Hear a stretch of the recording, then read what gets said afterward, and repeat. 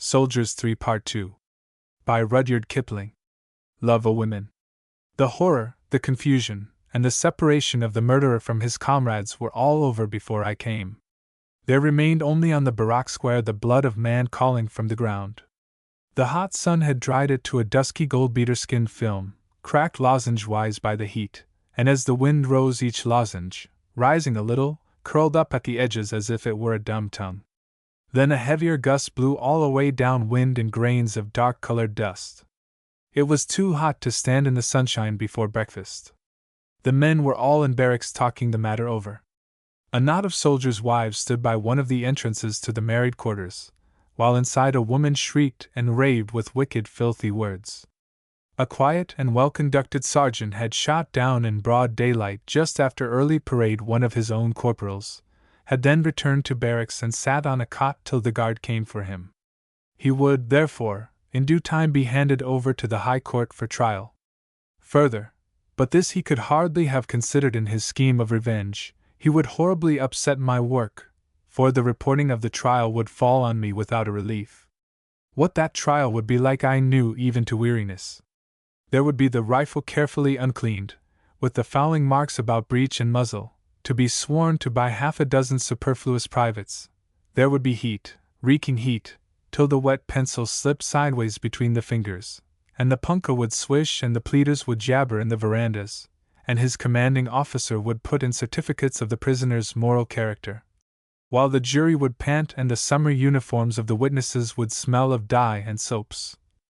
And some abject barrack sweeper would lose his head in cross-examination, and the young barrister who always defended soldiers' cases for the credit that they never brought him, would say and do wonderful things, and would then quarrel with me because I had not reported him correctly.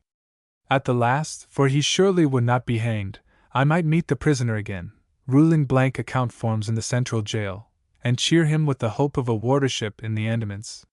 The Indian Penal Code and its interpreters do not treat murder, under any provocation whatever, in a spirit of jest. Sergeant Rains would be very lucky indeed if he got off with 7 years, I thought. He had slept the night upon his wrongs, and had killed his man at 20 yards before any talk was possible. That much I knew. Unless, therefore, the case was doctored a little, 7 years would be his least, and I fancied it was exceedingly well for Sergeant Rains that he had been liked by his company. That same evening, no day is so long as the day of a murder, I met Orthoris with the dogs, and he plunged defiantly into the middle of the matter. "I'll be one o' the witnesses," said he. "I was in the veranda when Mackie came along. He come from Mrs. Rains's quarters. Quigley, Parsons, and Trot, they was in the inside veranda, so they couldn't ave heard nothing.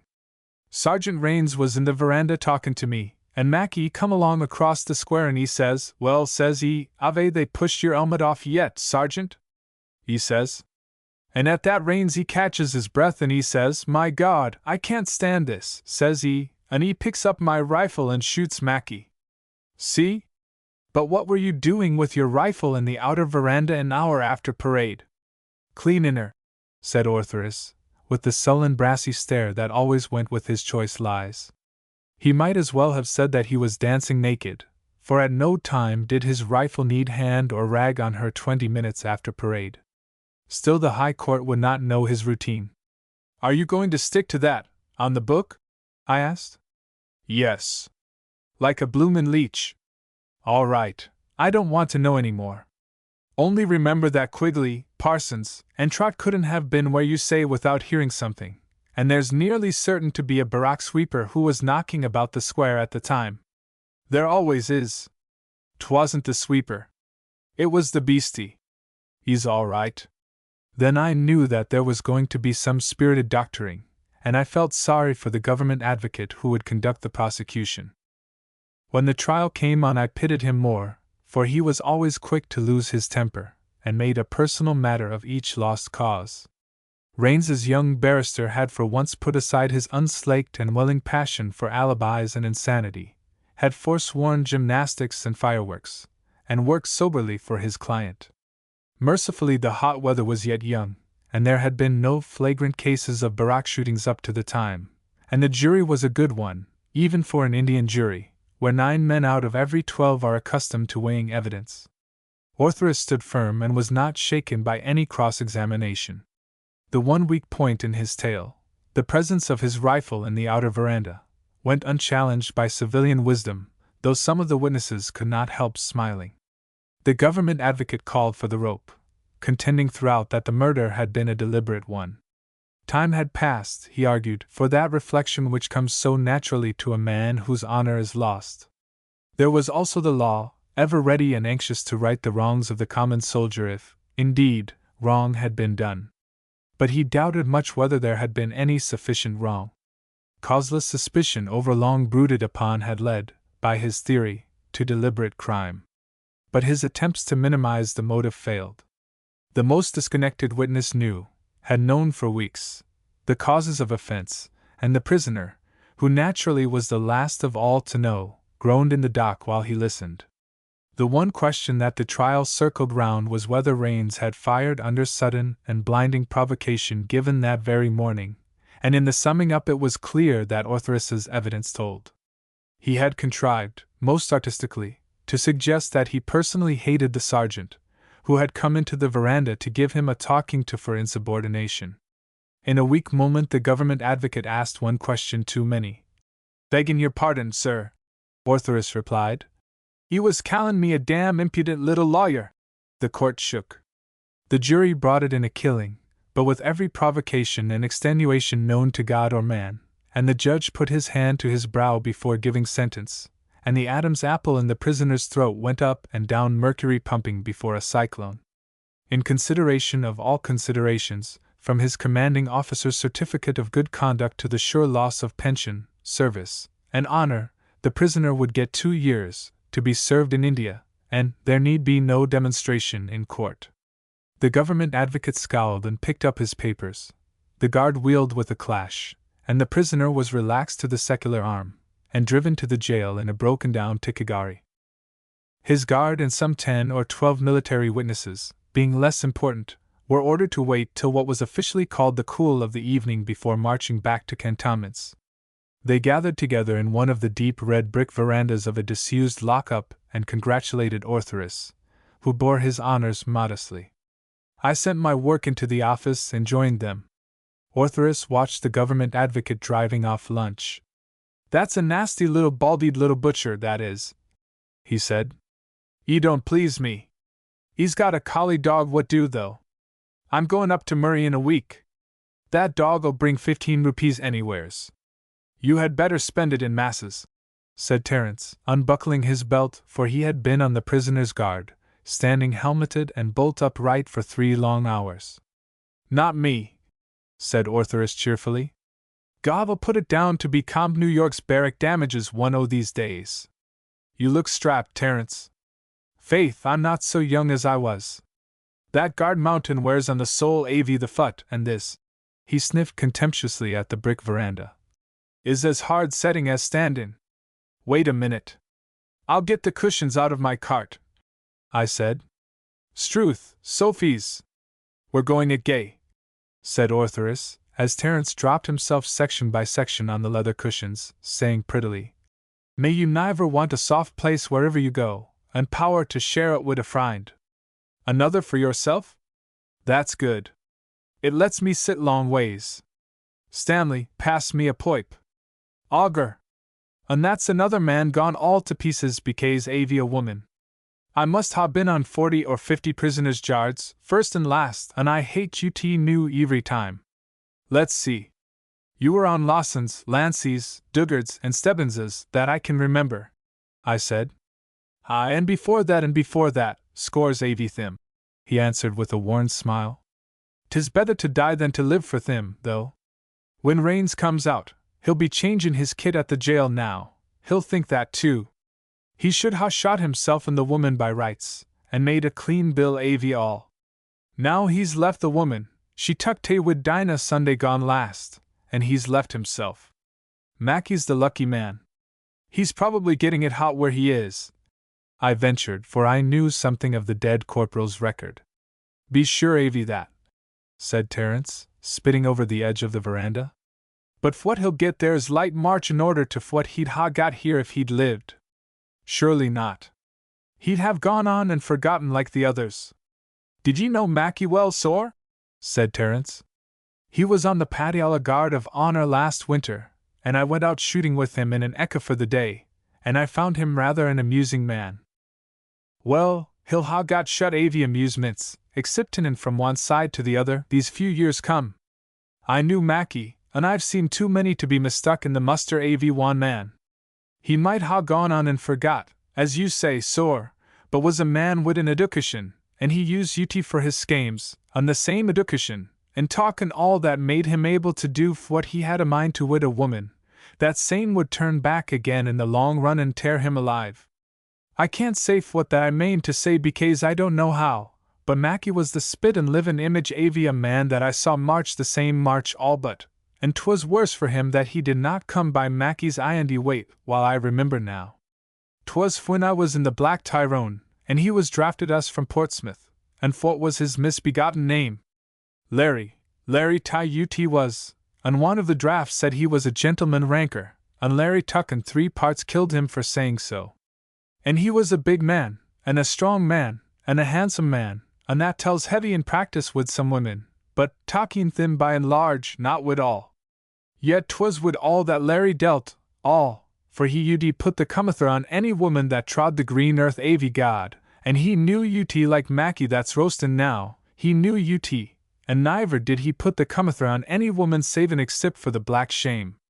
'Tis not me that should be talkin', dear knows, but the most avy my misalliances was for pure devilry, and mighty sorry I have been when harm came, and time and again wid a girl, aye, and a woman too, for the matter avy that, when I have seen by the eyes avy her that I was makin' more trouble than I talked, I have hilled off and let be for the sake avy the mother that bore me. But Larry, I'm thinkin', he was suckled by a she-devil, for he never let one go that came nigh to listen to him. 'Twas his business, as if it might ha been Cinthrigo. He was a good soldier too. Now there was the colonel's governess, and he a privet too, that was never known in barracks, and one avy the major's maids, and she was promised to a man, and some more outside, and what ut was amongst us we'll never know till Judgment Day. 'Twas the nature avy the base to put the comether on the best avy thim, not the prettiest by any manner avy manes, but the like avy such woman as you could lay your band on the book and swear there was never thought avy foolishness in. And for that very reason, mark you, he was never caught.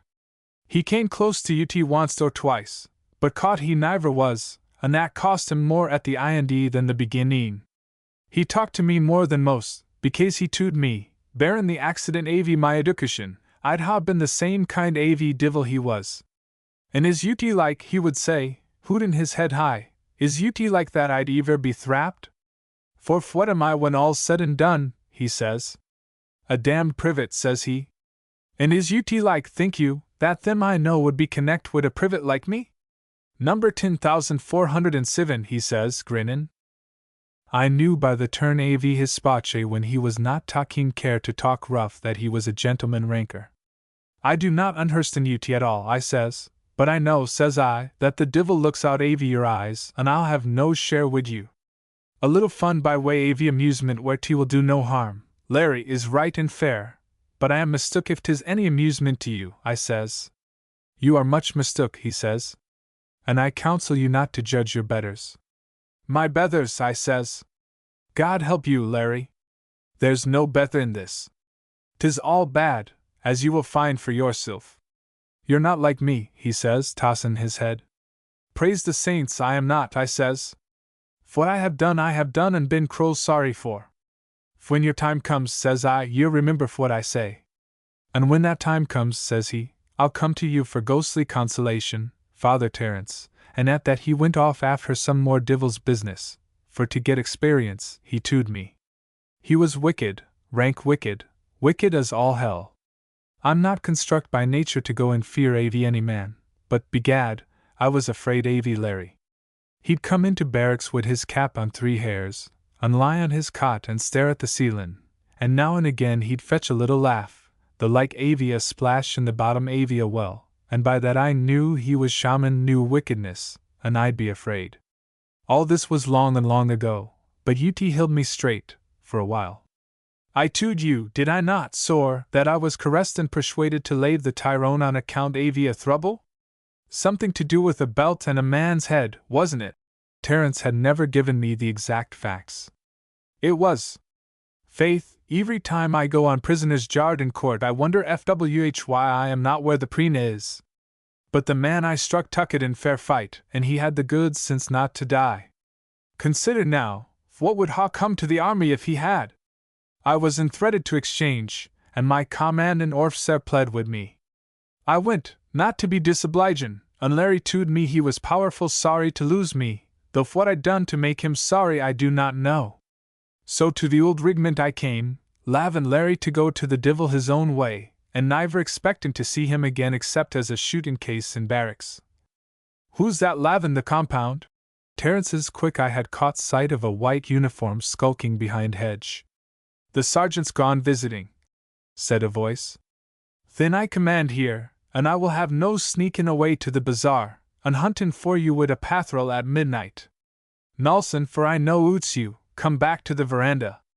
Nolson, detected, slunk back to his fellows. There was a grumble that died away in a minute or two, and Terence, turning on the other side, went on. That was the last I saw Avie Larry for a while. Exchange is the same as death for not thinking, and by token I married Dinah, and that kept me from remembering old times. Then we went up to the front, and UT tore my heart in two to lave Dinah at the depot in Pindi. Consequent when was at the front I fought circumspectuous till I warmed up, and then I fought double tides. You remember what I told you in the Yard Gate av the fight at Silver's Theatre. What's that about Silver's Theatre? Said Ortherus quickly, over his shoulder. Nothin', little man. A tale that ye know. As I was sayin', after that fight us av the old regiment and the Tyrone was all mixed together talking stock I the dead, and av course I went about to find if there was any man that remembered me. The second man I came across, and how I'd missed him in the fight I do not know, was Larry, and a fine man he looked, but older, by token that he had a call to be. Larry, says I, how is ye would you? Yuri calling the wrong man, he says, with his gentleman's smile. Larry has been dead these 3 years. They call him Love o' Women. Now, he says. By that I knew the old divil was in him yet, but the IND-AV fight is no time for the beginning AV confession, so we sat down and talked AV times. They tell me you're a married man, he says, puffing slow at his pipe. Are ye happy? I will be when I get back to depot, I says. 'Tis a reconnaissance honeymoon now. I'm married too, he says, puffin' slow and more slow, and stop parin' wid his forefinger. Send you happiness, I says. That's the best hearin' for a long time. Are ye av that opinion? He says, and then he began talkin' av the campaign. The sweat av Silver's Theatre was not dhry upon him, and he was prayin' for more work. I was well content to lie and listen to the cookpot lids. When he got up off the ground he staggered a little, and leaned over all twisted. You've got more than ye bargained for, I says. Take an inventory, Larry. 'Tis like you're hurt. He turned round stiff as a ramrod and damned the eyes av me up and down for an impertinent Irish-faced ape. If that had been in barracks, I'd ha' stretched him and no more said, but 'twas at the front, and after such a fight as Silver's Theatre I knew there was no callin' a man to account for his tempers. He might as well ha' kissed me. Afterwards I was well pleased I kept my fists home. Then our Captain Crook Naboline, came up. He'd been talkin' to the little orfsair boy av the Tyrone. We're all cut to windy straws, he says, but the Tyrone are damned short for noncoms. Go you over there, Mulvaney, and be deputy sergeant, corporal, lance, and everything else ye can lay hands on till I bid you stop. I went over and tuck hood. There was one sergeant left standin', and they'd pay no heed to him. The remnant was me, and 'twas high time I came. Some I talked to, and some I did not, but before night the boys av the Tyrone stud to attention. Begad, if I supped on my pipe above a whisper. Between you and me and Bob's, I was commandin' the company, and that was what Crook had transferred me for, and the little orfsair boy knew UT, and I knew UT, but the Comp New York did not. And there, mark you, is the vartue that no money and no drill can buy, the vartue av the old soldier that knows his officer's work and does ut, at the salute. Then the Tyrone, with the old regiment in touch, was sent maraudin' and prowlin' across the hills promiscuous and unsatisfactory. 'Tis my private opinion that a General does not know half his time what to do with 3/4 his command. So he squats on his hunkers and bids them run round and round forninst him, while he considers on ut when by the process av nature they get seduced into a big fight that was none av their seekin', he says, obsarve my superior genius. I meant ut to come so. We ran round and about, and all we got was shootin' into the camp at night, and rushin' empty cigars with the long brattle, and bein' hit from behind rocks till we was wore out, all except love o' women. That puppy dog business was made in drink to him. Begad, he could never get enough av ut me well knowin' that it is just this desultorial campaignin' that kills the best men, and suspicionin' that if I was cut the little orf'cer boy would expind all his men and thryin' to get out. I would lie most powerful doggo when I heard a shot, and curl my long legs behind a boulder, and run like blazes when the ground was clear. Faith, if I led the Tyrone in rethreat once I led them 40 times. Love o' women would stay pottin' from behind a rock, and wait till the fire was heaviest, and then stand up and fire man height clear. He would lie out in camp too at night snipin' at the shadows, for he niver tuck a mouthful av slape. My commandin' orf'cer, save his little soul, could not see the beauty av of my stratagems, and when the old regiment crossed us, and that was once a week, he'd thrut off to crook, with his big blue eyes as round as saucers, and layin' information against me. I heard them once talkin' through the tent wall, and I nearly laughed. He runs like a hare, says the little orf'cer boy. 'Tis demoralisin' my men. Ye damned little fool, says Crook, Logan. He's larnin' you your business. Have you been rushed at night yet? No, says the child, wishful that he had been. Have you any wounded? Says Crook. No, he says. There was no chance for that. They follow Mulvaney too quick, he says. What more do you want, Thin? Says Crook. Terence is blooding you neat and handy, he says. He knows what you do not, and that's that there's a time for everything. He'll not lead you wrong, he says, but I'd give a month's pay to larn what he thinks av you. That kept the babe quiet, but love o' women was pokin' at me for everything I did, and specially my maneuvers. Mr. Mulvaney, he says one evenin', very contemptuous, you're growin' very jeldy wid your feet. Among gentlemen, he says, among gentlemen that's called no pretty name. Among privates 'tis different, I says. Get back to your tent. I'm sergeant here, I says. There was just enough in the voice av me to tell him he was playin' wid his life between his teeth. He went off, and I noticed that this man that was contemptuous set off from the halt wid a shunt as though he was bein' kicked behind. That same night there was a paythin' picnic in the hills about, and firin' into our tents fit to wake the livin' dead. Lie down all, I says. Lie down and kape still. They'll no more than waste ammunition. I heard a man's feet on the ground, and then a teeny joinin' in the chorus. I'd been lyin' warm, thinkin' av Dinah and all, but I crop out wid the bugle for to look round in case there was a rush, and the teeny was flashin' at the 4 av the camp, and the hill nearby was fair flickerin' with long-range fire. Under the starlight I beheld love o' women set in on a rock with his belt and helmet off. He shouted once or twice, and then I heard him say, they should ha' got the range long ago. Maybe they'll fire at the flash. Then he fired again, and that drew a fresh volley, and the long slugs that they chew in their teeth came floppin' among the rocks like tree toads av a hot night. That's better, says love o' women. Oh Lord, how long, he says, and at that he lit a match and held ut above his head. Mad, thinks I, mad as a coot, and I tuck one step forward, and the nixt I knew was the sole av my boot flappin' like a cavalry jidin' and the funny bone av my toes tinglin'. 'Twas a clane-cut shot, a slug, that niver touched sock or hide, but set me barefoot on the rocks. At that I tuck love o' women by the scruff and threw him under a boulder, and when I sat down I heard the bullets patterin' on that good stone. You may draw your own wicked fire, I says, shaking him, but I'm not going to be killed too. Ye've come too soon, he says. Ye've come too soon. In another minute they could not ha' missed me. Mother Avie God, he says, FWHY did ye not lave me be? Now 'tis all to do again, and he hides his face in his hands. So that's it, I says, shaking him again. That's mainin' Avie you're disobeyin' or hers. I dare not kill myself, he says, rockin' to and fro. My own hand would not let me die, and there's not a bullet this month past would touch me. I'm to die slow, he says. I'm to die slow. But I'm in hell now, he says, shriekin' like a woman. I'm in hell now. God be good to us all, I says, for I saw his face. Will ye tell a man the throuble? If 'tis not murder, maybe we'll mend it yet. At that he laughed. D'you remember what I said in the Tyrone barracks about comin' to you for ghostly consolation? I have not forgot, he says.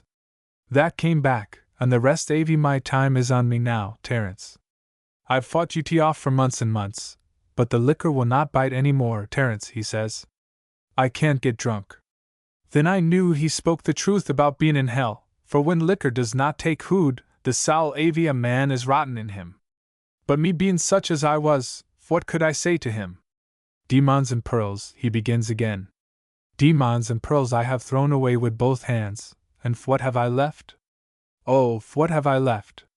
He was shakin' and thremblin' up against my shoulder, and the slugs was singin' overhead, and I was wonderin' whether my little boy would have sense enough to kape his men quiet through all this firin'.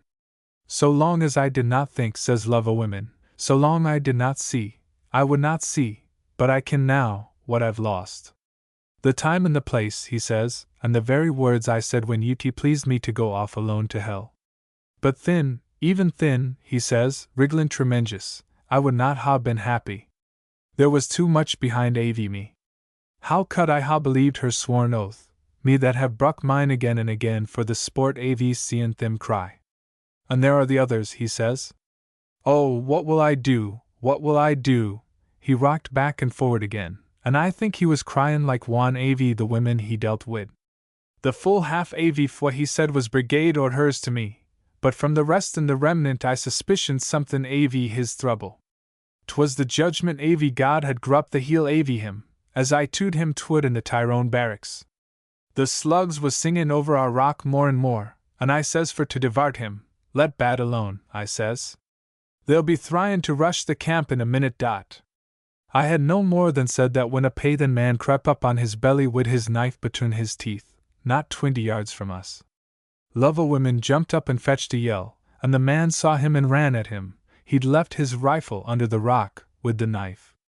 Love o' Women niver turned a hair, but by the living power, for I saw UT, a stone twisted under the paythan man's feet and he came down full sprawl, and his knife went tinklin' across the rocks.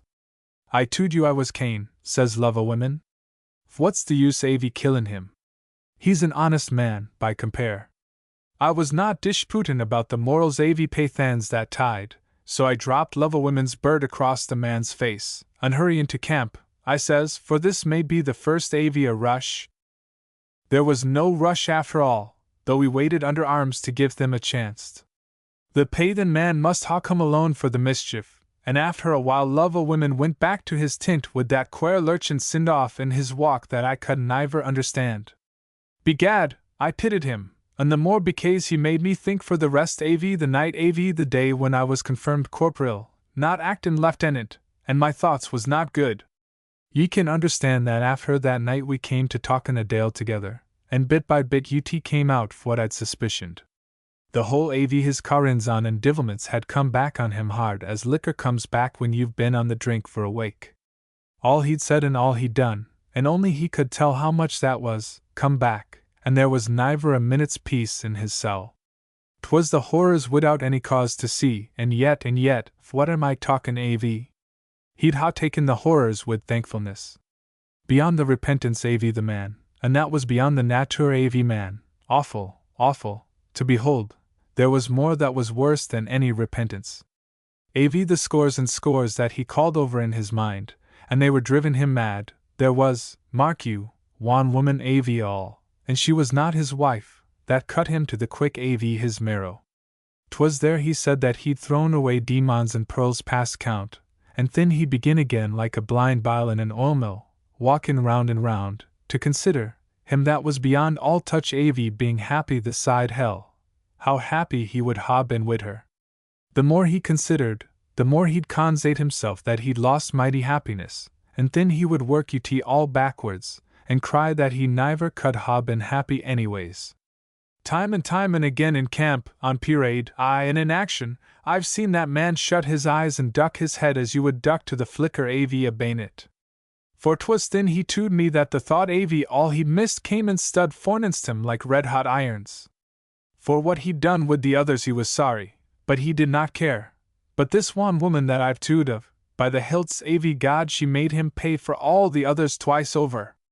Niver did I know that a man could endure such torment without his heart crackin' in his ribs, and I have been. Terence turned the pipe stem slowly between his teeth. I have been in some black cells. All I ever suffered though was not to be talked of alongside av him, and what could I do? Potter Nosters was no more than peas for his sorrow. Eventually we finished our promenade across the hills, and thanks to me for the same, there was no casualties and no glory. The campaign was coming to an end, and all the regiments was being drawn together for to be sent back home. Love o' Women was mighty sorry because he had no work to do, and all his time to think in.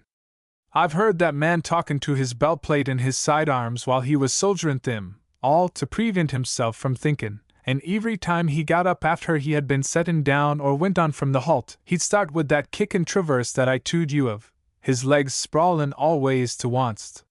He would niver go see the doctor, though I told him to be wise. He'd curse me up and down for my advice, but I knew he was no more a man to be reckoned with than the little boy was a common and orfsair, so I let his tongue run if it aced him. One day, 'twas on the way back, I was walkin' round camp with him, and he stopped and struck ground with his right foot 3 or 4 times doubtful. "What is ut?" I says. "Is that ground?" says he. And while I was thinkin' his mind was goin', up comes the doctor, who'd been anatomissin' a dead bullock. Love o' Women starts to go on quick, and lands me a kick on the knee while his legs was gettin' into march and order. "Who'd on there?" says the doctor, and Love o' Women's face, that was lined like a gridiron, turns red as brick. "Tension," says the doctor, and Love o' Women stood so. "Now shut your eyes," says the doctor. "No, you must not hood by your comrade." "'Tis all up," says Love o' Women, trying to smile. "I'd fall, doctor, and you know ut." "Fall," I says. "Fall at attention wid your eyes shut." "What do you mean?" "The doctor knows," he says. "I've held up as long as I can, but begad I'm glad 'tis all done. But I will die slow," he says, "I will die very slow." I could see by the doctor's face that he was mortial sorry for the man, and he ordered him to hospital. We went back together, and I was dumbstruck. Love o' Women was cripplin' and crumblin' at every step.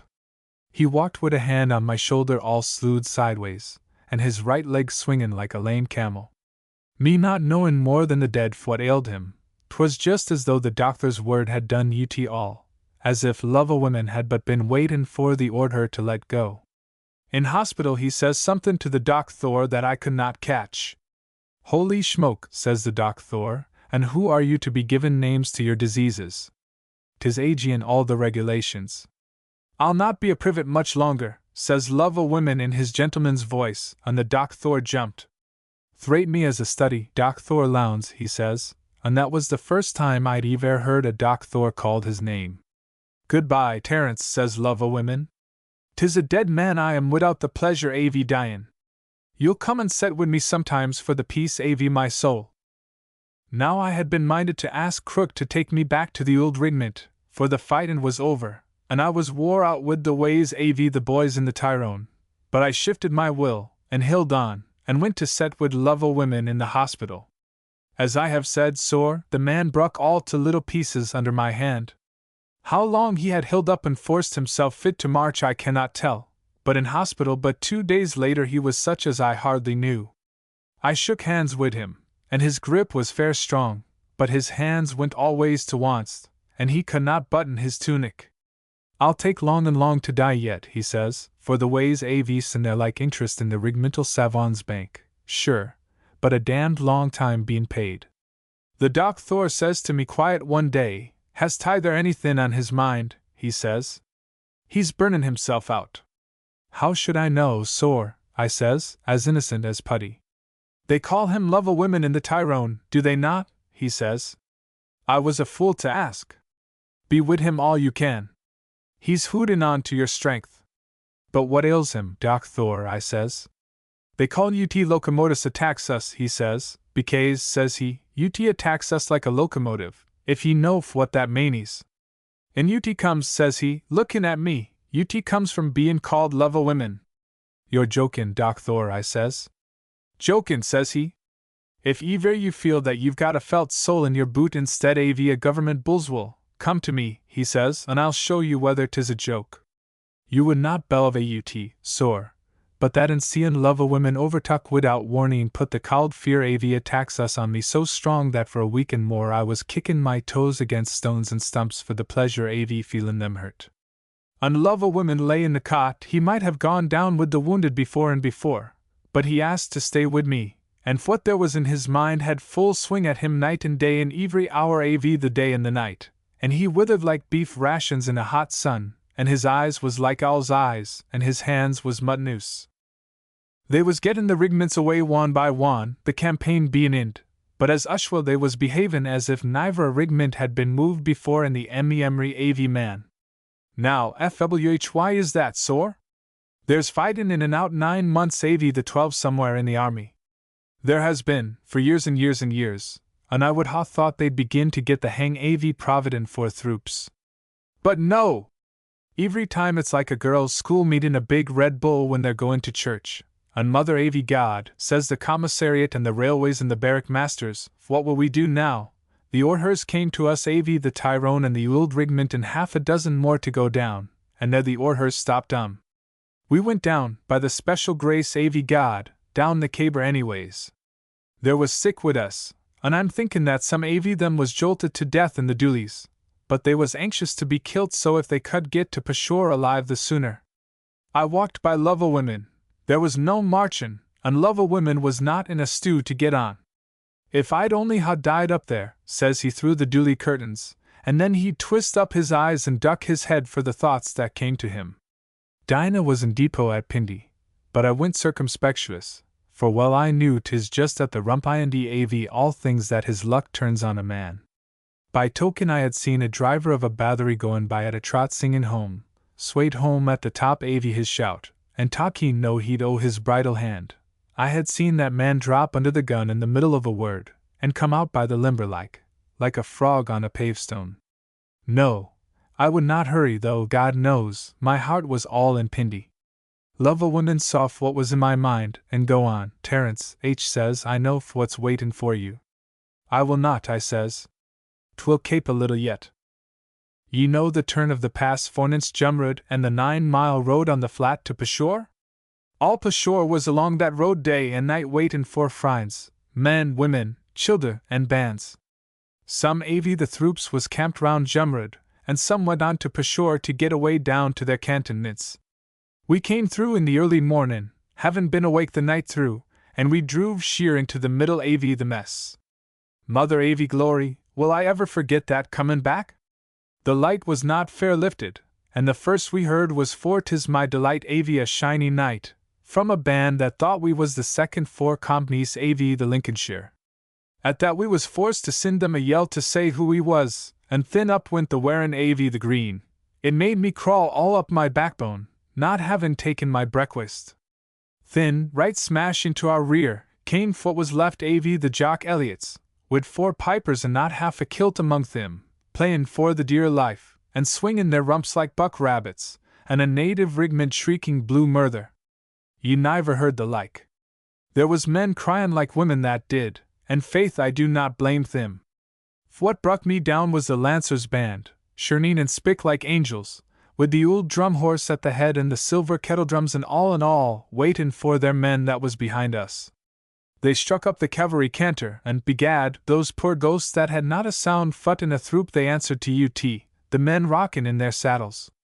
We tried to cheer them as they went by, but UT came out like a big gruntin' cough, so there must have been many that was feelin' like me. Oh, but I'm forgettin'. The fly-by-nights was waitin' for their 2nd battalion, and when UT came out, there was the colonel's horse led at the head, saddle empty. The men fair worshipped him, and he died at O'Musjid on the road down. They waited till the remnant AV the battalion was up, and thin, clane against hers, for who wanted that chun that day? They went back to Peshawar slow time and tearin' the bulls out every man that heard, with the dead march. Right across our line they went, and ye know their uniforms are as black as the sweeps, crawlin' past like the dead, and the other bands damning them to let be. Little they cared. The Carps was with them, and they'd ha taken UT so through a coronation. Our orders was to go into Peshawar, and we went hot foot past the fly-by-nights, not singin', to lave that tune behind us. That was how we tuck the road of the other corps. 'Twas ringin' in my ears still when I felt in the bones of me that Dinah was comin', and I heard a shout, and thin I saw a horse and a tattoo latherin' down the road, held to split, under women. I knew!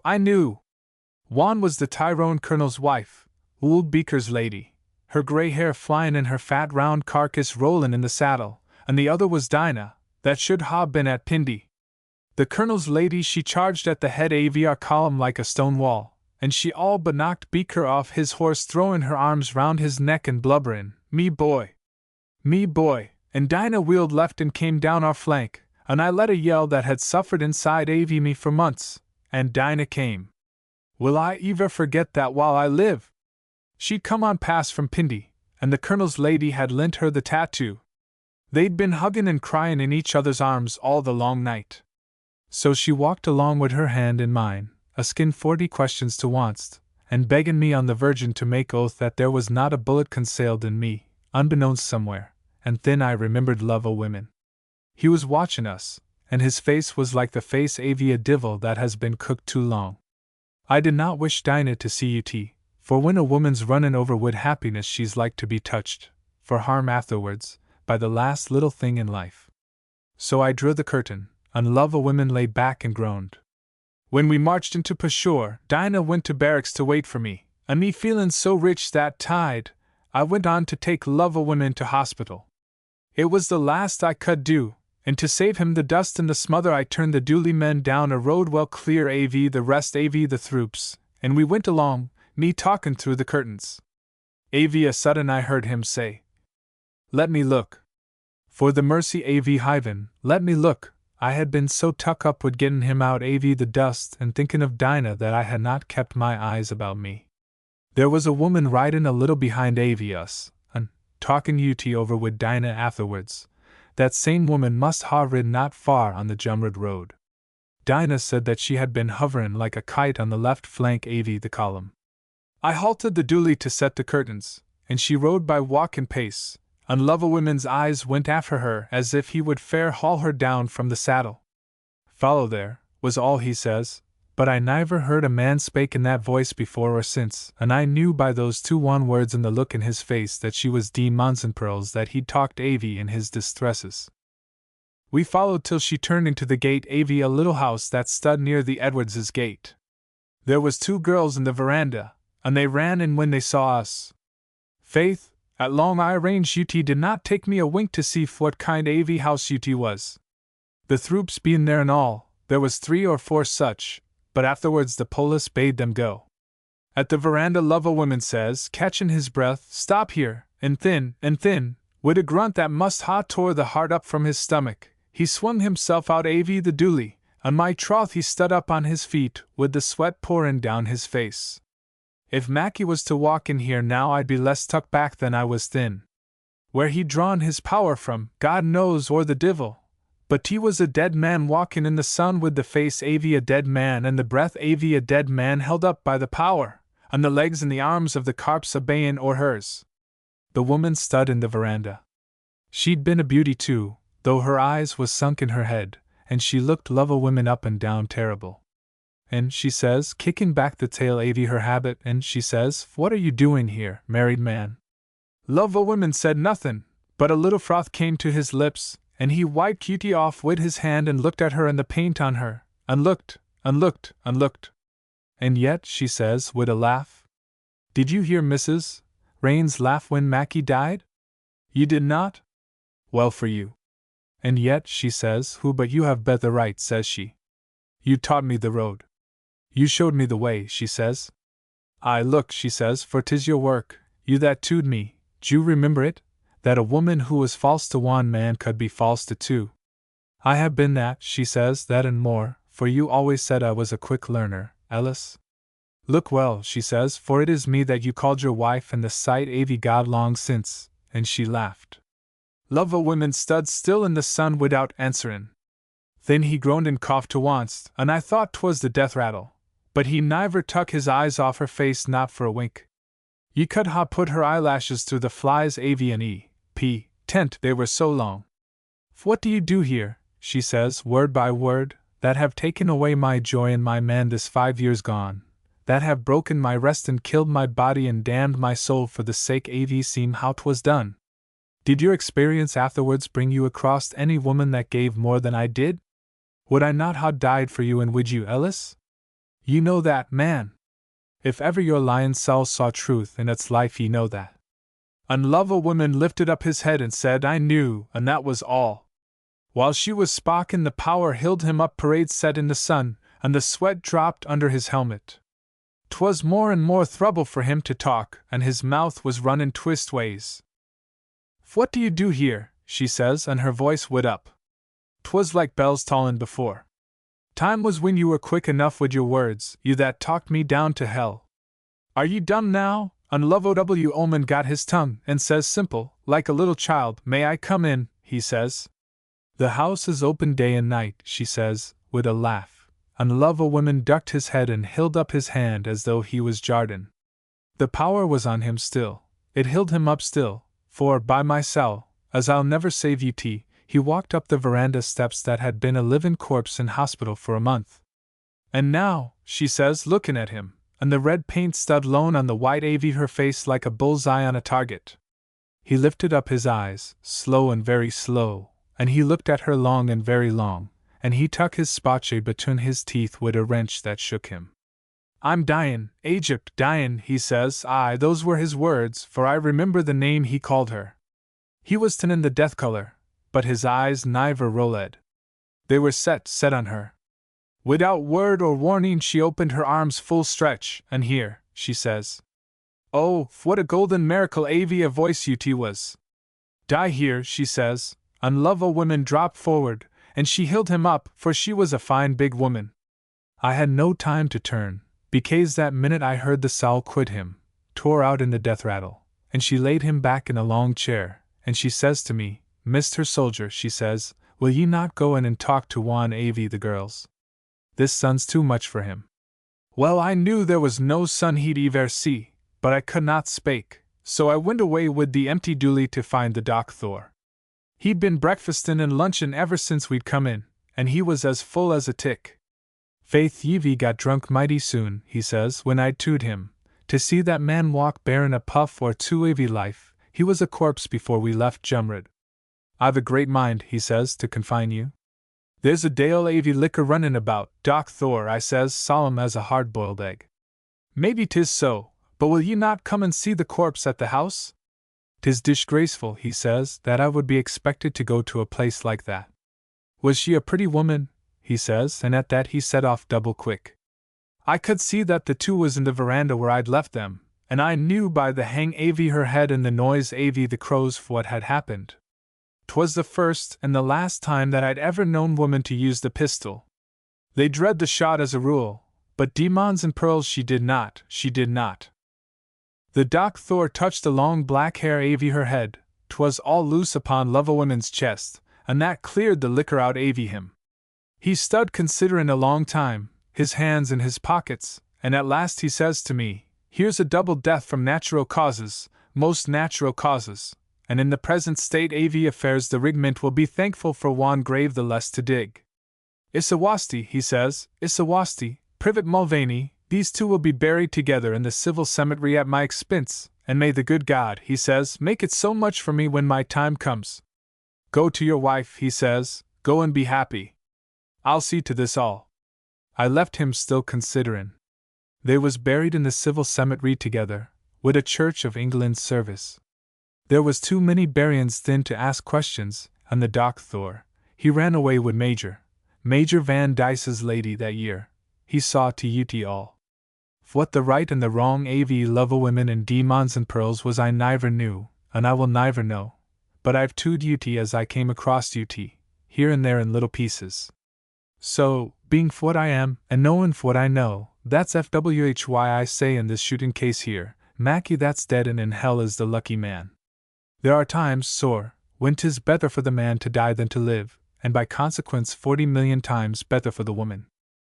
Up there, said Orthoris. It's time to go. The witnesses and guard formed up in the thick white dust of the parched twilight and swung off, marching easy and whistling. Down the road to the green by the church I could hear Orthoris, the black book lie still uncleansed on his lips, setting, with a fine sense of the fitness of things, the shrill quick step that runs. The big drunk draff. An awful thing has happened. My friend, Private Mulvaney, who went home in the Serapis, time expired, not very long ago, has come back to India as a civilian. It was all Dinah Shadd's fault. She could not stand the poky little lodgings, and she missed her servant Abdullah more than words could tell. The fact was that the Mulvaneys had been out here too long, and had lost touch of England. Mulvaney knew a contractor on one of the new Central India lines, and wrote to him for some sort of work. The contractor said that if Mulvaney could pay the passage he would give him command of a gang of coolies for old Sake's sake. The pay was 85 rupees a month, and Dinah Shedd said that if Terence did not accept she would make his life a basted purgatory. Therefore the Mulvaneys came out as civilians, which was a great and terrible fall, though Mulvaney tried to disguise it by saying that he was colonel on the railway line, and a consequential man. He wrote me an invitation, on a tool-indent form, to visit him, and I came down to the funny little construction bungalow at the side of the line. Dinah Shedd had planted peas about, and nature had spread all manner of green stuff round the place. There was no change in Mulvaney except the change of clothing, which was deplorable, but could not be helped. He was standing upon his trolley, haranguing a gangman, and his shoulders were as well drilled and his big, thick chin was as clean-shaven as ever. "I'm a civilian now," said Mulvaney. "Could you tell that I was ever a martial man? Don't answer, sor, avy you're strainin' between a compliment and a lie. There's no hoot in Dinah Shadd now she's got a house avy her own. Go inside, and drink tay out avy Chiney in the drawing room, and then we'll drink like Christians under the tree here. Scut, ye nager folk! There's a sahib come to call on me, and that's more than he'll ever do for you unless you run. Get out, and go on pillin' up the earth, quick, till sundown." When we three were comfortably settled under the big sisham in front of the bungalow, and the first rush of questions and answers about privates Orthoris and Leroyd and old times and places had died away, Mulvaney said, reflectively, "Glory be, there's no parade tomorrow, and no bun-headed corporal boy to give you his lip. And yet I don't know. 'Tis hard to be something ye niver were and niver meant to be, and all the old days shut up along wid your papers. I'm growin' rusty, and 'tis the will avy God that a man mustn't serve his quane for time and all." He helped himself to a fresh peg, and sighed furiously. "Let your beard grow, Mulvaney," said I, "and then you won't be troubled with those notions. You'll be a real civilian." Dinah Shedd had told me in the drawing-room of her desire to coax Mulvaney into letting his beard grow. "'Twas so civilian-like," said poor Dinah, who hated her husband's hankering for his old life. "Dinah Shadd, you're a disgrace to an honest, clean-scraped man," said Mulvaney, without replying to me. "Grow a beard on your own chin, darlint, and lave my razors alone. They're all that stand between me and disrespectability. Avy I didn't shave, I would be tormented wid an outrageous thirst, for there's nothin' so dryin' to the throat as a big billygoat beard waggin' under the chin. You wouldn't have me drink always, Dinah Shadd? By the same token, you're cappin' me cruel dhry now. Let me look at that whiskey." The whiskey was lent and returned, but Dinah Shadd, who had been just as eager as her husband in asking after old friends, rent me with, "I take shame for you, sor, coming down here though the saints know you're as welcome as the daylight when you do come, and upsettin' Terence's head with your nonsense about what's much better forgotten. He bein' a civilian now, and you niver was aught else. Can you not let the army rest? 'Tis not good for Terence. I took refuge by Mulvaney, for Dinah Shadd has a temper of her own. Let be, said Mulvaney. 'Tis only once in a way I can talk about the old days. Then to me, ye say Drumsticks as well, and his lady too? I niver knew how I liked the Grey Garin till I was shut av him in Asia. Drumsticks was the nickname of the colonel commanding Mulvaney's old regiment. Will you be seeing him again? You will. Then tell him. Mulvaney's eyes began to twinkle. Tell him wid privet. Mr. Terence, interrupted Dinah Shadd. Now the divil and all his angles and the firmament av hiven fly away wid the mister, and the sin av making me swear beyond your confession, Dinah Shadd. Privet, I tell ye. Wid privet Mulvaney's best obedience, that but for me the last time expired would be still pullin' hair on their way to the sea. He threw himself back in the chair, chuckled, and was silent. Mrs. Mulvaney, I said, please take up the whiskey, and don't let him have it until he has told the story. Dinah Shadd dexterously whipped the bottle away, saying at the same time, "'Tis nothing to be proud av." And thus captured by the enemy, Mulvaney spake. "'Twas on Tuesday week. I was behadderin' round wid the gangs on the bankment. I've taught the hoppers how to kape step and stop screechin', when a head gangman comes up to me, wid about 2 inches av shirt tail hanging round his neck and a distressful light in his eye. Sahib, says he, there's a regiment and a half av soldiers up at the junction, knockin' red cinders out av everything and everybody.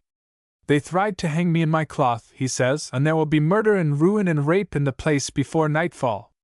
They say they're comin' down here to wake us up. What will we do wid our women folk?" "Fetch my throwley," says I. My heart's sick in my ribs for a wink at anything with the Queen's uniform on. Ut fetch my throwley, and 6 av the joldiest men, and run me up in style. He tuck his best coat, said Dinah Shadd, reproachfully. 'Twas to do honor to the widdy. I could ha' done no less, Dinah Shadd. You and your digressions interfere with the course av the narrative. Have you ever considered what I would look like with me head shaved as well as me chin? You bear that in your mind, Dinah darlin'. I was throllied up 6 miles, all to get a squint at that draft. I knew 'twas a spring draft goin' home, for there's no regiment hereabouts, more's the pity." "Praise the Virgin!" murmured Dinah Shadd. But Mulvaney did not hear. When I was about 3/4 av a mile off the rest camp, powtherin' along fit to burst, I heard the noise av the men, and, on my soul, sore, I could catch the voice av Peg Barney bellowin' like a bison with the bellyache. You remember Peg Barney that was in Decomp, New York, a red, hairy scrawn with a scar on his jaw? Peg Barney that cleared out the Blue Lights Jubilee meetin' with the cookroom mop last year? Then I knew ut was a draft av the old regiment, and I was consumed with sorrow for the boy that was in charge. We was hard scrappin's at any time. Did I ever tell you how Horker Kelly went into clink naked as Phoebus Apollonius, with the shirts av the corporal and file under his arm? And he was a morald man. But I'm digression. 'Tis a shame both to the regiments and the army sendin' down little orfser boys wid a draft av strong men mad wid liquor and the chanced av gettin' shut av India, and niver a punishment that's fit to be given right down and away from cantonments to the dock. 'Tis this nonsense. When I am servin' my time, I'm under the Articles av War, and can be whipped on the peg for thim. But when I've served my time, I'm a reserve man, and the Articles av War haven't any hoot on me. An orfser can't do anythin' to a time expired savon confinin' him to barracks. 'Tis a wise regulation, becase a time expired does not have any barracks, bein' on the move all the time. 'Tis a Solomon Avia regulation is that. I would like to be introduced to the man that made ut 'tis easier to get colts from a Kibarine horse fair into Galway than to take a bad draft over 10 miles av country. Consequently that regulation, for fear that the men would be hurt by the little orfser boy. No matter. The nearer my throwley came to the rest camp, the wilder was the shine, and the louder was the voice of Peg Barney. "'Tis good I am here," thinks I to myself, for Peg alone is employment for 2 or 3, he bein', I well knew, as copped as a drover. Faith, that rest camp was a sight. The tent ropes was all skew-nosed, and the pegs looked as drunk as the men, 50 av them, the scourins, and rinsins, and divils lavins av the old rigment. I tell you, sor, they were drunker than any men you've ever seen in your mortal life. How does a draft get drunk? How does a frog get fat? They sook you tea through their skins. There was Peg Barney sittin' on the ground in his shirt, one shoe off and one shoe on, whackin' a tent peg over the head wid his boot, and singin' fit to wake the dead. 'Twas no clane song that he sung, though. 'Twas the Divil's Mass. What's that? I asked. When a bad egg is shut av the army, he sings the Divil's Mass for a good riddance, and that manie's swearin' at everything from the commander-in-chief down to the room corporal, such as you niver in your days heard. Some men can swear so as to make green turf crack. Have you ever heard the curse in an Orange Lodge? The Divil's Mass is 10 times worse, and Peg Barney was singin' ut, whackin' the tent peg on the head with his boot for each man that he cursed. A powerful big voice had Peg Barney, and a hard swearer he was when sober. I stood forninst him, and 'twas not me alone that could tell Peg was drunk as a coot. Good mornin', Peg, I says when he drew breath after dursin' the adjutant general. I've put on my best coat to see you, Peg Barney, says I. Thin take you tea off again, says Peg Barney, latherin' away with the boot. Take you tea off and dance, ye lousy civilian. With that he begins cursin' old drumsticks, being so full he dame disremembers the brigade major and the judge advocate general. Do you not know me, Peg, says I, though me blood was hot in me with being called a civilian? And him a decent married man, wailed Dinah Shadd. I do not, says Peg, but drunk or sober I'll tear the hide off your back with a shovel when I've stopped singin'. Say you so, Peg Barney, says I, 'tis clear as mud you've forgotten me. I'll assist your autobiography. With that I stretched Peg Barney, boot and all, and went into the camp. An awful sight ut was. Where's the orf'cer in charge av the detachment, says I to Scrub Green, the mainest little worm that ever walked. There's no orf'cer, you old cook, says Scrub, we're a bloomin' republic. Are you that, says I, then I'm O'Connell the dictator, and by this you will learn to keep a civil tongue in your ragbox. With that I stretched Scrub Green and went to the orf'cer's tent. 'Twas a new little boy, not one I'd ever seen before. He was sittin' in his tent, pretendin' not to ave ear av the racket. I saluted, but for the life av me I meant to shake hands when I went in. 'Twas the sword hangin' on the tent pole changed my will. Can I help, sor, says I, 'tis a strong man's job they've given you, and you'll be wantin' help by sundown. He was a boy with bowls, that child, and a raw gentleman. Sit down, says he. Not before my orf'cer, says I, and I told him what my service was. I've heard av you, says he. You tuck the town av lungtumpin' naked. Faith, thinks I, that's honor and glory, for 'twas lift 9 brazen-nose did that job. I'm wid ye, sor, says I, if I'm av use. They should niver ha sent you down with the draft. Savon your precinct, sor, I says, 'tis only lift 9 hackers done in the old rigment can manage a home draft. I've niver had charge of men like this before, says he, playin' with the pens on the table, and I see by the regulations. Shut your to the regulations, sor, I says, till the throopers into blue wather. By the regulations you've got to tuck them up for the night, or they'll be runnin' foul av my coolies and makin' a shiverarium half through the country. Can you trust your nowcoms, sor? Yes, says he. Good, says I, there'll be trouble before the night. Are you marchin', sor? To the next station, says he. Better still, says I, there'll be big trouble. Can't be too hard on a home draft, says he. The great thing is to get them in ship. Faith, you've learnt the half av your lesson, sor, says I, but av you stick to the regulations you'll niver get them in ship at all. Or there won't be a rag av kit between them when you do. 'Twas a dear little orf'cer boy, and by way av cappin' his heart up, I told him what I saw once in a draft in Egypt. What was that, Mulvaney? Said I. 57 men sittin' on the bank av a canal, lookin' at a poor little squidgerine av an orf'cer that they'd made wade into the slush and pitch things out av the boats for their Lord High Mightinesses. That made me orf'cer boy wild wid indignation. Soft and acy, sor, says I, You've never had your draft in hand since you left Cantonments. Wait till the night, and your work will be ready to you.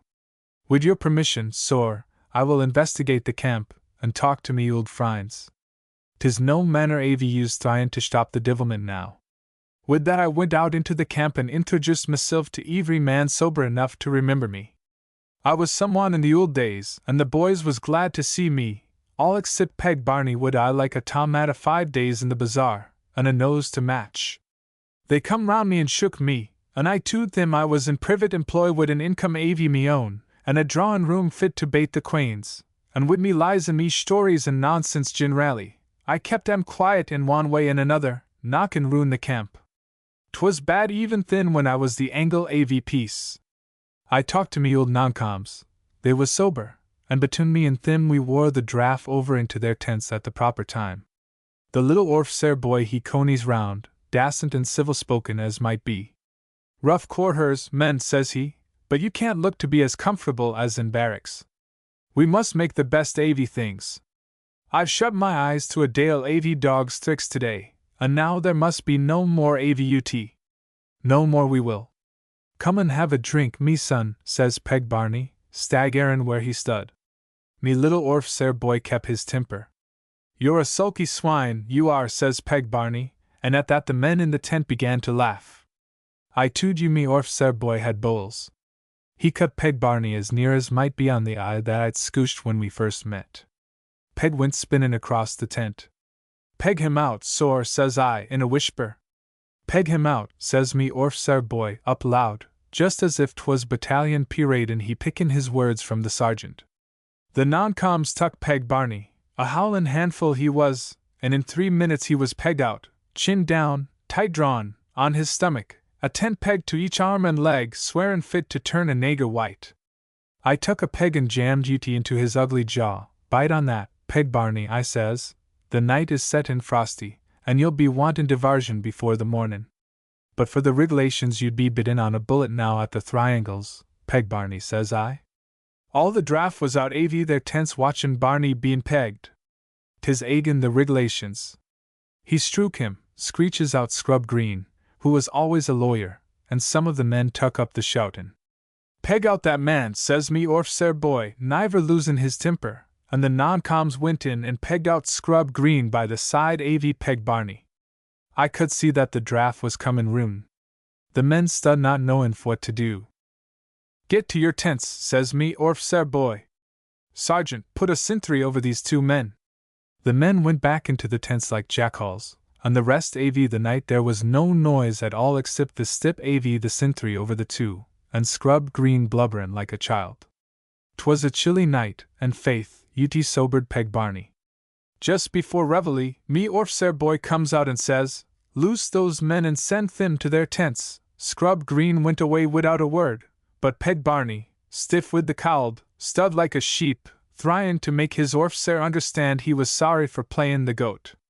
There was no tucker in the draft when ut fell in for the march, and divil a word about illegality could I hear.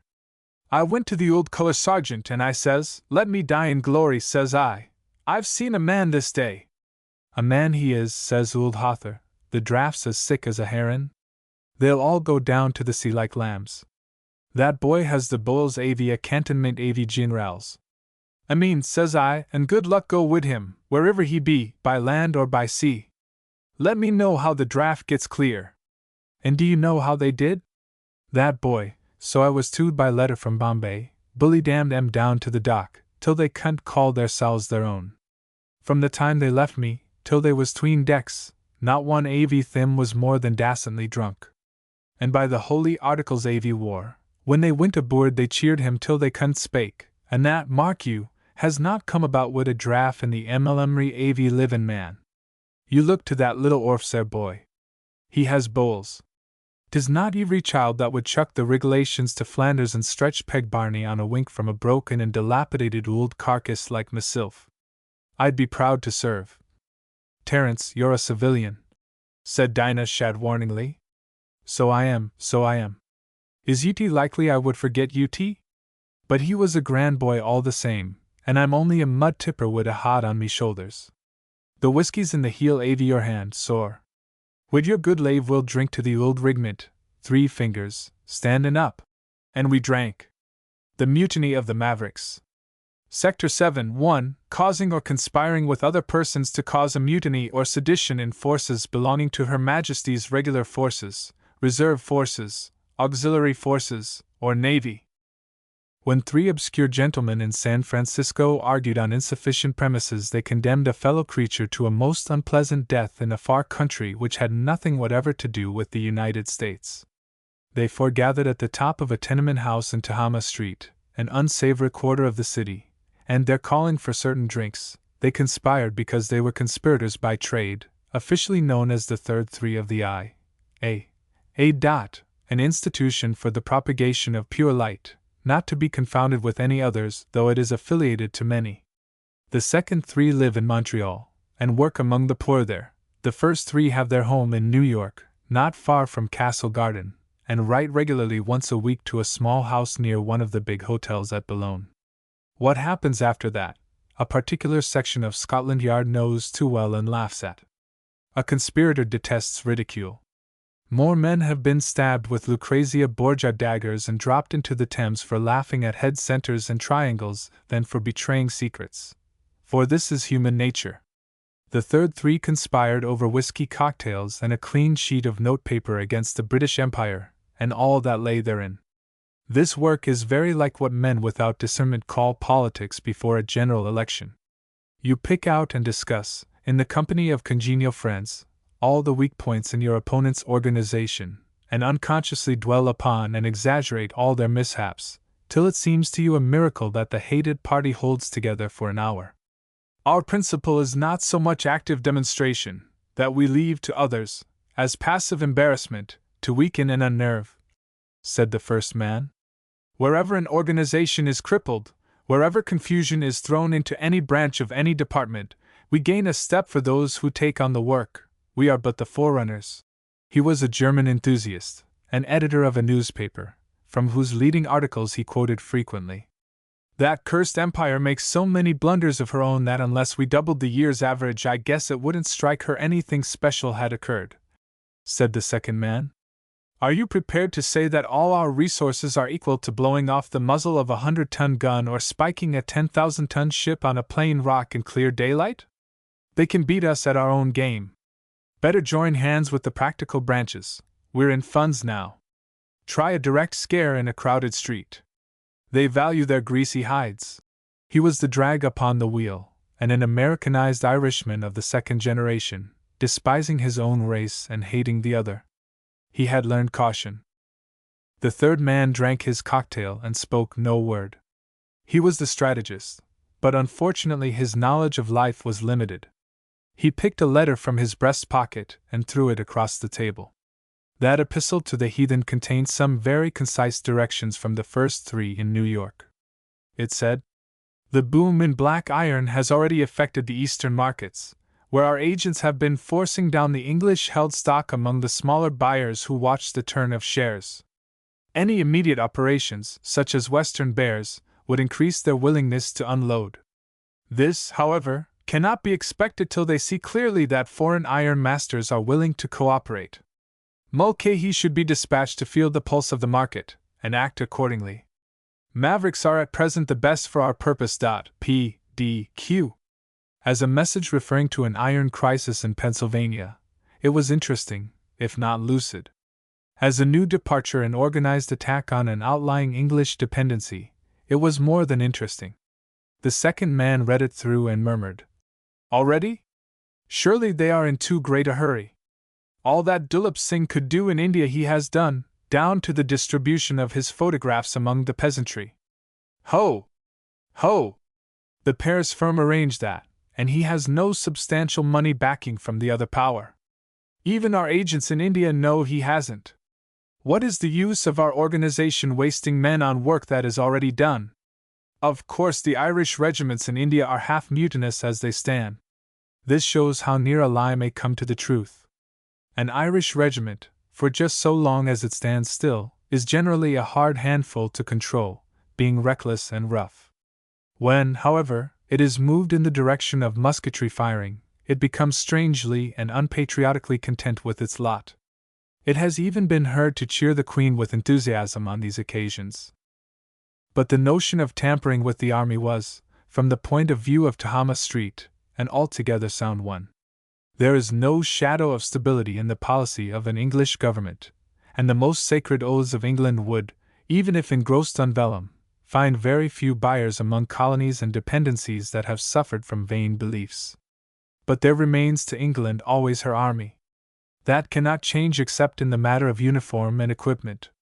The officers may write to the papers demanding the heads of the horse guards in default of cleaner redress for grievances. The men may break loose across a country town and seriously startle the publicans. But neither officers nor men have it in their composition to mutiny after the continental manner. The English people, when they trouble to think about the army at all, are, and with justice, absolutely assured that it is absolutely trustworthy.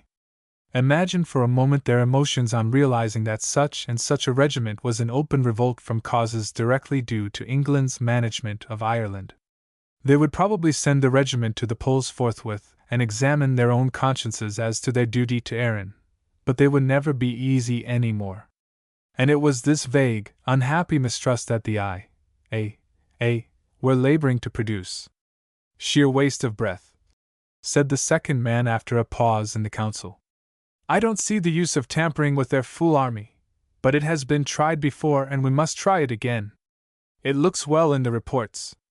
If we send one man from here, you may bet your life that other men are going too. Order up Mulcahy. They ordered him up, a slim, slight, dark-haired young man, devoured with that blind rancorous hatred of England that only reaches its full growth across the Atlantic.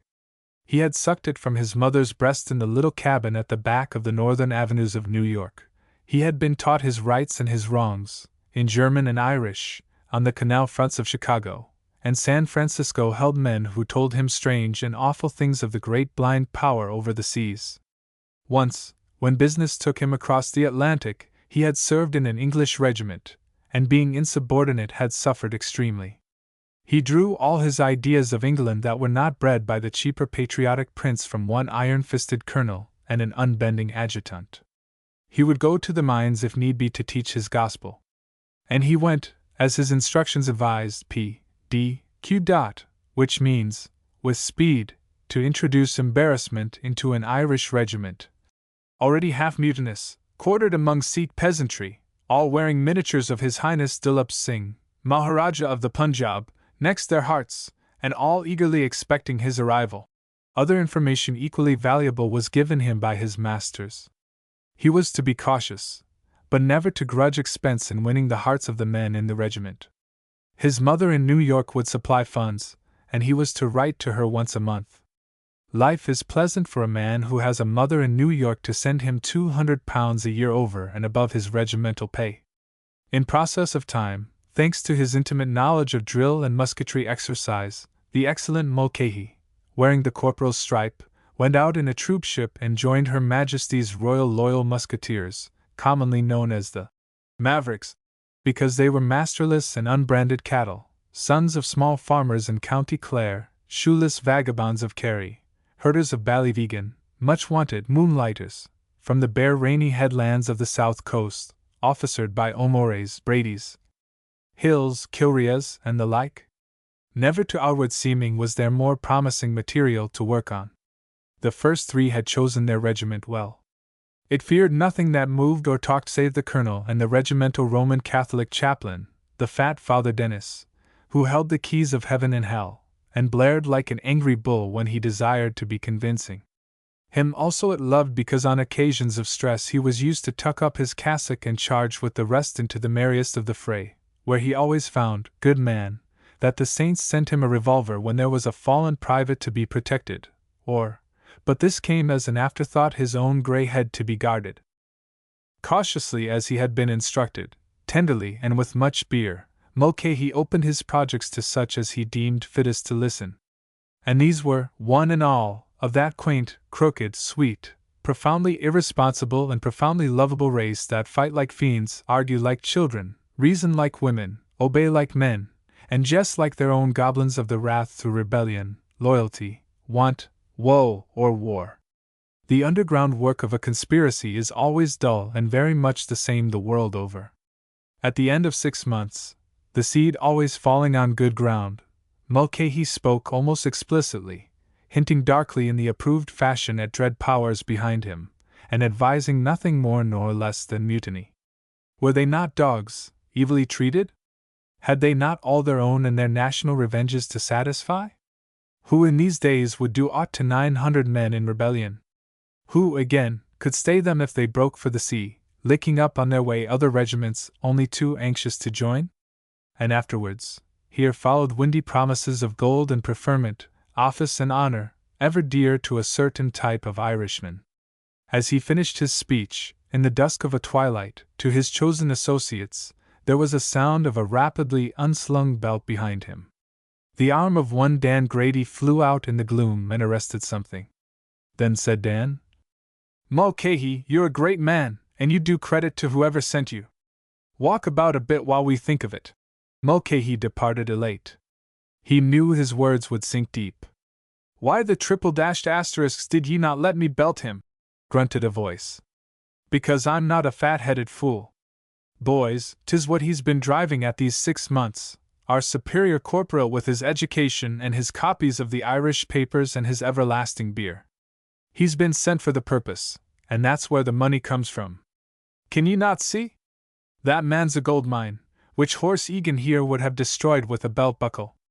It would be throwing away the gifts of Providence not to fall in with his little plans. Of course we'll mutt New York till all's dry. Shoot the colonel on the parade ground, massacre the company officers, ransack the arsenal, and then, boys, did he tell you what next? He told me the other night when he was beginning to talk wild. Then we're to join with the niggers, and look for help from Dulip Singh and the Russians, and spoil the best campaign that ever was this side of hell.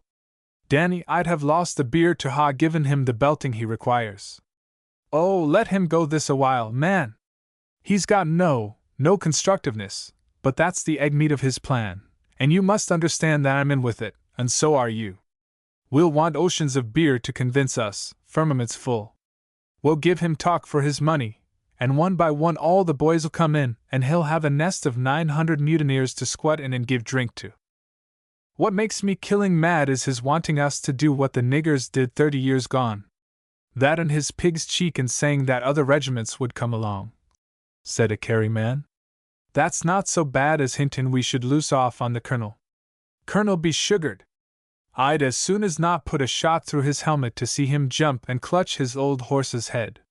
But Mulcahy talks o' shootin' our comp New York orfsers accidental." "He said that, did he?" said Horace Egan. "Somethin' like that, anyways. Can't ye fancy old Barbara Brady with a bullet in his lungs, cuffin' like a sick monkey, and sayin', 'Boys, I do not mind your gettin' drunk, but you must hood your liquor like men. The man that shot me is drunk. I'll suspend investigations for 6 hours, while I get this bullet cut out, and then," continued Horace Egan, for the peppery major's peculiarities of speech and manner were as well known as his tanned face, "and then, ye dissolute, half-baked, putty-faced scum o' Connemara, if I find a man so much as lookin' confused, begad, I'll court-martial the whole company. A man that can't get over his liquor in 6 hours is not fit to belong to the Mavericks." A shout of laughter bore witness to the truth of the sketch. "It's pretty to think of," said the Kerry man slowly. "Mulcahy would have us do all the devilment, and get clear himself, some ways. He won't be talking all this fool's trouble and spoilin' the reputation of the regiment." "Reputation of your grandmother's pig," said Dan. "Well, and he had a good reputation too, so it's all right. Mulcahy must see his way to clear out behind him, or he'd not ha come so far, talkin' powers of darkness. Did you hear anything of a regimental court-martial among the Black Bonines these days? Half a company of them took one of the new draft and hanged him by his arms with a tent rope from a 3rd-story veranda. They gave no reason for so doin', but he was half dead. I'm thinking that the Bonines are short-sighted. It was a friend of Mulcahy's, or a man in the same trade. They'd a deal better ha taken his beer," returned Dan reflectively. "Better still ha handed him up to the colonel," said Horace Egan. "Onless, But sure the news would be all over the country and give the regiment a bad name. And there'd be no reward for that man, he but went about talkin', said the Kerry man artlessly. You speak by your breed, said Dan, with a laugh.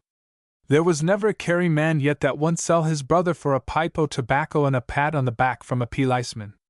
Praise God I'm not a bloomin' Orangeman, was the answer. No, nor never will be, said Dan. They breed men in Ulster. Would you like to teach how I the taste of one?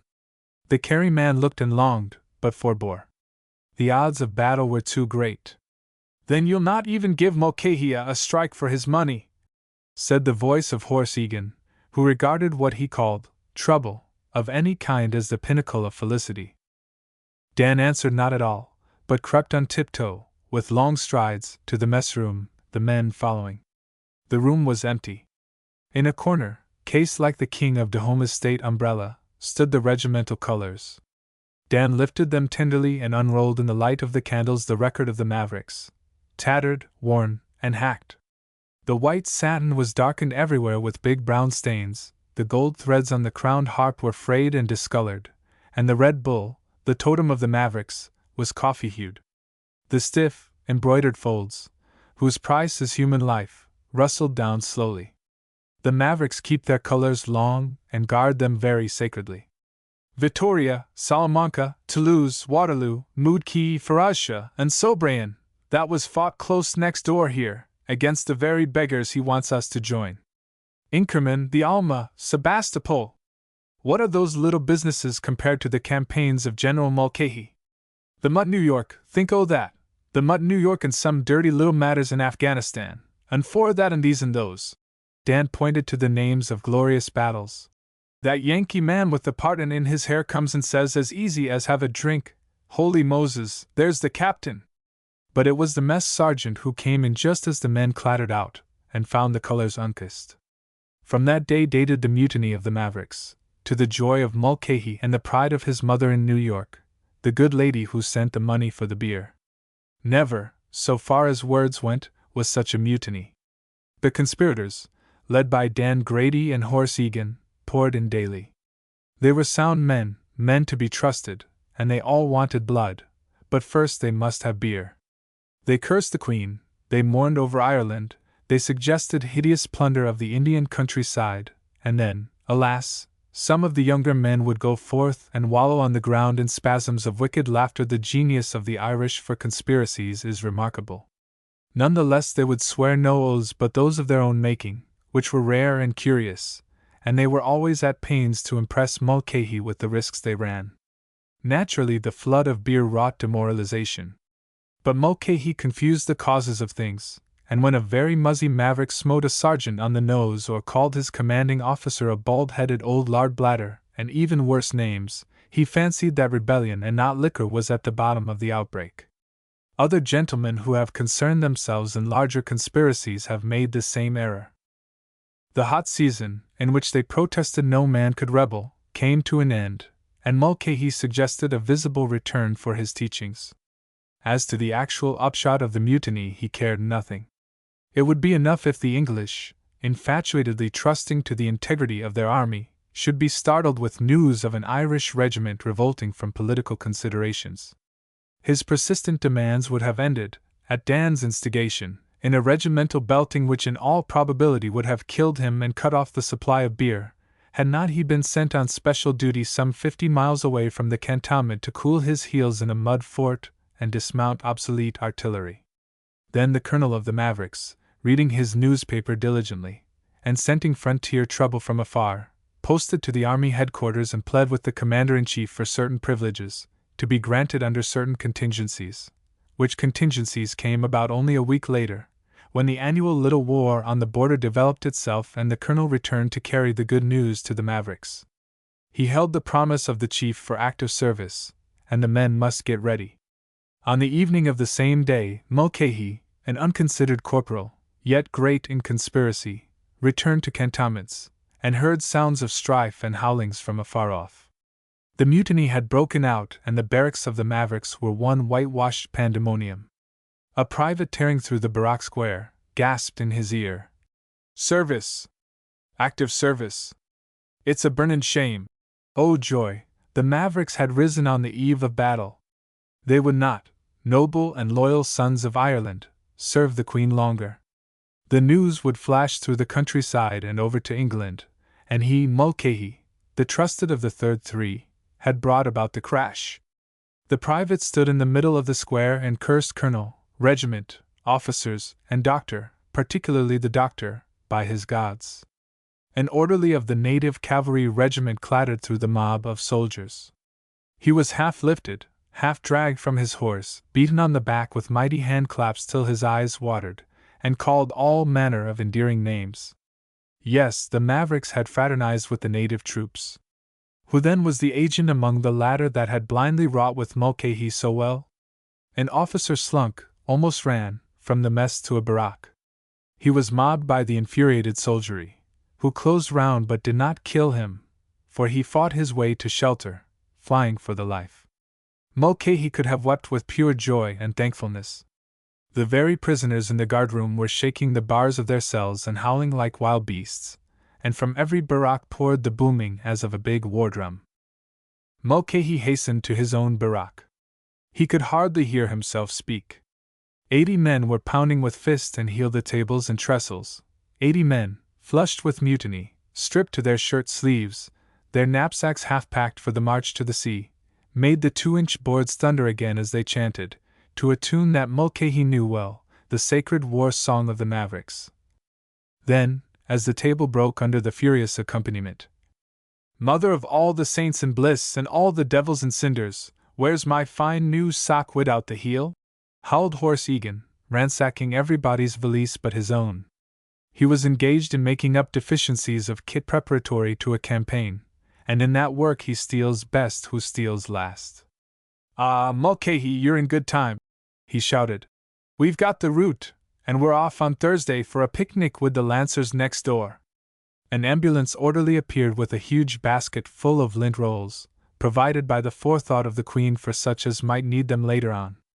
Hoarse Egan unrolled his bandage, and flicked it under Mulcahy's nose, chanting, "You know the rest of it, my Irish-American Jew boy.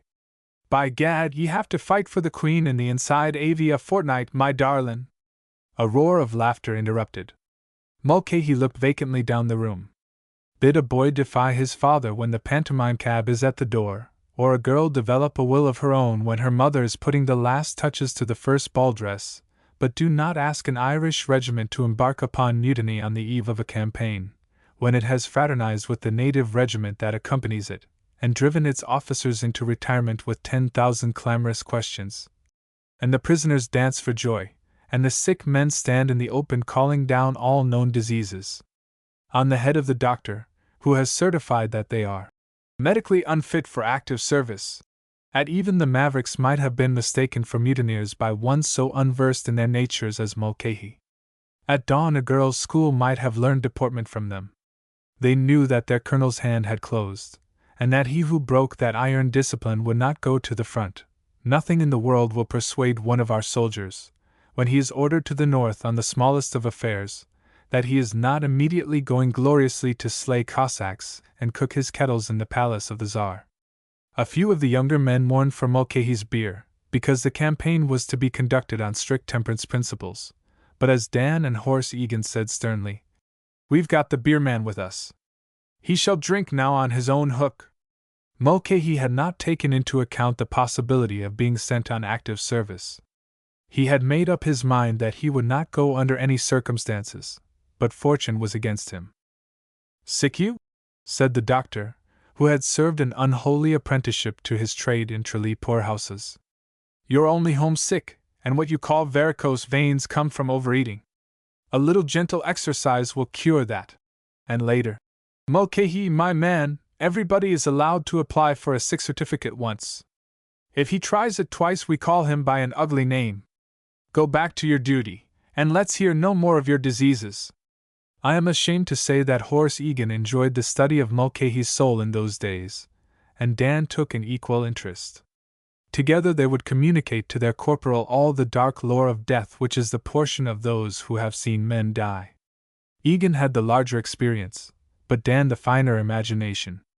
Mulcahy shivered when the former spoke of the knife as an intimate acquaintance, or the latter dwelt with loving particularity on the fate of those who, wounded and helpless, had been overlooked by the ambulances, and had fallen into the hands of the Afghan women folk.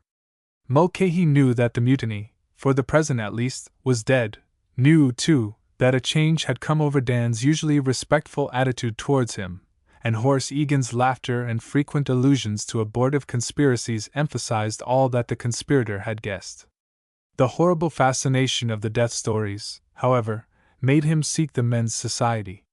He learned much more than he had bargained for, and in this manner. It was on the last night before the regiment entrained to the front. The barracks were stripped of everything movable, and the men were too excited to sleep. The bare walls gave out a heavy hospital smell of chloride of lime. "And what," said Mulcahy in an awe-stricken whisper, after some conversation on the eternal subject, "are you going to do to me, Dan?" This might have been the language of an able conspirator conciliating a weak spirit. "You'll see," said Dan grimly, turning over in his cot. "Or I rather should say you'll not see." This was hardly the language of a weak spirit. Mulcahy shook under the bedclothes.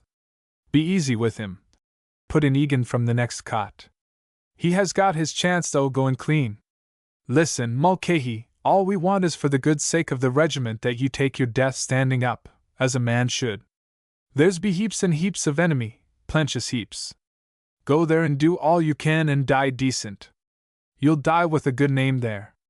'Tis not a hard thing considerin' dot." Again Mulcahy shivered.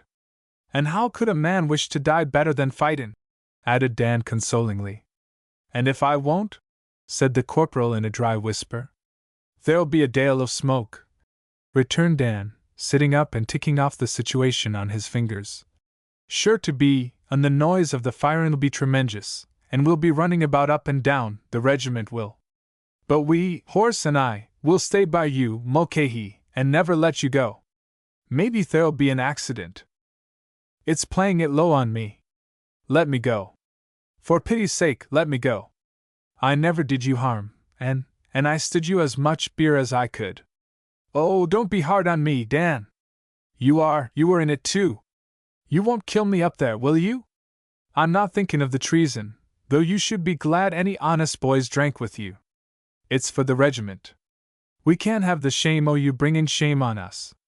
You went to the doctor quiet as a sick cat to get and stay behind and live with the women at the depot, you that wanted us to run to the sea in wolf packs like the rebels none of your black blood dared to be.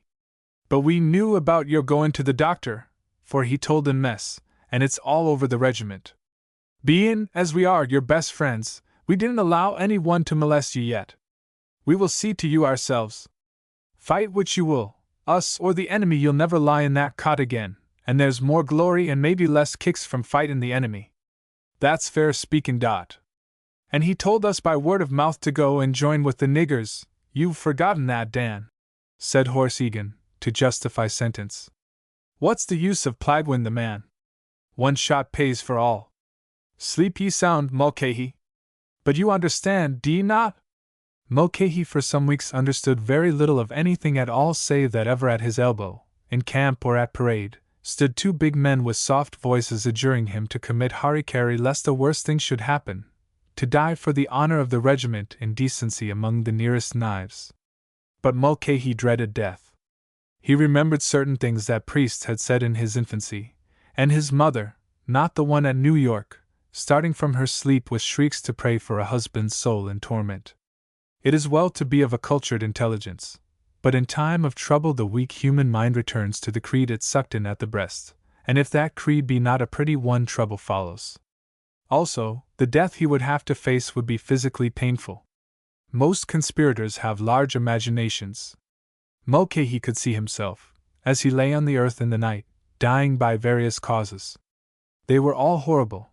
The mother in New York was very far away, and the regiment, the engine that, once you fall in its grip, moves you forward whether you will or won't, was daily coming closer to the enemy. They were brought to the field of Mars-en-Kataï, and with the Black Bonines to aid, they fought a fight that has never been set down in the newspapers. In response, many believe, to the fervent prayers of Father Dennis, The enemy not only elected to fight in the open, but made a beautiful fight, as many weeping Irish mothers knew later. They gathered behind walls or flickered across the open in shouting masses, and were pot-valiant in artillery. It was expedient to hold a large reserve and wait for the psychological moment that was being prepared by the shrieking shrapnel. Therefore the Mavericks lay down in open order on the brow of a hill to watch the play till their call should come. Father Dennis, whose duty was in the rear, to smooth the trouble of the wounded, had naturally managed to make his way to the foremost of his boys, and lay like a black porpoise, at length on the grass. To him crawled Mulcahy, ashen-grey, demanding absolution. "Wait till you're shot," said Father Dennis sweetly. "There's a time for everything." Dan Grady chuckled as he blew for the 50th time into the breech of his speckless rifle. Mulcahy groaned and buried his head in his arms till a stray shot spoke like a snipe immediately above his head, and a general heave and tremor rippled the line. Other shots followed, and a few took effect, as a shriek or a grunt attested. The officers, who had been lying down with the men, rose and began to walk steadily up and down the front of their companies. This maneuver, executed, not for publication, but as a guarantee of good faith, to soothe men, demands nerve. You must not hurry, you must not look nervous, though you know that you are a mark for every rifle within extreme range, and above all, if you are smitten, you must make as little noise as possible and roll inwards through the files.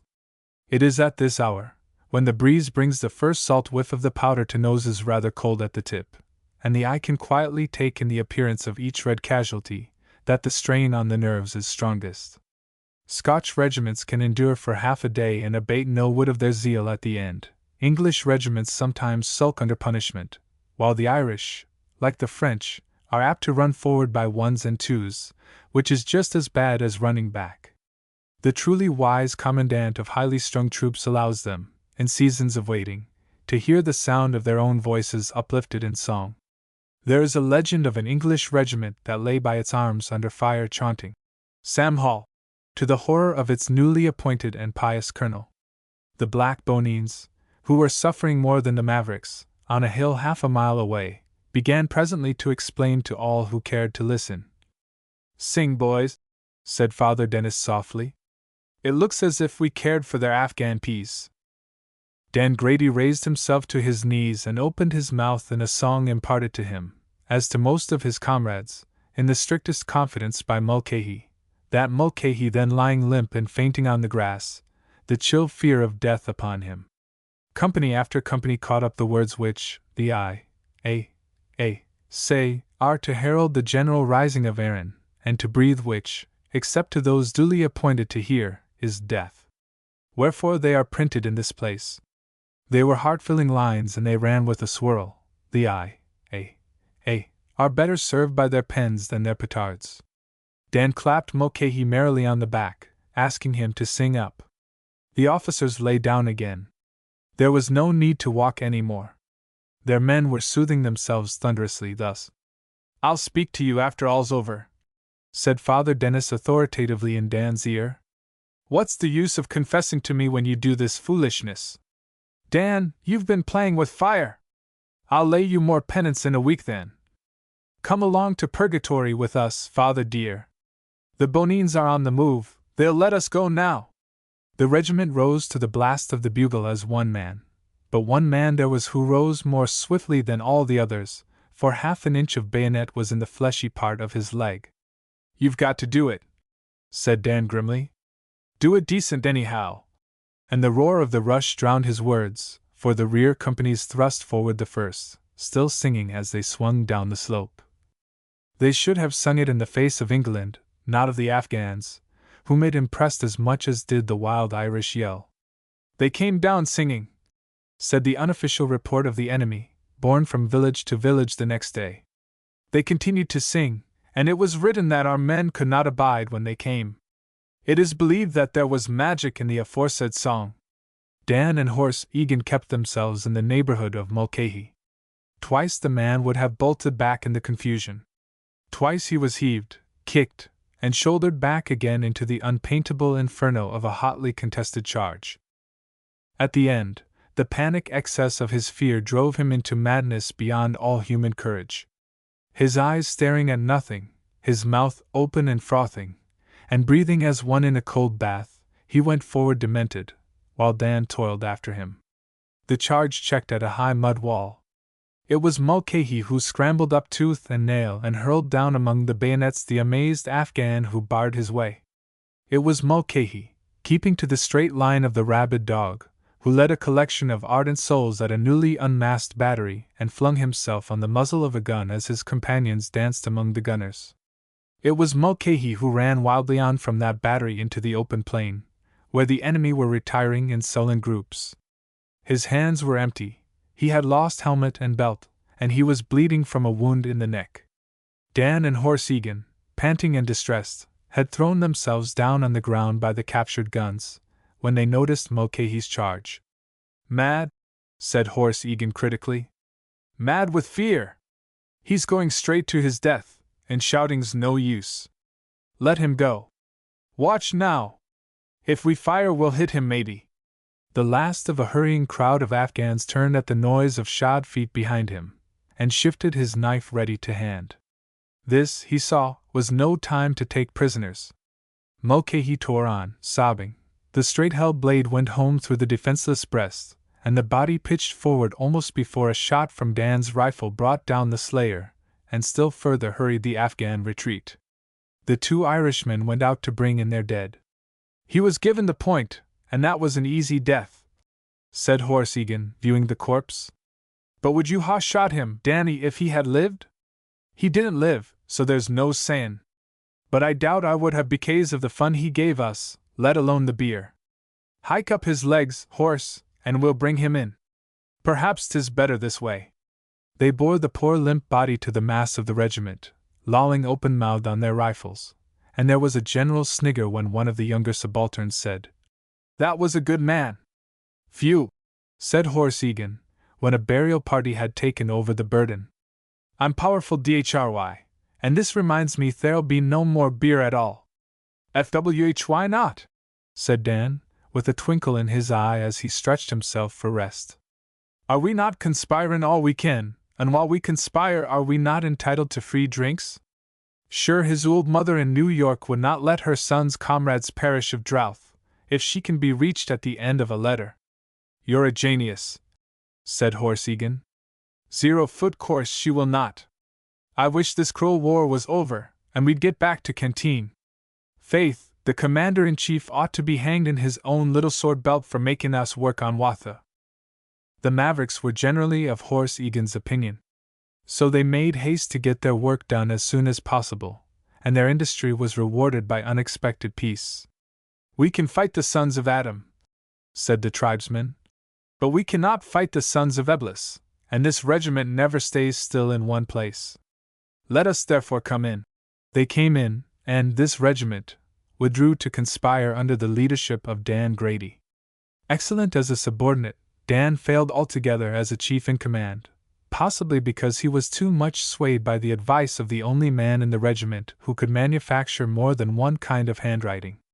The same mail that bore to Mulcahy's mother in New York a letter from the colonel telling her how valiantly her son had fought for the Queen, and how assuredly he would have been recommended for the Victoria Cross had he survived, carried a communication signed, I grieve to say, by that same colonel and all the officers of the regiment, explaining their willingness to do anything which is contrary to the regulations and all kinds of revolutions, if only a little money could be forwarded to cover incidental expenses. Daniel Grady, Esquire, would receive funds, vice Mulcahy, who was unwell at this present time of writing. Both letters were forwarded from New York to Tehama Street, San Francisco, with marginal comments as brief as they were bitter. The third three read and looked at each other. Then the second conspirator, he who believed in joining hands with the practical branches, began to laugh, and on recovering his gravity said, "Gentlemen, I consider this will be a lesson to us. We're left again. Those cursed Irish have let us down. I knew they would, but—" here he laughed afresh. "I'd give considerable to know what was at the back of it all." His curiosity would have been satisfied had he seen Dan Grady, discredited regimental conspirator, trying to explain to his thirsty comrades in India the non-arrival of funds from New York. The man who was. Let it be clearly understood that the Russian is a delightful person till he tucks in his shirt. As an Oriental he is charming. It is only when he insists upon being treated as the most easterly of Western peoples instead of the most westerly of Easterns that he becomes a racial anomaly extremely difficult to handle. The host never knows which side of his nature is going to turn up next. Durkovich was a Russian of the Russians, who appeared to get his bread by serving the Tsar as an officer in a Cossack regiment, and corresponding for a Russian newspaper with a name that was never twice alike. He was a handsome young Oriental, fond of wandering through unexplored portions of the earth, and he arrived in India from nowhere in particular. At least no living man could ascertain whether it was by way of Balkh, Badakhshan, Chitral, Baluchistan, or Nepal, or anywhere else. The Indian government, being in an unusually affable mood, gave orders that he was to be civilly treated and shown everything that was to be seen. So he drifted, talking bad English and worse French, from one city to another, till he foregathered with Her Majesty's White Hussars in the city of Peshawar, which stands at the mouth of that narrow sword cut in the hills that men call the Khyber Pass. He was undoubtedly an officer, and he was decorated after the manner of the Russians with little enameled crosses, and he could talk, and though this has nothing to do with his merits, he had been given up as a hopeless task, or cask, by the Black Tyrone, who individually and collectively, with hot whiskey and honey, mulled brandy, and mixed spirits of every kind, had striven in all hospitality to make him drunk. And when the Black Tyrone, who are exclusively Irish, failed to disturb the peace of head of a foreigner, that foreigner is certain to be a superior man. The White Hussars were as conscientious in choosing their wine as in charging the enemy. All that they possessed, including some wondrous brandy, was placed at the absolute disposition of Durkovich, and he enjoyed himself hugely, even more than among the Black Tyrones. But he remained distressingly European through it all. The White Hussars were, "My dear true friends, fellow soldiers glorious, and brothers inseparable." He would unburden himself by the hour on the glorious future that awaited the combined arms of England and Russia when their hearts and their territories should run side by side, and the great mission of civilizing Asia should begin. That was unsatisfactory, because Asia is not going to be civilized after the methods of the West. There is too much Asia and she is too old. You cannot reform a lady of many lovers, and Asia has been insatiable in her flirtations aforetime. She will never attend Sunday school or learn to vote save with swords for tickets. Durkovich knew this as well as anyone else, but it suited him to talk special correspondently, and to make himself as genial as he could. Now and then he volunteered a very little, information about his own Sotnia of Cossacks, left apparently to look after themselves somewhere at the back of beyond. He had done rough work in Central Asia, and had seen rather more help-yourself fighting than most men of his years. But he was careful never to betray his superiority, and more than careful to praise on all occasions the appearance, drill, uniform, and organization of Her Majesty's White Hussars. And indeed they were a regiment to be admired. When Lady Durgan, widow of the late Sir John Durgan, arrived in their station, and after a short time had been proposed to by every single man at mess, she put the public sentiment very neatly when she explained that they were all so nice that unless she could marry them all, including the colonel and some majors already married, she was not going to content herself with one hussar. Wherefore she wedded a little man in a rifle regiment, being by nature contradictious, and the White Hussars were going to wear crape on their arms, but compromised by attending the wedding in full force, and lining the aisle with unutterable reproach. She had jilted them all, from Bassett Holmer the senior captain to little Mildred the junior subaltern, who could have given her 4,000 a year and a title. The only persons who did not share the general regard for the White Hussars were a few thousand gentlemen of Jewish extraction who lived across the border, and answered to the name of Pathan. They had once met the regiment officially and for something less than 20 minutes, but the interview, which was complicated with many casualties, had filled them with prejudice. They even called the White Hussars children of the devil and sons of persons whom it would be perfectly impossible to meet in decent society. Yet they were not above making their aversion fill their money belts. The regiment possessed carbines, beautiful Martini Henry carbines that would lob a bullet into an enemy's camp at 1,000 yards, and were even handier than the long rifle. Therefore they were coveted all along the border, and since demand inevitably breeds supply, they were supplied at the risk of life and limb for exactly their weight in coined silver, 7½ pounds weight of rupees, or 16 pounds sterling reckoning the rupee at par. They were stolen at night by snaky-haired thieves who crawled on their stomachs under the nose of the sentries. They disappeared mysteriously from locked arm racks, and in the hot weather, when all the barrack doors and windows were open, they vanished like puffs of their own smoke. The border people desired them for family vendettas and contingencies. But in the long, cold nights of the northern Indian winter they were stolen most extensively. The traffic of murder was liveliest among the hills at that season, and prices ruled high. The regimental guards were first doubled, and then trebled.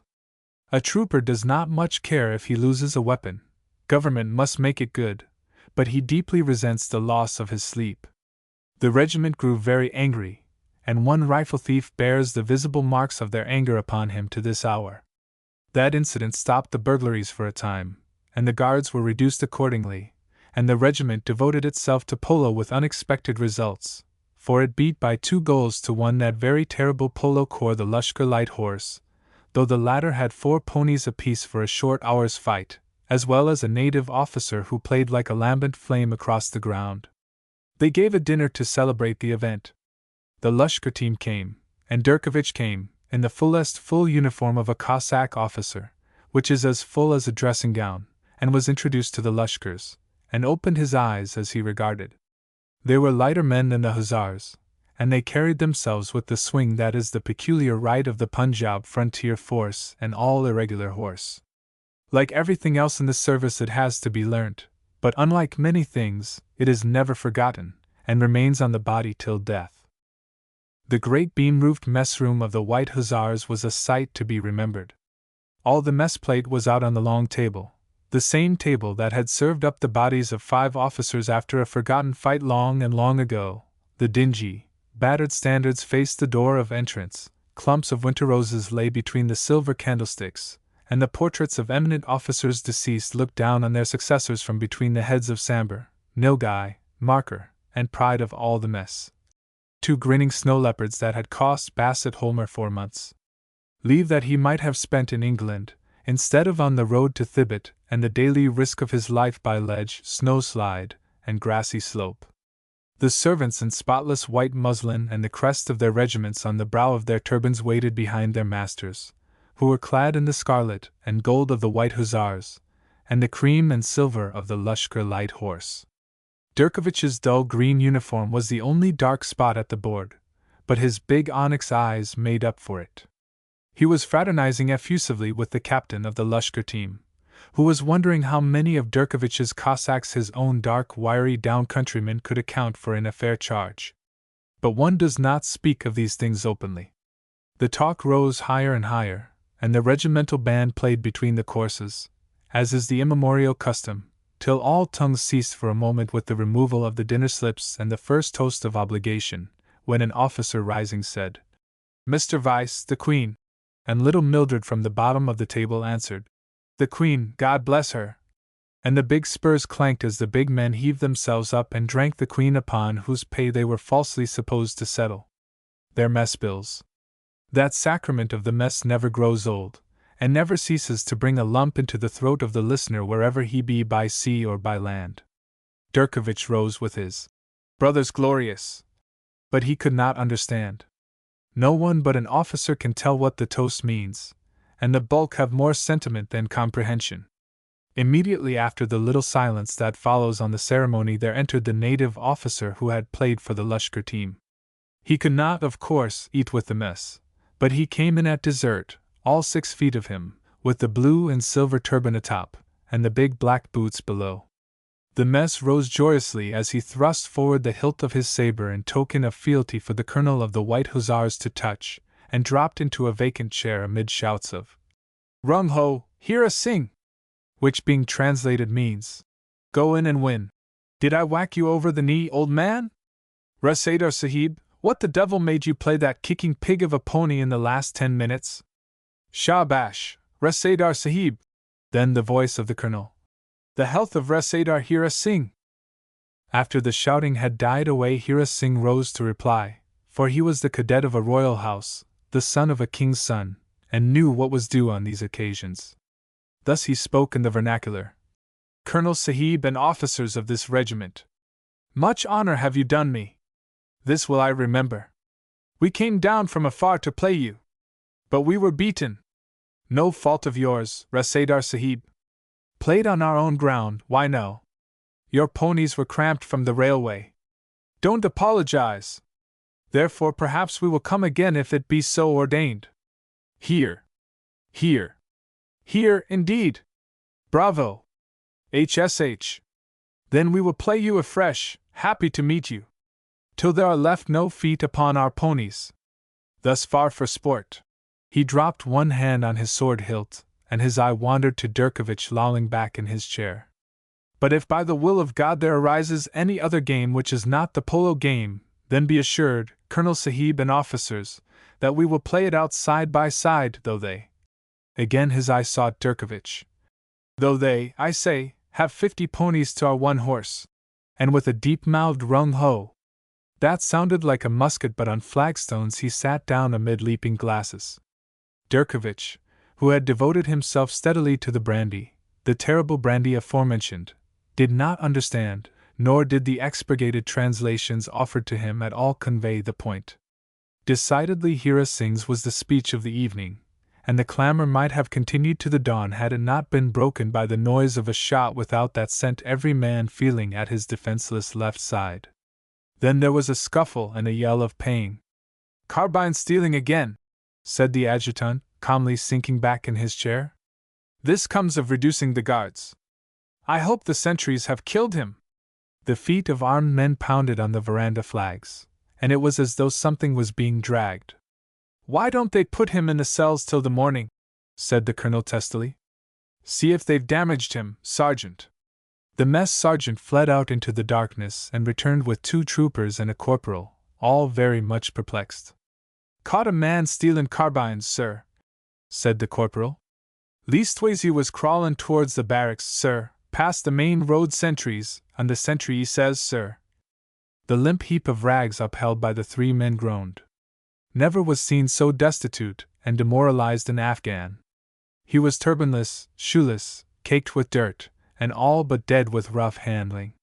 Hira Singh started slightly at the sound of the man's pain. Durkovich took another glass of brandy. What does the sentry say? Said the colonel. Says he speaks English, sir, said the corporal. So you brought him into mess instead of handing him over to the sergeant.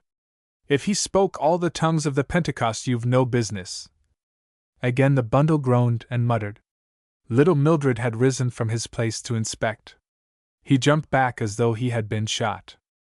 Perhaps it would be better, sir, to send the men away, said he to the colonel, for he was a much privileged subaltern. He put his arms round the rag-bound horror as he spoke, and dropped him into a chair. It may not have been explained that the littleness of Mildred lay in his being 6 feet 4 and big in proportion. The corporal, seeing that an officer was disposed to look after the capture, and that the colonel's eye was beginning to blaze, promptly removed himself and his men.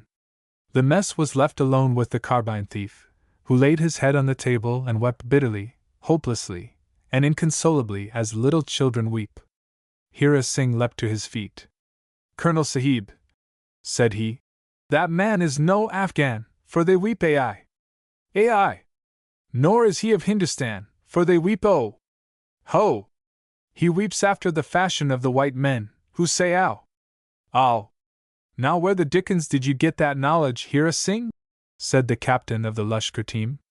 Hear him, said Hira Singh simply, pointing at the crumpled figure that wept as though it would never cease. He said, my God, said little Mildred. I heard him say it. The colonel and the mess-room looked at the man in silence. It is a horrible thing to hear a man cry. A woman can sob from the top of her palate, or her lips, or anywhere else, but a man must cry from his diaphragm, and it rends him to pieces. Poor devil, said the colonel, coughing tremendously. "We ought to send him to hospital. He's been manhandled." Now the adjutant loved his carbines. They were to him as his grandchildren, the men standing in the first place. He grunted rebelliously. "I can understand an Afghan stealing, because he's built that way. But I can't understand his crying. That makes it worse." The brandy must have affected Durkovich, for he lay back in his chair and stared at the ceiling. There was nothing special in the ceiling beyond a shadow as of a huge black coffin. Owing to some peculiarity in the construction of the mess room, this shadow was always thrown when the candles were lighted. It never disturbed the digestion of the White Hussars. They were in fact rather proud of it. "Is he going to cry all night?" said the colonel. "Or are we supposed to sit up with little Mildred's guest until he feels better?" The man in the chair threw up his head and stared at the mess. "Oh my God!" he said, and every soul in the mess rose to his feet. Then the Lushkar captain did a deed for which he ought to have been given the Victoria Cross: distinguished gallantry in a fight against overwhelming curiosity. He picked up his team with his eyes as the hostess picks up the ladies at the opportune moment, and pausing only by the colonel's chair to say, "This isn't our affair, you know, sir," led them into the veranda and the gardens. Hira Singh was the last to go, and he looked at Durkovich. But Durkovich had departed into a brandy paradise of his own. His lips moved without sound and he was studying the coffin on the ceiling. "White, white all over," said Bassett Holmer, the adjutant. "What a pernicious renegade he must be! I wonder where he came from?" The colonel shook the man gently by the arm, and, "Who are you?" said he. There was no answer. The man stared round the mess room and smiled in the colonel's face. Little Mildred, who was always more of a woman than a man till "boot and saddle" was sounded, repeated the question in a voice that would have drawn confidences from a geyser. The man only smiled. Durkovich at the far end of the table slid gently from his chair to the floor.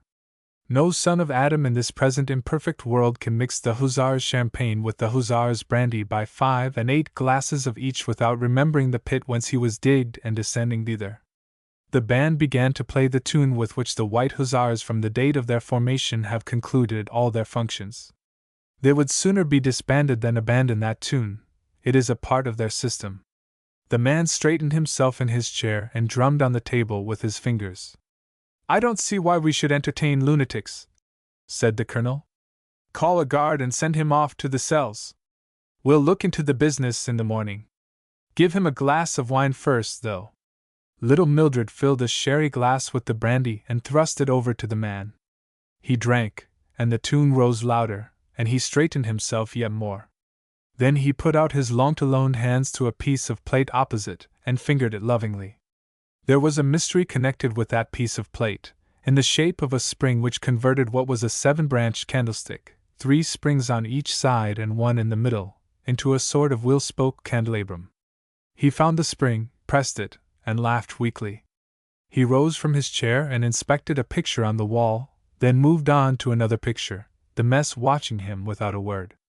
When he came to the mantelpiece he shook his head and seemed distressed. A piece of plate representing a mounted hussar in full uniform caught his eye. He pointed to it, and then to the mantelpiece with inquiry in his eyes. "What is it? Oh, what is it?" said little Mildred. Then, as a mother might speak to a child, "That is a horse." "Yes, a horse." Very slowly came the answer in a thick, passionless guttural. "Yes, I have seen. But where is the horse?"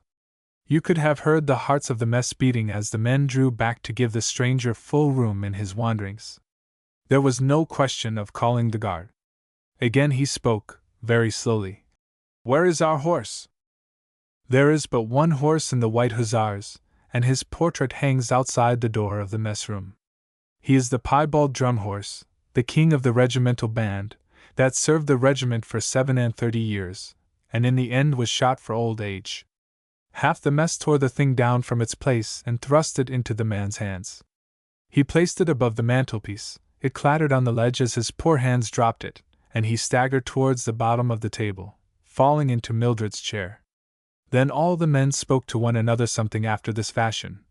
"The drum horse hasn't hung over the mantelpiece since '67, How does he know? Mildred, go and speak to him again. Colonel, what are you going to do? Oh, dry up, and give the poor devil a chance to pull himself together. It isn't possible anyhow. The man's a lunatic. Little Mildred stood at the colonel's side, talking in his ear. Will you be good enough to take your seats, please, gentlemen? He said, and the mess dropped into the chairs. Only Durkovich's seat, next to little Mildred's, was blank, and little Mildred himself had found Hira Singh's place. The wide-eyed mess sergeant filled the glasses in dead silence. Once more the colonel rose, but his hand shook, and the port spilled on the table as he looked straight at the man in little Mildred's chair and said hoarsely, Mr. Vice, the Queen? There was a little pause, but the man sprung to his feet and answered without hesitation. The Queen, God bless her! And as he emptied the thin glass he snapped the shank between his fingers.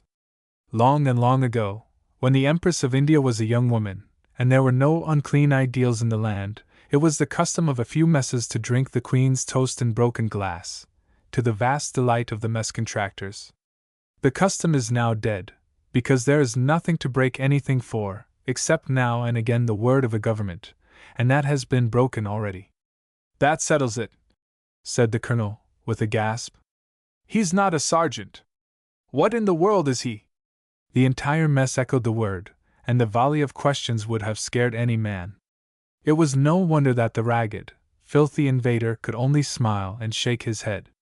From under the table, calm and smiling, rose Durkovich, who had been roused from healthful slumber by feet upon his body. By the side of the man he rose, and the man shrieked and grovelled. It was a horrible sight, coming so swiftly upon the pride and glory of the toast that had brought the strayed wits together. Durkovich made no offer to raise him, but little Mildred heaved him up in an instant. It is not good that a gentleman who can answer to the Queen's toast should lie at the feet of a subaltern of Cossacks. The hasty action tore the wretch's upper clothing nearly to the waist, and his body was seamed with dry black scars. There is only one weapon in the world that cuts in parallel lines, and it is neither the cane nor the cat. Durkovich saw the marks, and the pupils of his eyes dilated. Also his face changed. He said something that sounded like SHTOV to Keat, and the man fawning answered, Chaitire. What's that? Said everybody together. His number. That is number 4, you know. Durkovich spoke very thickly. What has a Queen's officer to do with a qualified number? Said the colonel, and an unpleasant growl ran round the table. How can I tell? Said the affable Oriental with a sweet smile. He is how you have it, escape, run away, from over there. He nodded towards the darkness of the night. Speak to him if he'll answer you, and speak to him gently, said little Mildred, settling the man in a chair. It seemed most improper to all present that Durkovich should sip brandy as he talked in purring, spitting Russian to the creature who answered so feebly and with such evident dread. But since Durkovich appeared to understand, no one said a word. All breathed heavily, leaning forward, in the long gaps of the conversation. The next time that they have no engagements on hand, the White Hussars intend to go to St. Petersburg in a body to learn Russian. He does not know how many years ago, said Durkovich, facing the mess, but he says it was very long ago in a war. I think that there was an accident. He says he was of this glorious and distinguished regiment in the war. The rolls! The rolls! Holmer, get the rolls! Said little Mildred, and the adjutant dashed off bareheaded to the orderly room, where the muster rolls of the regiment were kept. He returned just in time to hear Durkovich conclude. Therefore, my dear friends, I am most sorry to say there was an accident which would have been reparable if he had apologized to that our colonel, which he had insulted. Then followed another growl which the colonel tried to beat down. The mess was in no mood just then to weigh insults to Russian colonels. He does not remember, but I think that there was an accident, and so he was not exchanged among the prisoners, but he was sent to another place. How do you say, the country? So, he says, he came here. He does not know how he came. Eh? He was at Shepany. The man caught the word, nodded, and shivered. At Zagansk and Irkutsk. I cannot understand how he escaped. He says, too, that he was in the forest for many years, But how many years he has forgotten, that with many things. It was an accident, done because he did not apologize to that our colonel. Ah! Instead of echoing Durkovich's sigh of regret, it is sad to record that the White Hussars lively exhibited unchristian delight and other emotions, hardly restrained by their sense of hospitality.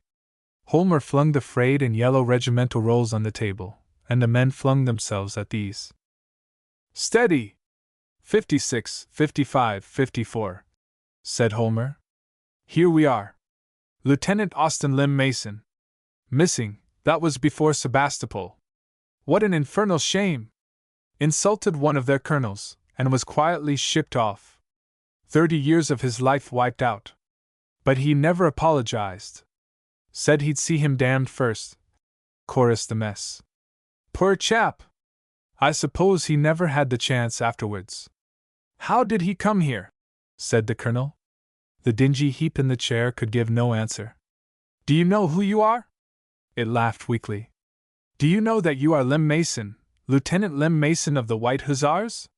Swiftly as a shot came the answer, in a slightly surprised tone. "Yes, I'm Lim Mason, of course." The light died out in his eyes, and the man collapsed, watching every motion of Durkovich with terror.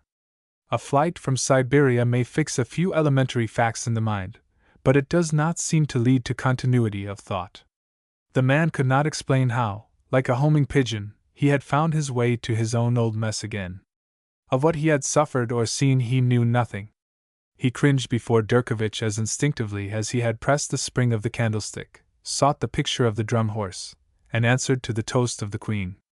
The rest was a blank that the dreaded Russian tongue could only in part remove. His head bowed on his breast, and he giggled and cowered alternately. The devil that lived in the brandy prompted Durkovich at this extremely inopportune moment to make a speech. He rose, swaying slightly, gripped the table edge, while his eyes glowed like opals, and began. "Fellow soldiers glorious, true friends and hospitables. It was an accident, and deplorable, most deplorable." Here he smiled sweetly all round the mess. "But you will think of this little thing. So little, is it not? The Tsar! Posh! I slap my fingers, I snap my fingers at him. Do I believe in him? No! But in us Slav who has done nothing, him I believe. 70. How much millions peoples that have done nothing, not one thing. Posh! Napoleon was an episode." He banged a hand on the table. "Here you, old peoples, we have done nothing in the world, out here. All our work is to do, and it shall be done, old peoples. Get away!" He waved his hand imperiously, and pointed to the man. "You see him. He is not good to see. He was just one little, oh, so little, accident, that no one remembered. Now he is that. So will you be, brother soldiers, so brave, so will you be. But you will never come back. You will all go where he is gone, or—" He pointed to the great coffin shadow on the ceiling, and muttering, 70 millions, get away, you old peoples, fell asleep. "Sweet, and to the point," said little Mildred. "What's the use of getting wroth? Let's make this poor devil comfortable." But that was a matter suddenly and swiftly taken from the loving hands of the White Hussars. The lieutenant had returned only to go away again 3 days later, when the wail of the Dead March, and the tramp of the squadrons, told the wondering station, who saw no gap in the mess table, that an officer of the regiment had resigned his new-found commission. And Durkovich, bland, supple, and always genial, went away too by a night train. Little Mildred and another man saw him off, for he was the guest of the mess, and even had he smitten the colonel with the open hand, the law of that mess allowed no relaxation of hospitality. "Goodbye, Durkovich, and a pleasant journey," said little Mildred. "Au revoir," said the Russian. "Indeed? But we thought you were going home?" "Yes, but I will come again." "My dear friends, is that road shut?" He pointed to where the North Star burned over the Khyber Pass. "By Jove! I forgot. Of course. Happy to meet you, old man, any time you like. Got everything you want? Cheroot Sai Spedding? That's all right. Well, au revoir, Durkovich. said the other man, as the tail lights of the train grew small. Of all the unmitigated. Little Mildred answered nothing, but watched the North Star and hummed a selection from recent Simla burlesque that had much delighted the White Hussars.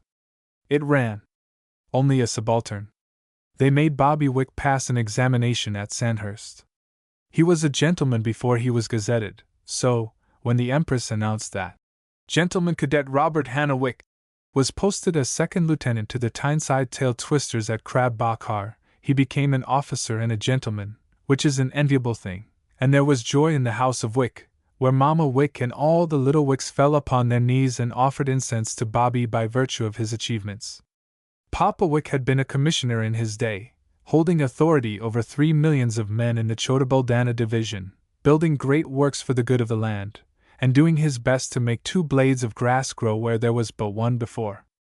Of course, nobody knew anything about this in the little English village where he was just old Mr. Wick, and had forgotten that he was a companion of the Order of the Star of India. He patted Bobby on the shoulder and said, "Well done, my boy!" There followed, while the uniform was being prepared, an interval of pure delight, during which Bobby took brevet rank as a man, at the women's swamp tennis parties and tea fights of the village, and I dare say, had his joining time been extended, would have fallen in love with several girls at once. Little country villages at home are very full of nice girls, because all the young men come out to India to make their fortunes. India, said Papa Wick, is the place. I've had 30 years of it, and begad I'd like to go back again. When you join the Tail Twisters you'll be among friends, if every one hasn't forgotten Wick of Chota-Buldana, and a lot of people will be kind to you for our sakes. The mother will tell you more about outfit than I can, but remember this. Stick to your regiment, Bobby, stick to your regiment. You'll see men all round you going into the staff corps, and doing every possible sort of duty but regimental, and you may be tempted to follow suit. Now so long as you keep within your allowance, and I haven't stinted you there, stick to the line, the whole line, and nothing but the line. Be careful how you back another young fool's bill, and if you fall in love with a woman 20 years older than yourself, don't tell me about it, that's all. With these counsels, and many others equally valuable, did Papa Wick fortify Bobby ere that last awful night at Portsmouth when the officers' quarters held more inmates than were provided for by the regulations, and the liberty men of the ships fell foul of the drafts for India, and the battle raged from the dockyard gates even to the slums of Longport. While the drabs of Fratton came down and scratched the faces of the Queen's officers. Bobby Wick, with an ugly bruise on his freckled nose, a sick and shaky detachment to maneuver in ship, and the comfort of 50 scornful females to attend to, had no time to feel homesick till the Malabar reached mid-channel, when he doubled his emotions with a little guard visiting and a great many other matters. The Tail Twisters were a most particular regiment. Those who knew them least said that they were eaten up with side, but their reserve and their internal arrangements generally were merely protective diplomacy. Some 5 years before, the colonel commanding had looked into the 14 fearless eyes of 7 plump and juicy subalterns who had all applied to enter the staff corps, and had asked them why the 3 stars should he, a colonel of the line, command a dash nursery for double-dash bottle suckers who put on condemned tin spurs and rode qualified mokes at the highest heads of forsaken black regiments. He was a rude man and a terrible. Wherefore the remnant took measures, with the half but as an engine of public opinion, till the rumor went abroad that young men who used the Tail Twisters as a crutch to the staff corps had many and varied trials to endure. However, a regiment has just as much right to its own secrets as a woman. When Bobby came up from Delhi and took his place among the Tail Twisters, it was gently but firmly borne in upon him that the regiment was his father and his mother and his indissolubly wedded wife, and that there was no crime under the canopy of heaven blacker than that of bringing shame on the regiment, which was the best shooting, best drilled, best set up, bravest, most illustrious, and in all respects most desirable regiment within the compass of the 7 seas.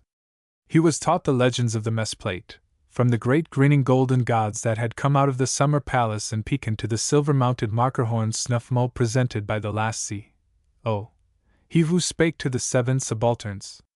And every one of those legends told him of battles fought at long odds, without fear as without support, of hospitality Catholic as in Arabs, of friendships deep as the sea and steady as the fighting line, of honor won by hard roads for honor's sake, and of instant and unquestioning devotion to the regiment that claims the lives of all and lives forever.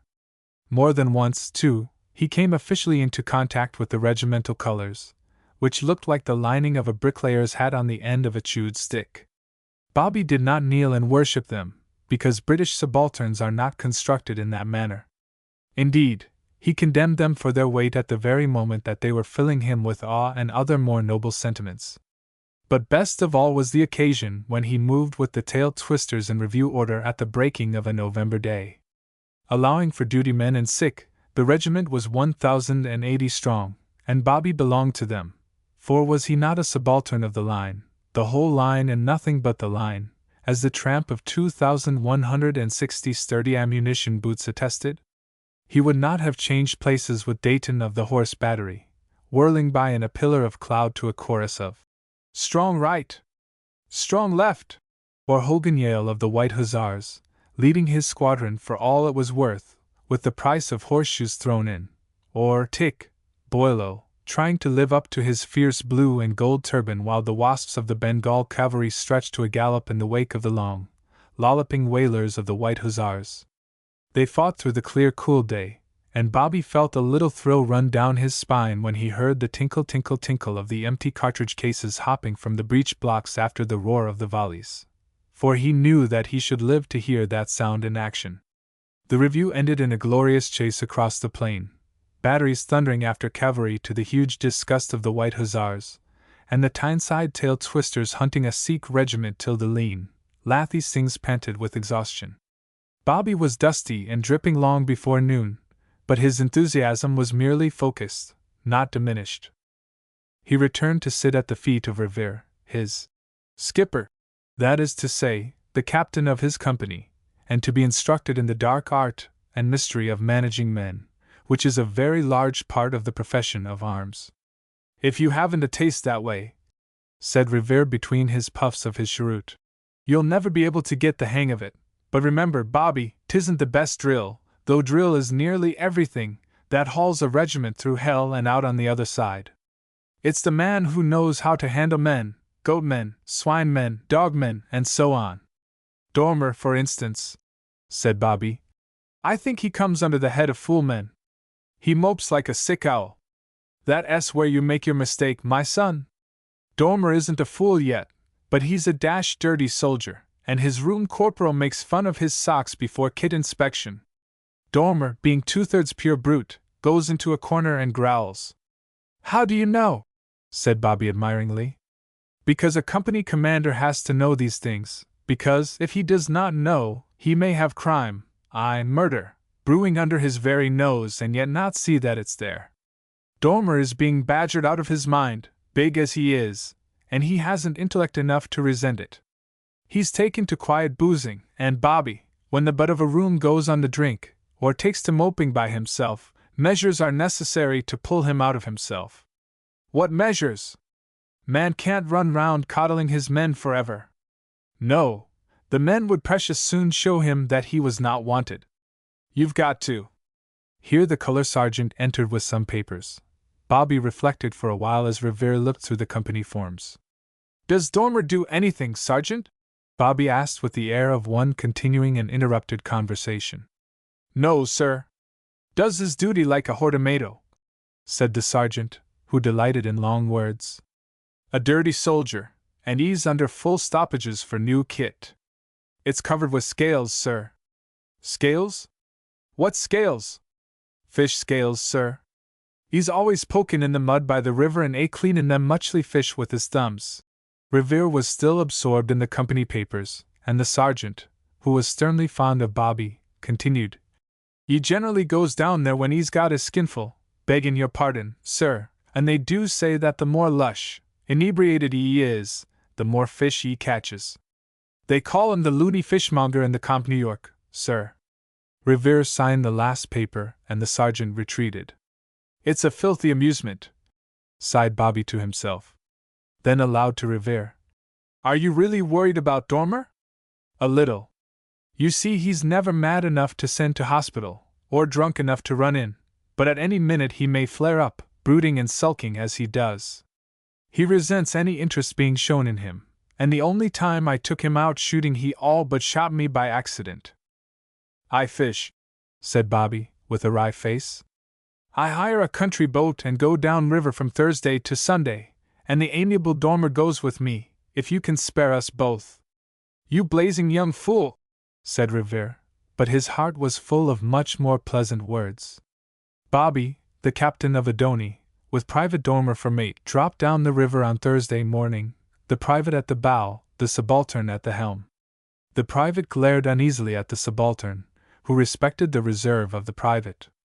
After 6 hours, Dormer paced to the stern, saluted, and said, "Beg wide pardon, sir, but was you ever on the Durham Canal?" "No," said Bobby Wick. "Come and have some tiffin." They ate in silence. As the evening fell, Private Dormer broke forth, speaking to himself. "I was on the Durham Canal, just such a night, come next week 12-month, a trailin' of my toes in the water." He smoked and said no more till bedtime. The witchery of the dawn turned the gray river reaches to purple, gold, and opal, and it was as though the lumbering donie crept across the splendors of a new heaven. Private Dormer popped his head out of his blanket and gazed at the glory below and around. "Well, damn my eyes," said Private Dormer in an awed whisper. "This air is like a bloomin' gallantry show." For the rest of the day he was dumb, but achieved an ensanguined filthiness through the cleaning of big fish. The boat returned on Saturday evening. Dormer had been struggling with speech since noon. As the lines and luggage were being disembarked, he found tongue. "Beg wide pardon, sir," he said. "But would you mind shakin' 'ands with me, sir?" "Of course not," said Bobby, and he shook accordingly. Dormer returned to barracks and Bobby to mess. "He wanted a little quiet and some fishing, I think," said Bobby. "My aunt, but he's a filthy sort of animal. Have you ever seen him clean them muchly fish with his thumbs?" "Anyhow," said Revere 3 weeks later, "he's doing his best to keep his things clean." When the spring died, Bobby joined in the general scramble for hill leave, and to his surprise and delight secured 3 months. "As good a boy as I want," said Revere, the admiring skipper. "The best of the batch," said the adjutant to the colonel. "Keep back that young Scrimshanker Porkis, sir, and let Revere make him sit up." So Bobby departed joyously to Simla Pahar with a tin box of gorgeous raiment.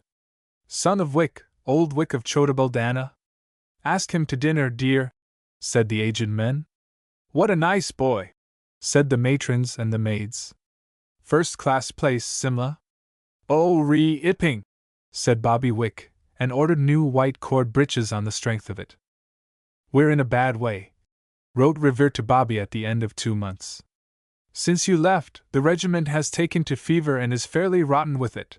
200 in hospital, about 100 in cells, drinking to keep off fever, and the companies on parade 15 file strong at the outside. There's rather more sickness in the out villages than I care for, but then I'm so blistered with prickly heat that I'm ready to hang myself. What's the yarn about your mashing a miss heavily up there? Not serious, I hope? You're over young to hang millstones round your neck, and the colonel will turf you out of that in double quick time if you attempt it." It was not the colonel that brought Bobby out of Simla, but a much more to be respected commandant. The sickness in the out villages spread, the bazaar was put out of bounds, and then came the news that the tail twisters must go into camp. The message flashed to the hill stations. "Cholera, leave stopped, officers recalled." Alas, for the white gloves in the neatly soldered boxes, the rides and the dances and picnics that were to be, the loves half spoken, and the debts unpaid. Without demur and without question, fast as Tonga could fly or pony gallop, back to their regiments and their batteries, as though they were hastening to their weddings, fled the subalterns. Bobby received his orders on returning from a dance at Viceregal Lodge, where he had but only the Haverley girl knows what Bobby had said or how many waltzes he had claimed for the next ball. 6 in the morning saw Bobby at the Tonga office in the drenching rain, the whirl of the last waltz still in his ears, and an intoxication due neither to wine nor waltzing in his brain. "Good man!" shouted Dayton of the Horse Battery through the mists. Were you raised at Tonga? I'm coming with you. Oh. But I've a head and half. I didn't sit out all night. They say the battery's awful bad. And he hummed dolorously. My faith. It'll be more bally corpse than bride, though, this journey. Jump in, Bobby. Get on, Coach Juan. On the Umballa platform waited a detachment of officers discussing the latest news from the stricken cantonment, and it was here that Bobby learned the real condition of the tail twisters. They went into camp, said an elderly major recalled from the whist tables at Mussoorie to a sickly native regiment. They went into camp with 210 sick in carts. 210 fever cases only, and the balance looking like so many ghosts with sore eyes. A Madras regiment could have walked through 'em. But they were as fit as be damned when I left them, said Bobby. Then you'd better make them as fit as be damned when you rejoin, said the major brutally. Bobby pressed his forehead against the rain-splashed window pane as the train lumbered across the sodden dobe, and prayed for the health of the Tyneside tail twisters. Naini Tal had sent down her contingent with all speed. The lathering ponies of the Dalhousie road staggered into Pathankote, taxed to the full stretch of their strength, while from cloudy Darjeeling the Calcutta mail whirled up the last straggler of the little army that was to fight a fight, in which was neither medal nor honor for the winning, against an enemy none other than the sickness that destroyeth in the noonday. And as each man reported himself, he said, This is a bad business, and went about his own forthwith, for every regiment and battery in the cantonment was under canvas, the sickness bearing them company. Bobby fought his way through the rain to the tail twister's temporary mess, and Revere could have fallen on the boy's neck for the joy of seeing that ugly, wholesome phiz once more. Keep 'em amused and interested, said Revere. They went on the drink, poor fools, after the first 2 cases, and there was no improvement. Oh, it's good to have you back, Bobby. Porkis is never mind. Dayton came over from the artillery camp to attend a dreary mess dinner, and contributed to the general gloom by nearly weeping over the condition of his beloved battery. Porkis so far forgot himself as to insinuate that the presence of the officers could do no earthly good, and that the best thing would be to send the entire regiment into hospital and let the doctors look after them.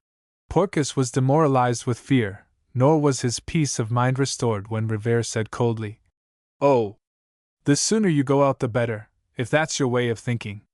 Any public school could send us 50 good men in your place, but it takes time, Porkis, and money, and a certain amount of trouble, to make a regiment.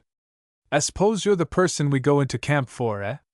Whereupon Porkis was overtaken with a great and chilly fear which a drenching in the rain did not allay, and 2 days later quitted this world for another where, men do fondly hope, allowances are made for the weaknesses of the flesh.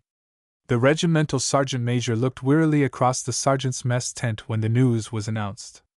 There goes the worst of them, he said. It'll take the best, and then, please God, it'll stop. The sergeants were silent till one said, It couldn't be him, and all knew of whom Travis was thinking.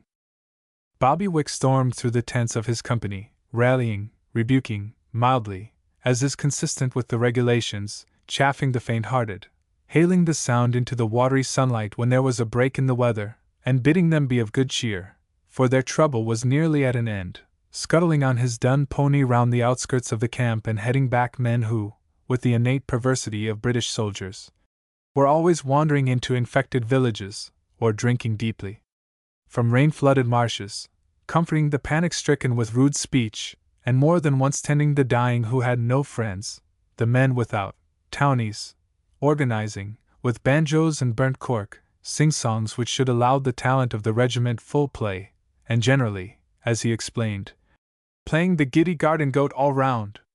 You're worth half a dozen of us, Bobby, said Revere in a moment of enthusiasm. How the devil do you keep it up?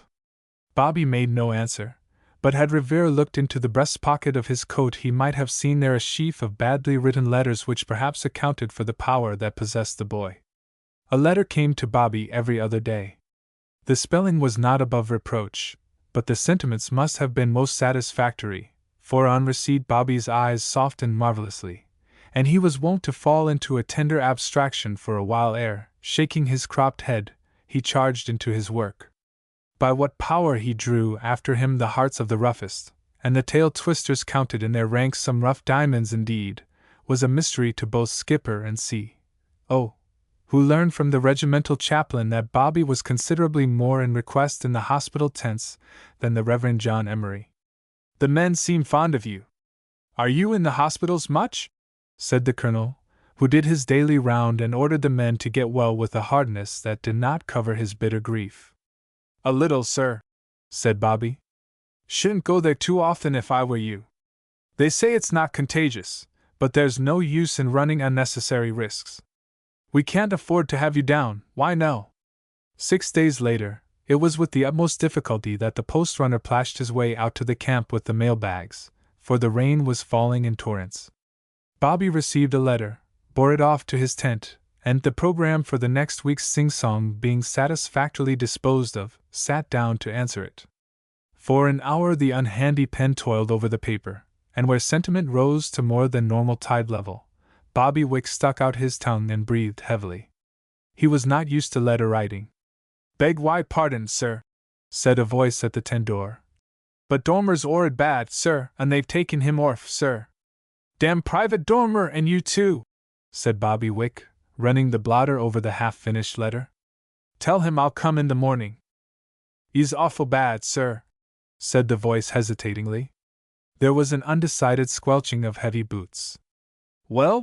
said Bobby impatiently. "Excusing himself before and for taking the liberty, he says it would be a comfort for to assist him, sir, if, tattoo lao. Get my pony! Here, comin' out of the rain till I'm ready. What blasted nuisances you are! That's brandy. Drink some, you want it. Hang on to my stirrup and tell me if I go too fast." Strengthened by a forefinger, nip, which he swallowed without a wink, the hospital orderly kept up with the slipping, mud-stained, and very disgusted pony as it shambled to the hospital tent. Private Dormer was certainly 'orrid bad. He had all but reached the stage of collapse, and was not pleasant to look upon. "What's this, Dormer?" said Bobby, bending over the man. "You're not going out this time. You've got to come fishing with me once or twice more yet." The blue lips parted and in the ghost of a whisper said, "Beg wide pardon, sir, disturbing of you now, but would you min olden my end, sir?" Bobby sat on the side of the bed, and the icy cold hand closed on his own like a vice, forcing a lady's ring which was on the little finger deep into the flesh. Bobby set his lips and waited, the water dripping from the hem of his trousers. An hour passed, and the grasp of the hand did not relax, nor did the expression of the drawn face change. Bobby with infinite craft lit himself a cheroot with the left hand, his right arm was numb to the elbow, and resigned himself to a night of pain. Dawn showed a very white-faced subaltern sitting on the side of a sick man's cot, and a doctor in the doorway using language unfit for publication.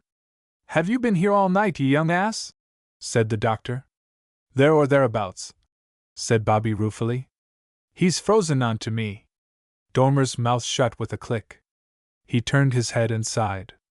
The clinging hand opened, and Bobby's arm fell useless at his side. "He'll do," said the doctor quietly. "It must have been a toss-up all through the night. Think you're to be congratulated on this case." "Oh, bosh!" said Bobby. "I thought the man had gone out long ago. Only I didn't care to take my hand away. Rub my arm down, there's a good chap, what a grip the brute has. I'm chilled to the marrow." He passed out of the tent shivering. Private Dormer was allowed to celebrate his repulsive death by strong waters. 4 days later, he sat on the side of his cot, and said to the patients mildly, "I'd a liken to 'a spoken to him, so I should." But at that time Bobby was reading yet another letter. He had the most persistent correspondent of any man in camp, and was even then about to write that the sickness had abated, and in another week at the outside would be gone. He did not intend to say that the chill of a sick man's hand seemed to have struck into the heart, whose capacities for affection he dwelt on at such length. He did intend to enclose the illustrated program of the forthcoming sing-song, whereof he was not a little proud. He also intended to write on many other matters which do not concern us, and doubtless would have done so but for the slight feverish headache which made him dull and unresponsive at mess. "You are overdoing it, Bobby," said his skipper. might give the rest of us credit of doing a little work. You go on as if you were the whole mess rolled into one. Take it easy." "I will," said Bobby. "I'm feeling done up, somehow." Revere looked at him anxiously and said nothing. There was a flickering of lanterns about the camp that night, and a rumor that brought men out of their cots to the tent doors, a paddling of the naked feet of duly bearers, and the rush of a galloping horse. "What's up?" asked 20 tents, and through 20 tents ran the answer. "Wickie's down." They brought the news to Revere and he groaned. "Any one but Bobby and I shouldn't have cared. The sergeant major was right. Not going out this journey," gasped Bobby, as he was lifted from the dually. "Not going out this journey." Then with an air of supreme conviction. "I can't, you see." "Not if I can do anything," said the surgeon major, who had hastened over from the mess where he had been dining. He and the regimental surgeon fought together with death for the life of Bobby Wick. Their work was interrupted by a hairy apparition in a blue-gray dressing gown, who stared in horror at the bed and cried, "Oh my God! It can't be I'm," until an indignant hospital orderly whisked him away. If care of man and desire to live could have done aught, Bobby would have been saved. As it was, he made a fight of 3 days, and the surgeon major's brow uncreased. "We'll save him yet," he said, and the surgeon, who, though he ranked with the captain, had a very youthful heart, went out upon the word and pranced joyously in the mud. "Not going out this journey," whispered Bobby Wick gallantly, at the end of the 3rd day. "Bravo!" said the surgeon major. "That's the way to look at it, Bobby." As evening fell, a gray shade gathered round Bobby's mouth, and he turned his face to the tent wall wearily. The surgeon major frowned. "I'm awfully tired," said Bobby, very faintly. "What's the use of bothering me with medicine? I don't want it. Let me alone." The desire for life had departed, and Bobby was content to drift away on the easy tide of death. "It's no good," said the surgeon major. "He doesn't want to live. He's meeting it, poor child." And he blew his nose. Half a mile away, the regimental band was playing the overture to the sing-song, for the men had been told that Bobby was out of danger. The clash of the brass and the wail of the horns reached Bobby's ears. An expression of hopeless irritation crossed the boy's face, and he tried to shake his head. The surgeon major bent down. "What is it, Bobby?" "Dash. Not that waltz," muttered Bobby. "That's our very ownest own, Mummy dear." With this he sank into the stupor that gave place to death early next morning. Revere, his eyes red at the rims and his nose very white, went into Bobby's tent to write a letter to Papa Wick which should bow the white head of the ex-commissioner of Chota-Buldana in the keenest sorrow of his life. Bobby's little store of papers lay in confusion on the table, and among them a half-finished letter. The last sentence ran, "So you see, darling, there is really no fear, because as long as I know you care for me and I care for you, nothing can touch me." Revere stayed in the tent for an hour. When he came out, his eyes were redder than ever. Private Conklin sat on a turned-down bucket, and listened to a not unfamiliar tune. Private Conklin was a convalescent, and should have been tenderly treated. "Ho!" said Private Conklin. "There's another bloomin' orf'cer dead." The bucket shot from under him, and his eyes filled with a smithyful of sparks. A tall man in a blue-gray bedgown was regarding him with deep disfavor. "You ought to take shame for yourself, Conky! Orf'cer, bloomin' orf'cer? I'll learn you to misname the likes of him. Hangel! Bloomin' Hangel! That's what he is!" And the hospital orderly was so satisfied with the justice of the punishment that he did not even order Private Dormer back to his cot. In the matter of a private, people who have seen say that one of the quaintest spectacles of human frailty is an outbreak of hysterics in a girls' school. It starts without warning, generally on a hot afternoon, among the elder pupils. A girl giggles till the giggle gets beyond control. Then she throws up her head and cries, "Honk, honk, honk!" like a wild goose, and tears mix with the laughter. If the mistress be wise, she will rap out something severe at this point to check matters. If she be tender-hearted, and send for a drink of water, the chances are largely in favor of another girl laughing at the afflicted one and herself collapsing. Thus the trouble spreads, and may end in half of what answers to the lower sixth of a boy's school rocking and whooping together. Given a week of warm weather, 2 stately promenades per diem, a heavy mutton and rice meal in the middle of the day, a certain amount of nagging from the teachers, and a few other things, some amazing effects develop. At least, this is what folks say who have had experience. Now, the Mother Superior of a convent and the Colonel of a British infantry regiment would be justly shocked at any comparison being made between their respective charges. But it is a fact that, under certain circumstances, Thomas in bulk can be worked up into dithering, rippling hysteria. He does not weep, but he shows his trouble unmistakably, and the consequences get into the newspapers, and all the good people who hardly know a martini from a Snyder say, "Take away the brute's ammunition!" Thomas isn't a brute, and his business, which is to look after the virtuous people, demands that he shall have his ammunition to his hand. He doesn't wear silk stockings, and he really ought to be supplied with a new adjective to help him to express his opinions, but for all that, he is a great man. If you call him the heroic defender of the national honor one day and a brutal and licentious soldiery the next, you naturally bewilder him, and he looks upon you with suspicion. There is nobody to speak for Thomas except people who have theories to work off on him, and nobody understands Thomas except Thomas, and he does not always know what is the matter with himself. That is the prologue. This is the story. Corporal Slane was engaged to be married to Miss Jiangxi McKenna, whose history is well known in the regiment and elsewhere. He had his colonel's permission, and being popular with the men, every arrangement had been made to give the wedding what Private authorists called éclair. It fell in the heart of the hot weather, and, after the wedding, Slane was going up to the hills with the bride. Nonetheless, Slane's grievance was that the affair would be only a hired carriage wedding, and he felt that the éclair of that was meager. Miss McKenna did not care so much. The sergeant's wife was helping her to make her wedding dress, and she was very busy. Slane was, just then, the only moderately contented man in barracks. All the rest were more or less miserable. And they had so much to make them happy, too. All their work was over at 8 in the morning, and for the rest of the day they could lie on their backs and smoke canteen plug and swear at the punkah coolies.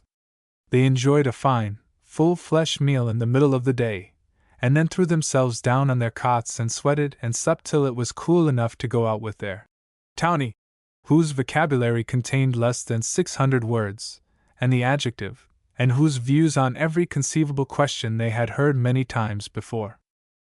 There was the canteen, of course, and there was the temperance room with the second-hand papers in it, but a man of any profession cannot read for 8 hours a day in a temperature of 96 degrees, or 98 degrees, in the shade, running up sometimes to 103 degrees, at midnight.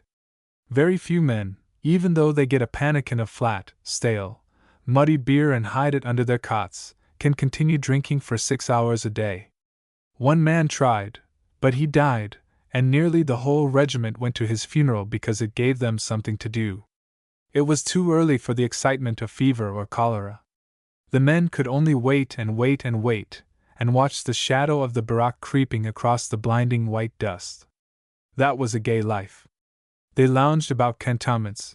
It was too hot for any sort of game, and almost too hot for vice, and fuddled themselves in the evening, and filled themselves to distension with the healthy nitrogenous food provided for them, and the more they stoked the less exercise they took and more explosive they grew. Then tempers began to wear away, and men fell a brooding over insults real or imaginary, for they had nothing else to think of. The tone of the repartees changed, and instead of saying light-heartedly, "I'll knock your silly face in," men grew laboriously polite and hinted that the cantonments were not big enough for themselves and their enemy, and that there would be more space for one of the two in another place. It may have been the devil who arranged the thing, but the fact of the case is that Lawson had for a long time been worrying Simmons in an aimless way. It gave him occupation.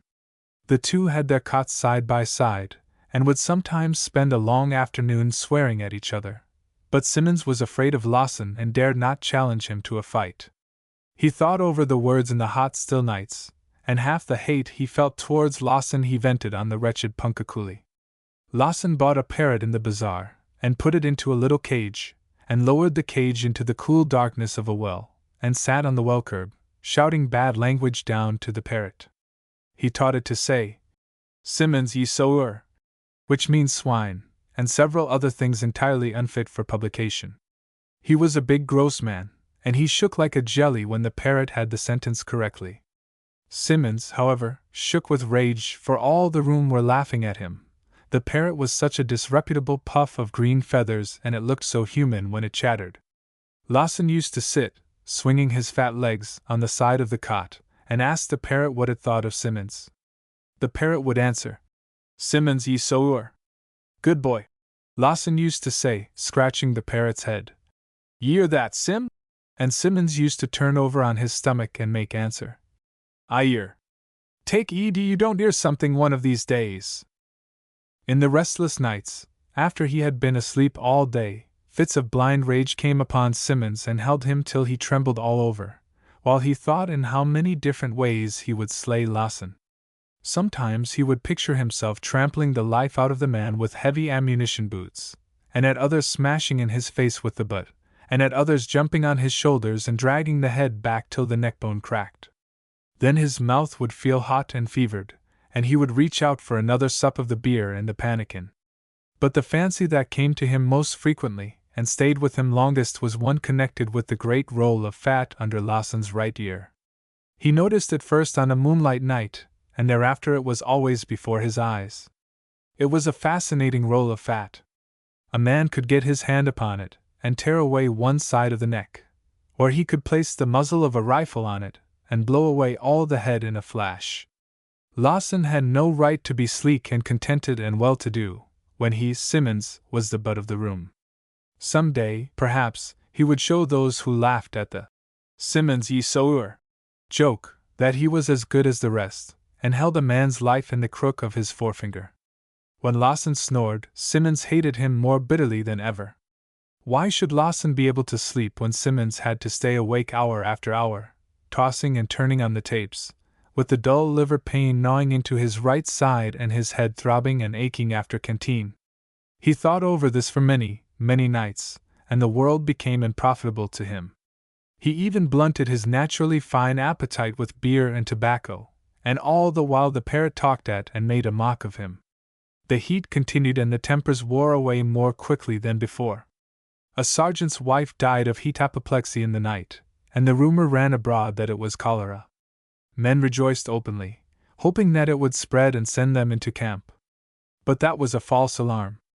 It was late on a Tuesday evening, and the men were waiting in the deep double verandas for last post, when Simmons went to the box at the foot of his bed, took out his pipe, and slammed the lid down with a bang that echoed through the deserted barack like the crack of a rifle. Ordinarily speaking, the men would have taken no notice, but their nerves were fretted to fiddle strings. They jumped up, and 3 or 4 clattered into the barack room only to find Simmons kneeling by his box. "Oh, it's you, is it?" they said, and laughed foolishly. "We thought 'twas." Simmons rose slowly. If the accident had so shaken his fellows, what would not the reality do? "You thought it was, did you? And what makes you think?" he said, lashing himself into madness as he went on. "To hell with your thinking, ye dirty spies!" "Simmons ye sower," chuckled the parrot in the veranda sleepily, recognizing a well-known voice. Now that was absolutely all. The tension snapped. Simmons fell back on the arm rack deliberately. The men were at the far end of the room, and took out his rifle and packet of ammunition. "Don't go playing the goat, Sim," said Lawson. "Put it down." But there was a quaver in his voice. Another man stooped, slipped his boot, and hurled it at Simmons's head. The prompt answer was a shot which, fired at random, found its billet in Lawson's throat. Lawson fell forward without a word, and the others scattered. "You thought it was!" yelled Simmons. "You're driving me to it. I tell you you're driving me to it. Get up, Lawson, and don't lie shammin' there, you and your blasted parrot that druv me to it." But there was an unaffected reality about Lawson's pose that showed Simmons what he had done. The men were still clamoring in the veranda. Simmons appropriated 2 more packets of ammunition and ran into the moonlight, muttering, "I'll make a night of it. 30 runes, and the last for myself. Take you that, you dogs!" He dropped on one knee and fired into the brown of the men on the veranda, but the bullet flew high, and landed in the brickwork with a vicious fwit that made some of the younger ones turn pale. It is, as musketry theorists observe, one thing to fire and another to be fired at. Then the instinct of the chase flared up. The news spread from barrack to barrack, and the men doubled out intent on the capture of Simmons, the wild beast, who was heading for the cavalry parade ground, stopping now and again to send back a shot and a curse in the direction of his pursuers. "I'll learn you to spy on me," he shouted. "I'll learn you to give me dorgs' names. Come on, the old lot o' you. Colonel John Anthony Deaver C.B." He turned towards the infantry mess and shook his rifle. "You think yourself the devil of a man, but I tell you that if you put your ugly old carcass outside o' that door, I'll make you the poorest looking man in the army. Come out, Colonel John Anthony Deaver C.B. Come out and see me practice on the range. I'm the crack shot of the old bloomin' battalion." In proof of which statement Simmons fired at the lighted windows of the mess house. "Private Simmons, Ecomp New York, on the cavalry parade ground, sir, with 30 rounds," said a sergeant breathlessly to the colonel. "Shootin' right and left, sir. Shot Private Lawson. What's to be done, sir?" Colonel John Anthony Deaver C.B. sallied out, only to be saluted by a spurt of dust at his feet. "Pull up," said the second in command. "I don't want my step in that way, Colonel. He's as dangerous as a mad dog." "Shoot him like one, then," said the colonel bitterly, "if he won't take his chance. My regiment, too. If it had been the towheads, I could have understood." Private Simmons had occupied a strong position near a well on the edge of the parade ground, and was defying the regiment to come on. The regiment was not anxious to comply, for there is small honor in being shot by a fellow private. Only Corporal Slane, rifle in hand, threw himself down on the ground, and wormed his way towards the well. "Don't shoot," said he to the men round him. "Like as not you'll at me. I'll catch the beggar livin' dot." Simmons ceased shouting for a while, and noise of trap wheels could be heard across the plain. Major Oldine, commanding the horse battery, was coming back from a dinner in the civil lines, was driving after his usual custom, that is to say, as fast as the horse could go. "A orfsair! A blooming spangled orfsair!" shrieked Simmons. "I'll make a scarecrow of that orfsair." The trap stopped. "What's this?" demanded the major of gunners. "You there, drop your rifle." "Why, it's Jerry Blazes." "I ain't got no quarrel with you, Jerry Blazes. Pass, friend, and all's well." But Jerry Blazes had not the faintest intention of passing a dangerous murderer. He was, as his adoring battery swore long and fervently, without knowledge of fear, and they were surely the best judges, for Jerry Blazes, it was notorious, had done his possible to kill a man each time the battery went out. He walked towards Simmons, with the intention of rushing him and knocking him down. "Don't make me do it, sir," said Simmons. "I ain't got nothing aging you." "Ah? You would?" The major broke into a run. "Take that, then."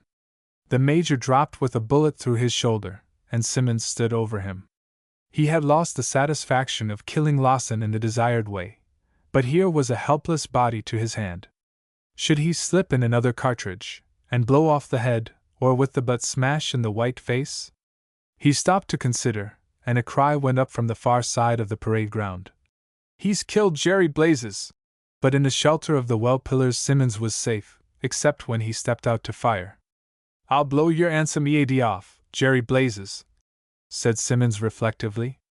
6 and 3 is 9 and 1 is 10, and that leaves me another 19, and 1 for myself. He tugged at the string of the second packet of ammunition. Corporal Slane crawled out of the shadow of a bank into the moonlight. "I see you," said Simmons. "Come a bit further on and I'll do for you." "I'm comin'," said Corporal Slane briefly. "You've done a bad day's work, Sim. Come out ere and come back with me." "Come to," laughed Simmons, sending a cartridge home with his thumb. "Not before I've settled you in Jerry Blazes." The corporal was lying at full length in the dust of the parade ground, a rifle under him. Some of the less cautious men in the distance shouted, "Shoot him! Shoot him, slain!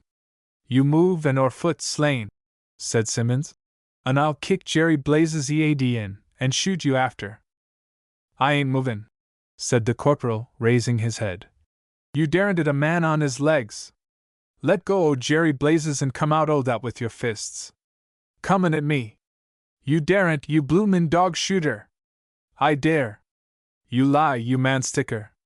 You sneakin', sheeny butcher, you lie. See there!" Slane kicked the rifle away, and stood up in the peril of his life. "Come on, now!" The temptation was more than Simmons could resist, for the corporal in his white clothes offered a perfect mark. "Don't misname me!" shouted Simmons, firing as he spoke. The shot missed, and the shooter, blind with rage, threw his rifle down and rushed at Slane from the protection of the well. Within striking distance, he kicked savagely at Slane's stomach, but the weedy corporal knew something of Simmons's weakness, and knew, too, the deadly guard for that kick. Bowing forward and drawing up his right leg till the heel of the right foot was set some 3 inches above the inside of the left kneecap, he met the blow standing on one leg, exactly as Gonds stand when they meditate, and ready for the fall that would follow. There was an oath, the corporal fell over to his own left as shinbone met shinbone, and the private collapsed, his right leg broken an inch above the ankle. "Pity you don't know that guard, Sim," said Slane, spitting out the dust as he rose. Then raising his voice, "Come and take him on. I've bruck his leg." This was not strictly true, for the private had accomplished his own downfall, since it is the special merit of that leg guard that the harder the kick the greater the kicker's discomfiture. Slane walked to Jerry Blazes and hung over him with ostentatious anxiety, while Simmons, weeping with pain, was carried away. "Hope you ain't hurt badly, sir," said Slane. The major had fainted, and there was an ugly, ragged hole through the top of his arm. Slane knelt down and murmured, "S up me, I believe he's dead. Well, if that ain't my blooming luck all over!" But the major was destined to lead his battery afield for many a long day with unshaken nerve.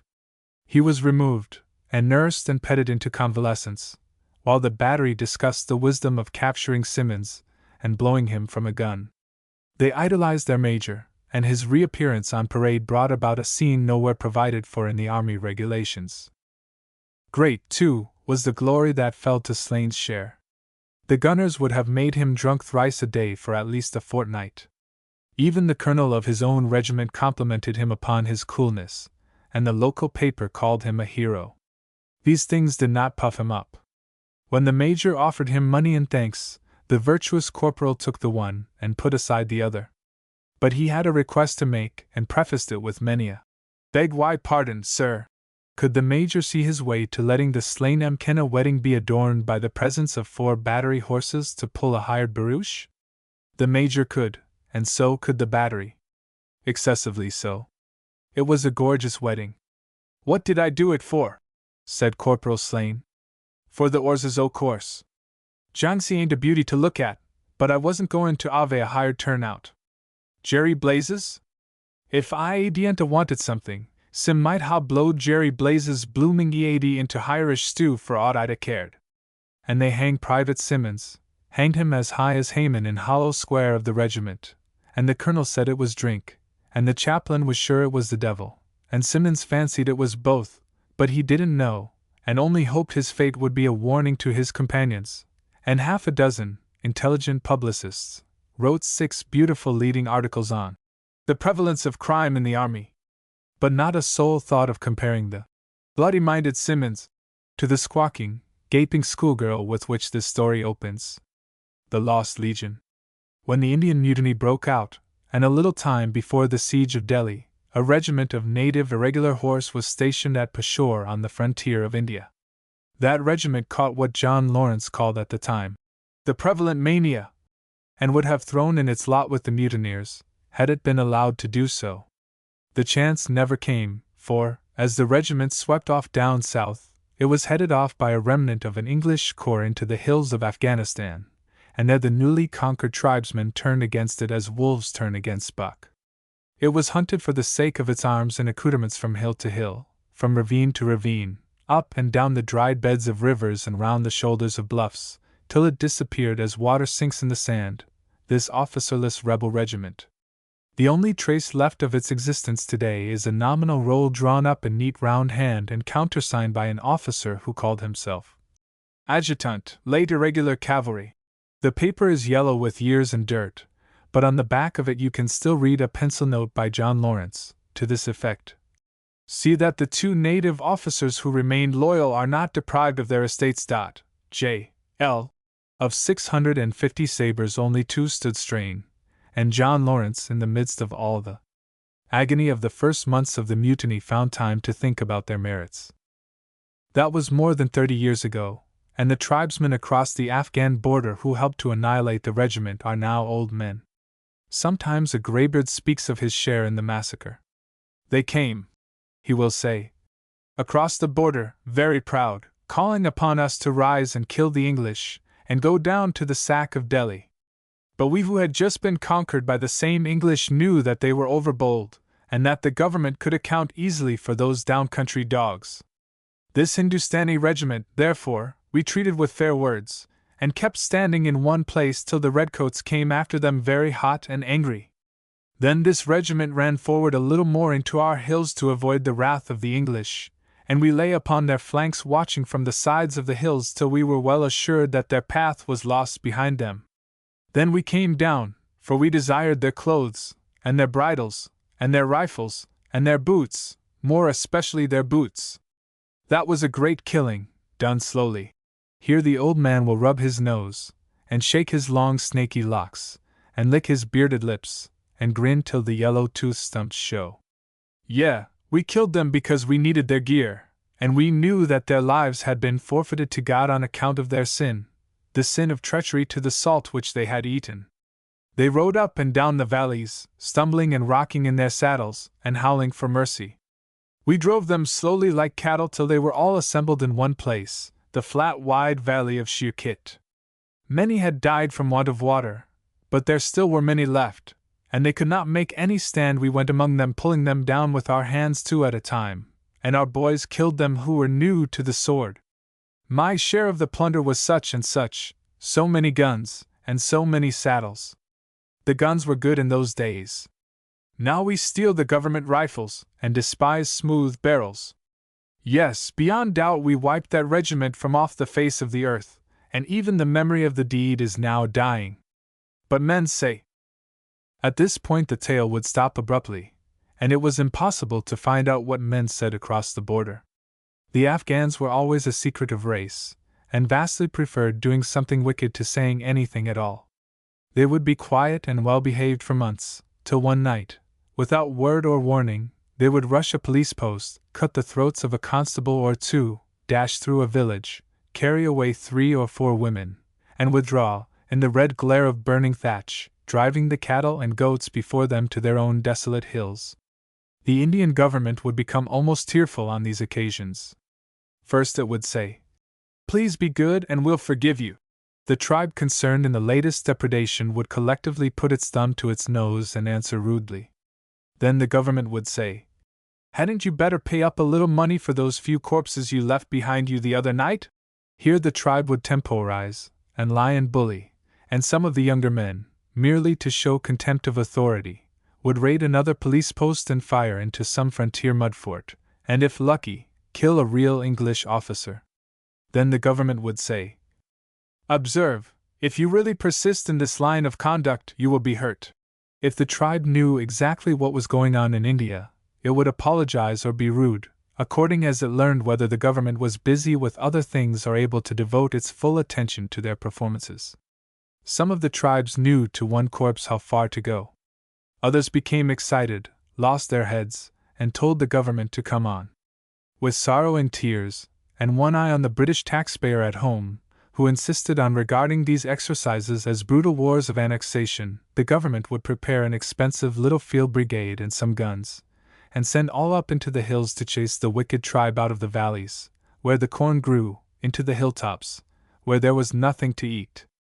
The tribe would turn out in full strength and enjoy the campaign, for they knew that their women would never be touched, that their wounded would be nursed, not mutilated, and that as soon as each man's bag of corn was spent they could surrender and palaver with the English general as though they had been a real enemy. Afterwards, years afterwards, they would pay the blood money, driblet by driblet, to the government, and tell their children how they had slain the redcoats by thousands. The only drawback to this kind of picnic war was the weakness of the redcoats, for solemnly blowing up with powder their fortified towers and keeps. This the tribes always considered mean. Chief among the leaders of the smaller tribes, the little clans who knew to a penny the expense of moving white troops against them, was a priest-bandit chief whom we will call the Gulla. His enthusiasm for border murder as an art was almost dignified. He would cut down a mail runner from pure wantonness, or bombard a mud fort with rifle fire when he knew that our men needed to sleep. In his leisure moments he would go on circuit among his neighbors, and try to incite other tribes to devilry. Also, he kept a kind of hotel for fellow outlaws in his own village, which lay in a valley called Bersund. Any respectable murderer on that section of the frontier was sure to lie up at Bersund, for it was reckoned an exceedingly safe place. The sole entry to it ran through a narrow gorge which could be converted into a death trap in 5 minutes. It was surrounded by high hills, reckoned inaccessible to all save born mountaineers, and here the Gulla lived in great state, the head of a colony of mud and stone huts, and in each mud hut hung some portion of a red uniform and the plunder of dead men. The government particularly wished for his capture, and once invited him formally to come out and be hanged on account of the many murders in which he had taken a direct part. He replied, "I am only 20 miles, as the crow flies, from your border. Come and fetch me." "Some day we will come," said the government, "and hanged you will be." The Gulla let the matter slip from his mind. He knew that the patience of the government was as long as a summer day, but he did not realize that its arm was as long as a winter night.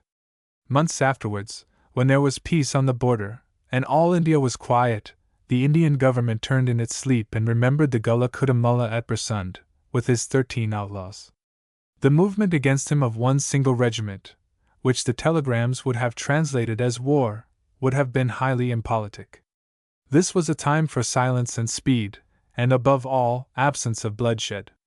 You must know that all along the northwest frontier of India there is spread a force of some 30,000 foot and horse, whose duty it is to quietly and unostentatiously shepherd the tribes in front of them.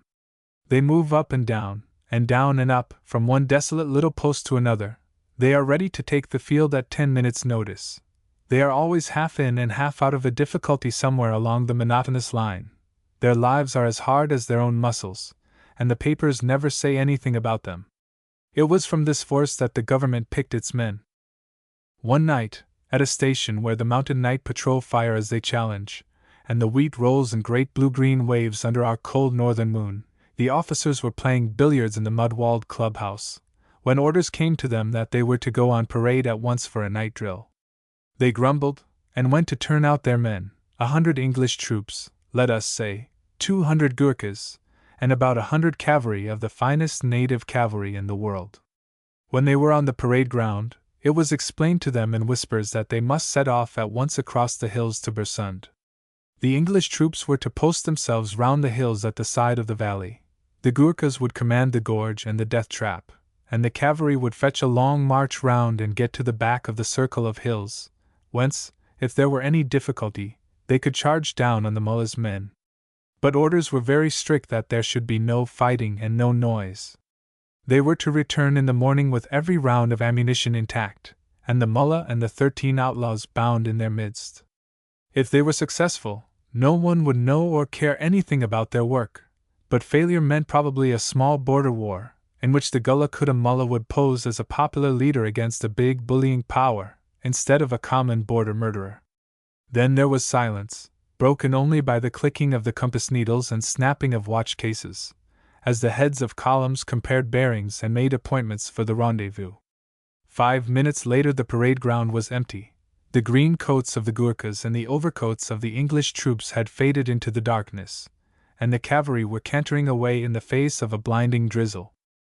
What the Gurkhas and the English did will be seen later on. The heavy work lay with the horses, for they had to go far and pick their way clear of habitations. Many of the troopers were natives of that part of the world, ready and anxious to fight against their kin, and some of the officers had made private and unofficial excursions into those hills before. They crossed the border, found a dried riverbed, cantered up that, walked through a stony gorge, risked crossing a low hill under cover of the darkness, skirted another hill, leaving their hoof marks deep in some plowed ground, felt their way along another watercourse, ran over the neck of a spur praying that no one would hear their horses grunting, and so worked on in the rain and the darkness till they had left Bersund and its crater of hills a little behind them, and to the left, and it was time to swing round. The ascent commanding the back of Bersund was steep, and they halted to draw breath in a broad level valley below the height. That is to say, the men reined up, but the horses, blown as they were, refused to halt. There was unchristian language, the worse for being delivered in a whisper, and you heard the saddles squeaking in the darkness as the horses plunged. The subaltern at the rear of one troop turned in his saddle and said very softly, "Carter, what the blessed heavens are you doing at the rear? Bring your men up, man." There was no answer, till a trooper replied, "Carter Sahib is forward, not here. There is nothing behind us." "There is," said the subaltern. "The squadron's walking on its own tail." Then the major in command moved down to the rear, swearing softly and asking for the blood of Lieutenant Halley, the subaltern who had just spoken. "Look after your rearguard," said the major. "Some of your infernal thieves have got lost. They're at the head of the squadron, and you're a several kinds of idiot." "Shall I tell off my men, sir?" said the subaltern sulkily, for he was feeling wet and cold. "Tell 'em off," said the major. "Whip 'em off, by gad! You're squandering them all over the place. There's a troop behind you now." "So I was thinking," said the subaltern calmly. "I have all my men here, sir." "Better speak to Carter. Carter Sahib sends salam and wants to know why the regiment is stopping," said a trooper to Lieutenant Halley. "Where under heaven is Carter?" said the major. "Forward with his troop," was the answer. "Are we walking in a ring, then, or are we the center of a blessed brigade?" said the major. By this time there was silence all along the column. The horses were still, but through the drive of the fine rain, men could hear the feet of many horses moving over stony ground. "We're being stalked," said Lieutenant Halley. "They've no horses here. Besides, they'd have fired before this," said the major. It's villagers' ponies. Then our horses would have neighed and spoilt the attack long ago. They must have been near us for half an hour," said the subaltern. "Queer that we can't smell the horses," said the major, damping his finger and rubbing it on his nose as he sniffed up wind. "Well, it's a bad start," said the subaltern, shaking the wet from his overcoat. "What shall we do, sir?" "Get on," said the major.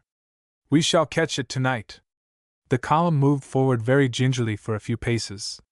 Then there was an oath, a shower of blue sparks as shod hooves crashed on small stones, and a man rolled over with a jangle of accoutrements that would have waked the dead. "Now we've gone and done it," said Lieutenant Halley.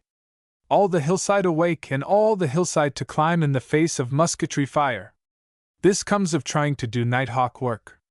The trembling trooper picked himself up and tried to explain that his horse had fallen over one of the little cairns that are built of loose stones on the spot where a man has been murdered. There was no need to give reasons.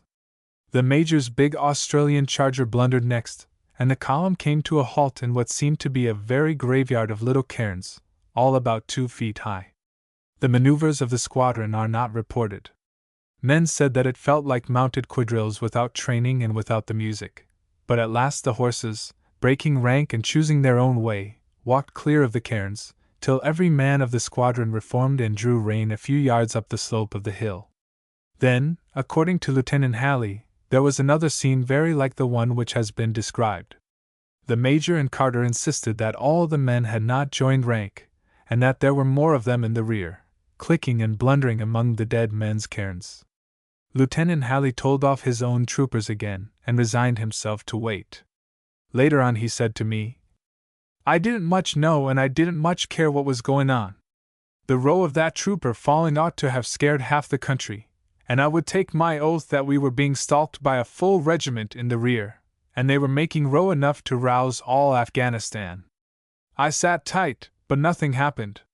The mysterious part of the night's work was the silence on the hillside. Everybody knew that the Gullah Kutta Mullah had his outpost huts on the reverse side of the hill, and everybody expected, by the time that the Major had sworn himself into quiet, that the watchman there would open fire. When nothing happened, they said that the gusts of the rain had deadened the sound of the horses, and thanked Providence. At last the Major satisfied himself, A, that he had left no one behind among the cairns, and B, that he was not being taken in the rear by a large and powerful body of cavalry. The men's tempers were thoroughly spoiled, the horses were lathered and unquiet, and one and all prayed for the daylight. They set themselves to climb up the hill, each man leading his mount carefully. Before they had covered the lower slopes or the breastplates had begun to tighten, a thunderstorm came up behind, rolling across the low hills and drowning any noise less than that of cannon. The first flash of the lightning showed the bare ribs of the ascent, the hill crest standing steely blue against the black sky, the little falling lines of the rain, and a few yards to their left flank, an Afghan watchtower, 2-storied, built of stone, and entered by a ladder from the upper story. The ladder was up, and a man with a rifle was leaning from the window. The darkness and the thunder rolled down in an instant, and when the lull followed, a voice from the watchtower cried, "Who goes there?" The cavalry were very quiet, but each man gripped his carbine and stood beside his horse. Again the voice called, "Who goes there?" and in a louder key, "Oh, brothers, give the alarm!" Now, every man in the cavalry would have died in his long boots sooner than have asked for quarter, but it is a fact that the answer to the second call was a long wail of, "Marv Caro! Marv Caro!" which means, "Have mercy! Have mercy!" It came from the climbing regiment. The cavalry stood dumbfounded, till the big troopers had time to whisper one to another, "Mir Khan, was that thy voice? Abdullah, didst thou call?" Lieutenant Halley stood beside his charger and waited. So long as no firing was going on, he was content. Another flash of lightning showed the horses with heaving flanks and nodding heads, the men, white-eyeballed, glaring beside them, and the stone watchtower to the left. This time there was no head at the window, and the rude iron-clamped shutter that could turn a rifle bullet was closed. "Go on, men," said the Major. "Get up to the top at any rate." The squadron toiled forward, the horses wagging their tails and the men pulling at the bridles, the stones rolling down the hillside and the sparks flying. Lieutenant Halley declares that he never heard a squadron make so much noise in his life. They scrambled up, he said, as though each horse had 8 legs and a spare horse to follow him. Even then there was no sound from the watchtower, and the men stopped exhausted on the ridge that overlooked the pit of darkness in which the village of Bersund lay. Girths were loosed, curb chains shifted, and saddles adjusted, and the men dropped down among the stones. Whatever might happen now, they held the upper ground of any attack. The thunder ceased, and with it the rain, and the soft thick darkness of a winter night before the dawn covered them all. Except for the sound of falling water among the ravines below, everything was still. They heard the shutter of the watchtower below them thrown back with a clang, and the voice of the watcher calling, "Oh, Hafizullah!" The echoes took up the call, "La la!" and an answer came from the watchtower hidden round the curve of the hill. "What is it, Shahbaz Khan?" Shahbaz Khan replied in the high-pitched voice of the mountaineer, "Hast thou seen?" The answer came back, "Yes. God deliver us from all evil spirits." There was a pause, and then, "Hafizullah, I am alone. Come to me." "Shahbaz Khan, I am alone also, but I dare not leave my post." "That is a lie, thou art afraid." A longer pause followed, and then, "I am afraid." "Be silent. They are below us still. Pray to God and sleep." The troopers listened and wondered, for they could not understand what save earth and stone could lie below the watchtowers. Shahbaz Khan began to call again. "They are below us. I can see them. For the pity of God, come over to me, Hafizullah. My father slew 10 of them. Come over." Hafizola answered in a very loud voice. Mine was guiltless. Hear, ye men of the night, neither my father nor my blood had any part in that sin. Bear thou thine own punishment, Shahbaz Khan. Oh, someone ought to stop those two chaps crowing away like cocks there, said the lieutenant, shivering under his rock. He had hardly turned round to expose a new side of him to the rain before a bearded, long-locked, evil-smelling Afghan rushed up the hill and tumbled into his arms. Halley sat upon him and thrust as much of a sword hilt as could be spared down the man's gullet. If you cry out, I kill you, he said cheerfully. The man was beyond any expression of terror. He lay and quaked, gasping. When Halley took the sword hilt from between his teeth, he was still inarticulate, but clung to Halley's arm, feeling it from elbow to wrist. The Risala! The dead Risala! He gasped. It is down there! No, the Risala, the very much alive Risala. It is up here, said Halley, unshipping his watering bridle and fastening the man's hands. Why were you in the towers so foolish as to let us pass? The valley is full of the dead, said the Afghan. It is better to fall into the hands of the English than the hands of the dead. They march to and fro below there. I saw them in the lightning. He recovered his composure after a little, and whispering, because Halley's pistol was at his stomach, said, What is this? There is no war between us now, and the mullah will kill me for not seeing you pass. Rest easy, said Halley. We are coming to kill the mullah, if God please. His teeth have grown too long. No harm will come to thee unless the daylight shows thee as a face which is desired by the gallows for crime done. But what of the dead regiment?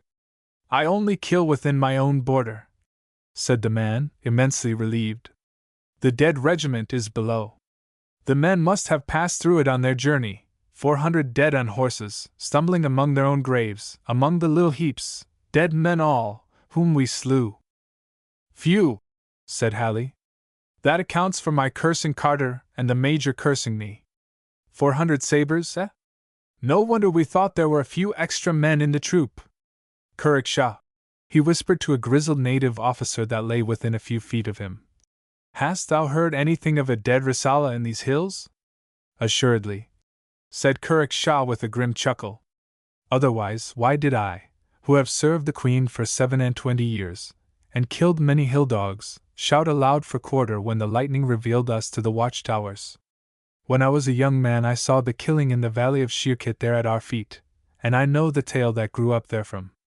But how can the ghosts of unbelievers prevail against us who are of the faith? Strap that dog's hands a little tighter, Sahib. An Afghan is like an eel. But a dead Risala, said Halley, jerking his captive's wrist. That is foolish talk, Kurik Shah. The dead are dead. Hold still, Sag. The Afghan wriggled. The dead are dead, and for that reason they walk at night. What need to talk? We be men, we have our eyes and ears. Thou canst both see and hear them down the hillside, said Kurik Shah composedly. Halley stared and listened long and intently. The valley was full of stifled noises, as every valley must be at night, but whether he saw or heard more than was natural Halley alone knows, and he does not choose to speak on the subject. At last, and just before the dawn, a green rocket shot up from the far side of the valley of Bersund, at the head of the gorge, to show that the Gurkhas were in position. A red light from the infantry at left and right answered it, and the cavalry burnt a white flare. Afghans in winter are late sleepers, and it was not till full day that the Gullah Kutta Mullah's men began to straggle from their huts, rubbing their eyes. They saw men in green, and red, and brown uniforms, leaning on their arms, neatly arranged all round the crater of the village of Bersund, in a cordon that not even a wolf could have broken. They rubbed their eyes the more when a pink-faced young man, who was not even in the army, but represented the political department, tripped down the hillside with 2 orderlies, rapped at the door of the Gullah Kutta Mullah's house, and told him quietly to step out and be tied up for safe transport. That same young man passed on through the huts, tapping here one catran and there another lightly with his cane, and as each was pointed out, so he was tied up, staring hopelessly at the crowned heights around where the English soldiers looked down with incurious eyes. Only the mullah tried to carry it off with curses and high words, till a soldier who was tying his hands said, "None o' your lip! Why didn't you come out when you was ordered, instead o' keeping us awake all night? You're no better than my own barrack sweeper, you white-eyed old polyanthus. Kim up!" Half an hour later the troops had gone away with the mullah and his 13 friends. The dazed villagers were looking ruefully at a pile of broken muskets and snapped swords, and wondering how in the world they had come so to miscalculate the forbearance of the Indian government. It was a very neat little affair, neatly carried out, and the men concerned were unofficially thanked for their services. Yet it seems to me that much credit is also due to another regiment whose name did not appear in brigade orders, and whose very existence is in danger of being forgotten. The drums of the fore and aft. In the army list they still stand as the Fore and Fit Princess Hohenzollern-Sigmaringen Spach as Merthyr Tydfilshire Own Royal Loyal Light Infantry, Regimental District 329A. But the army through all its barracks and canteens knows them now as the Fore and Aft. They may in time do something that shall make their new title honorable, but at present they are bitterly ashamed, and the man who calls them Fore and Aft does so at the risk of the head which is on his shoulders. 2 words breathed into the stables of a certain cavalry regiment will bring the men out into the streets with belts and mops and bad language, but a whisper of Fore and Aft will bring out this regiment with rifles. Their one excuse is that they came again and did their best to finish the job in style. But for a time all their world knows that they were openly beaten, whipped, dumbcowed, shaking and afraid. The men know it, their officers know it, the horse guards know it, and when the next war comes the enemy will know it also. There are 2 or 3 regiments of the line that have a black mark against their names which they will then wipe out, and it will be excessively inconvenient for the troops upon whom they do their wiping. The courage of the British soldier is officially supposed to be above proof, and, as a general rule, it is so. The exceptions are decently shoveled out of sight, only to be referred to in the freshest of unguarded talk that occasionally swamps a mess table at midnight. Then one hears strange and horrible stories of men not following their officers, of orders being given by those who had no right to give them, and of disgrace that, but for the standing luck of the British Army, might have ended in brilliant disaster. These are unpleasant stories to listen to, and the messes tell them under their breath, sitting by the big wood fires, and the young officer bows his head and thinks to himself, "Please God, his men shall never behave unhandily." The British soldier is not altogether to be blamed for occasional lapses, but this verdict he should not know. A moderately intelligent general will waste 6 months in mastering the craft of the particular war that he may be waging. A colonel may utterly misunderstand the capacity of his regiment for 3 months after it has taken the field, and even a company commander may err and be deceived as to the temper and temperament of his own handful. Wherefore the soldier, and the soldier of today more particularly, should not be blamed for falling back. He should be shot or hanged afterwards, to encourage the others, but he should not be vilified in newspapers, for that is want of tact and waste of space. He has, let us say, been in the service of the Empress for, perhaps, 4 years. He will leave in another 2 years. He has no inherited morals, and 4 years are not sufficient to drive toughness into his fiber, or to teach him how holy a thing is his regiment. He wants to drink, he wants to enjoy himself, in India he wants to save money, and he does not in the least like getting hurt. He has received just sufficient education to make him understand half the purport of the orders he receives, and to speculate on the nature of clean, incised, and shattering wounds. Thus, if he is told to deploy under fire preparatory to an attack, he knows that he runs a very great risk of being killed while he is deploying, and suspects that he is being thrown away to gain 10 minutes' time. He may either deploy with desperate swiftness, or he may shuffle, or bunch, or break, according to the discipline under which he has lain for 4 years. Armed with imperfect knowledge, cursed with the rudiments of an imagination, hampered by the intense selfishness of the lower classes, and unsupported by any regimental associations, this young man is suddenly introduced to an enemy who in Eastern lands is always ugly, generally tall and hairy, and frequently noisy. If he looks to the right and the left, and sees old soldiers, men of 12 years' service, who, he knows, know what they are about, taking a charge, rush, or demonstration without embarrassment, he is consoled and applies his shoulder to the butt of his rifle with a stout heart. His peace is the greater if he hears a senior, who has taught him his soldiering and broken his head on occasion, whispering, "They'll shout and carry on like this for 5 minutes. Then they'll rush in, and then we've got 'em by the short hairs." But, on the other hand, if he sees only men of his own term of service, turning white and playing with their triggers and saying, "What the hell's up now?" while the company commanders are sweating into their sword hilts and shouting, "Front rank, fix bayonets. Steady there, steady! Sight for 300, no, for 5. Lie down, all! Steady! Front rank kneel!" and so forth, he becomes unhappy, and grows acutely miserable when he hears a comrade turn over with the rattle of fire irons falling into the fender, and the grunt of a poleaxed ox. If he can be moved about a little and allowed to watch the effect of his own fire on the enemy, he feels merrier, and may be then worked up to the blind passion of fighting, which is, contrary to general belief, controlled by a chilly devil and shakes men like ague. If he is not moved about, and begins to feel cold at the pit of the stomach, and in that crisis is badly mauled and hears orders that were never given, he will break, and he will break badly. And of all things under the light of the sun there is nothing more terrible than a broken British regiment. When the worst comes to the worst and the panic is really epidemic, the men must be e'en let go, and the company commanders had better escape to the enemy and stay there for safety's sake. If they can be made to come again, they are not pleasant men to meet, because they will not break twice. About 30 years from this date, when we have succeeded in half-educating everything that wears trousers, our army will be a beautifully unreliable machine. It will know too much, and it will do too little. Later still, when all men are at the mental level of the officer of today, it will sweep the earth.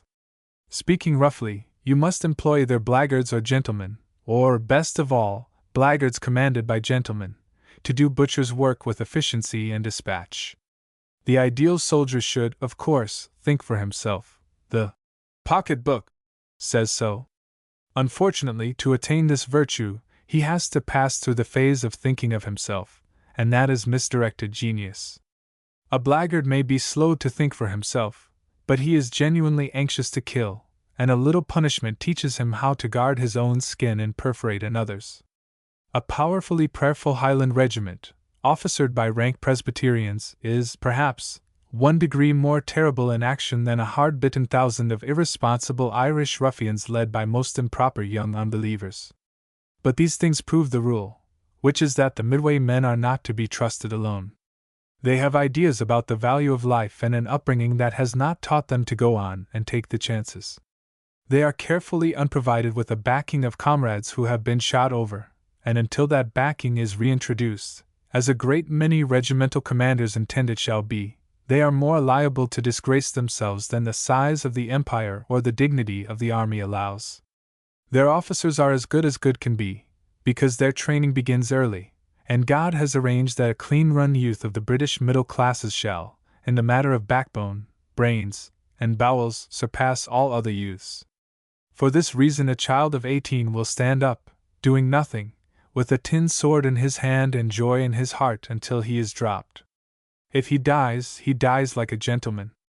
If he lives, he writes home that he has been potted, sniped, chipped, or cut over, and sits down to besiege government for a wound gratuity until the next little war breaks out, when he perjures himself before a medical board, blarneys his colonel, burns incense round his adjutant, and is allowed to go to the front once more. Which homily brings me directly to a brace of the most finished little fiends that ever banged drum or tootled fife in the band of a British regiment. They ended their sinful career by open and flagrant mutiny, and were shot for it. Their names were Jakin and Lou, Piggy Lou, and they were bold, bad drummer boys, both of them frequently birchied by the drum major of the fore and aft. Jakin was a stunted child of 14, and Lou was about the same age. When not looked after, they smoked and drank. They swore habitually after the manner of the barrack room, which is cold swearing and comes from between clenched teeth, and they fought religiously once a week. Jakin had sprung from some London gutter, and may or may not have passed through Dr. Barnardo's hands ere he arrived at the dignity of drummer boy. Lou could remember nothing except the regiment and the delight of listening to the band from his earliest years.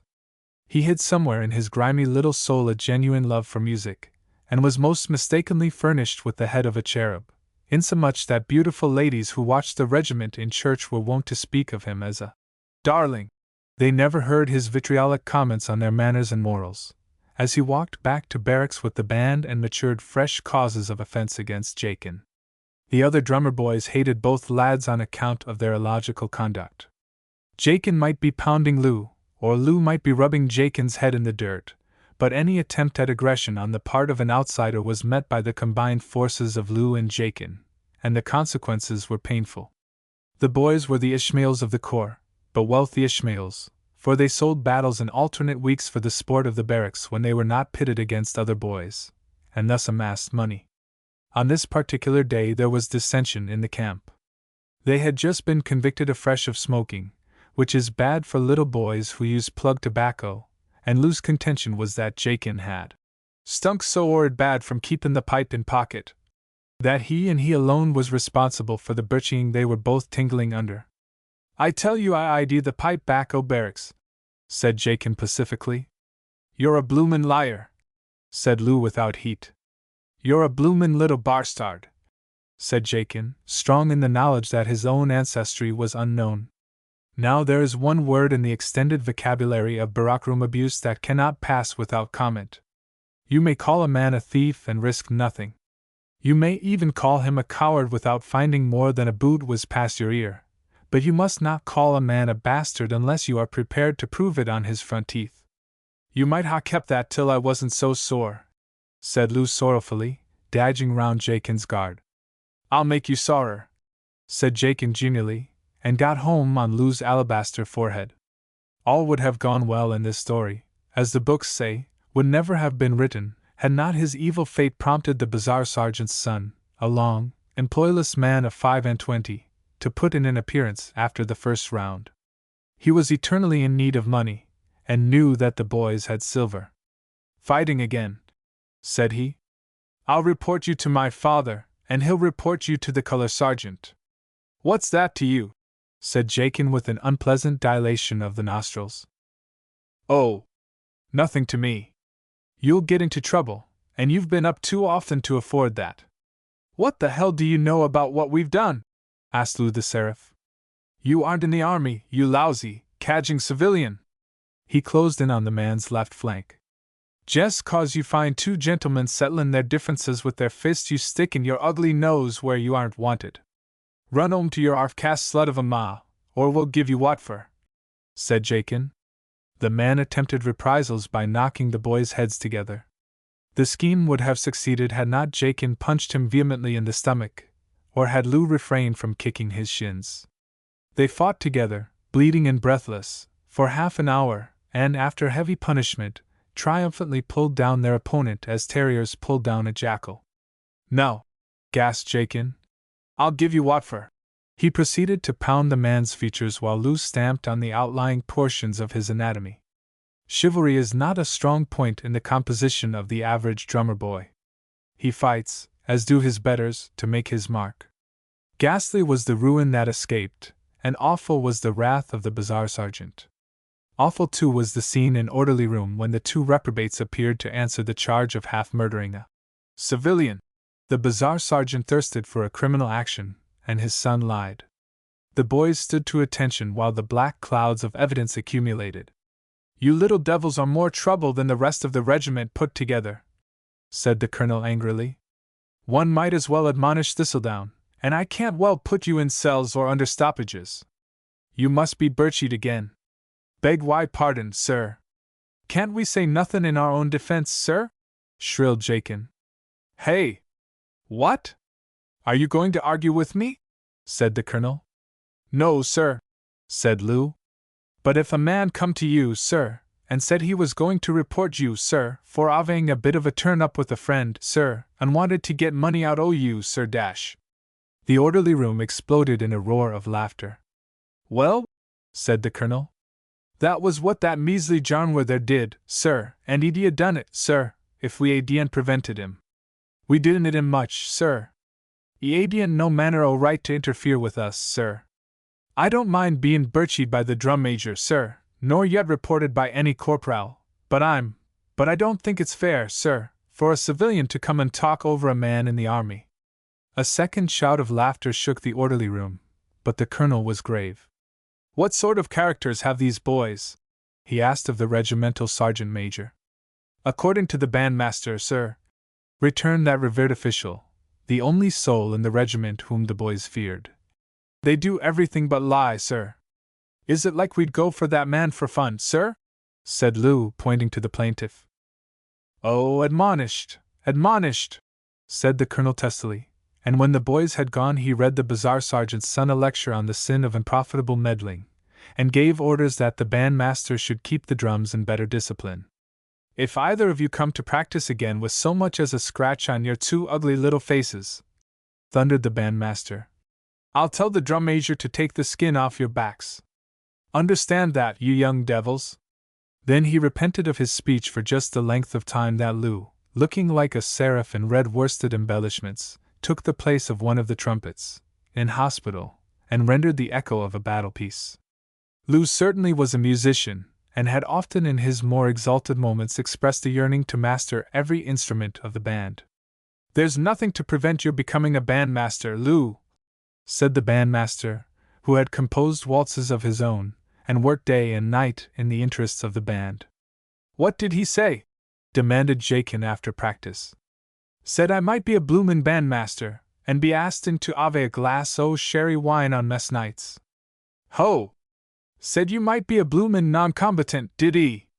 That's just about what he would say. When I've put in my boy's service it's a bloomin' shame that doesn't count for pension, I'll take on as a privet. Then I'll be a lance in a year, knowin' what I know about the ins and outs o' things. In 3 years I'll be a bloomin' sergeant. I won't marry then, not I. I'll hold on and learn the orf'cer's ways and apply for exchange into a regiment that doesn't know all about me. Then I'll be a bloomin' orf'cer. Then I'll ask you to ave a glass o' sherry wine, Mr. Lou, and you'll bloomin' well ave to stay in the hanty-room while the mess sergeant brings it to your dirty ends. I s'pose I'm going to be a bandmaster? Not I quite. I'll be a orf'cer too. There's nothin' like talking to a thing and sticking to it, the schoolmaster says. The regiment don't go 'ome for another 7 years. I'll be a lance then or near to. Thus the boys discussed their futures, and conducted themselves piously for a week. That is to say, Lou started a flirtation with the color sergeant's daughter, aged 13. Not, as he explained to Jakin, with any intention o' matrimony, but by way o' keepin' my an in. And the black-haired Chris Delegan enjoyed that flirtation more than previous ones, and the other drummer boys raged furiously together, and Jakin preached sermons on the dangers of being tangled along o' petticoats. But neither love nor virtue would have held Lou long in the paths of propriety had not the rumor gone abroad that the regiment was to be sent on active service, to take part in a war which, for the sake of brevity, we will call the War of the Lost Tribes. The barracks had the rumor almost before the mess room, and of all the 900 men in barracks, not 10 had seen a shot fired in anger. The colonel had, 20 years ago, assisted at a frontier expedition. One of the majors had seen service at the Cape. A confirmed deserter in E Company had helped to clear streets in Ireland. But that was all. The regiment had been put by for many years. The overwhelming mass of its rank and file had from 3 to 4 years' service. The non-commissioned officers were under 30 years old, and men and sergeants alike had forgotten to speak of the stories written in brief upon the colors. The new colors that had been formally blessed by an archbishop in England ere the regiment came away. They wanted to go to the front. They were enthusiastically anxious to go, but they had no knowledge of what war meant, and there was none to tell them. They were an educated regiment, the percentage of school certificates in their ranks was high, and most of the men could do more than read and write. They had been recruited in loyal observance of the territorial idea, but they themselves had no notion of that idea. They were made up of drafts from an overpopulated manufacturing district. The system had put flesh and muscle upon their small bones, but it could not put heart into the sons of those who for generations had done overmuch work for over scanty pay, had sweated in drying rooms, stooped over looms, coughed among white lead, and shivered on lime barges. The men had found food and rest in the army, and now they were going to fight niggers, people who ran away if you shook a stick at them. Wherefore they cheered lustily when the rumor ran, and the shrewd, clerkly non-commissioned officers speculated on the chances of bada and of saving their pay. At headquarters men said, "The fore and fit have never been under fire within the last generation. Let us, therefore, break them in easily by setting them to guard lines of communication." And this would have been done but for the fact that British regiments were wanted, badly wanted, at the front, and there were doubtful native regiments that could fill the minor duties. "Brigade 'em with 2 strong regiments," said headquarters. "They may be knocked about a bit, but they'll learn their business before they come through. Nothing like a night alarm and a little cutting up of stragglers to make a regiment smart in the field. Wait till they've had half a dozen sentries' throats cut." The colonel wrote with delight that the temper of his men was excellent, that the regiment was all that could be wished, and as sound as a bell. The majors smiled with a sober joy, and the subalterns waltzed in pairs down the mess room after dinner, and nearly shot themselves at revolver practice. But there was consternation in the hearts of Jakin and Lou. What was to be done with the drums? Would the band go to the front? How many of the drums would accompany the regiment? They took counsel together, sitting in a tree and smoking. "It's more than a bloomin' toss-up they'll leave us be'ind at the depot with the women." "You'll like that," said Jakin sarcastically. "'Cause oh Chris, why mean? What's a woman, or a ole bloomin' depot o' women, 'longside o' the chance to field service? You know I'm as keen on goin' as you," said Lou. "Wish I was a bloomin' bugler," said Jakin sadly. "They'll take Tom Kidd along, that I can plaster a wall with. Unlike as not they won't take us." "Then let's go and make Tom Kidd so bloomin' sick 'e can't bugle no more. You old as ands and I'll kick him," said Lou, wriggling on the branch. "That ain't no good neither. We ain't the sort o' characters to presume on our reputations, they're bad. If they have the band at the depot we don't go, and no error there. If they take the band we may get cast for medical unfitness." "Are you medical fit, Piggy?" said Jakin, digging Lou in the ribs with force. "Yes," said Lou with an oath. "The doctor says you're erts weak through smokin' on an empty stomach. Throw a chest and I'll try yer." Jakin threw out his chest, which Lou smote with all his might. Jakin turned very pale, gasped, crowed, screwed up his eyes, and said, "That's all right." "You'll do," said Lou. "I've heard o' men dying when you hit 'em fair on the breastbone. Don't bring us no nearer goin', though," said Jakin. "Do you know where we're ordered?" "God knows, and you won't split on a pal. Somewhere's up to the front to kill Pathans, hairy big beggars that turn you inside out if they get old o' you. They say their women are good-looking, too." "Any loot?" asked the abandoned Jakin. "Not a bloomin' anna, they say, unless you dig up the ground and see what the niggers id. They're a poor lot." Jakin stood upright on the branch and gazed across the plain. "Lou," said he, "there's the colonel coming. Colonel's a good old beggar.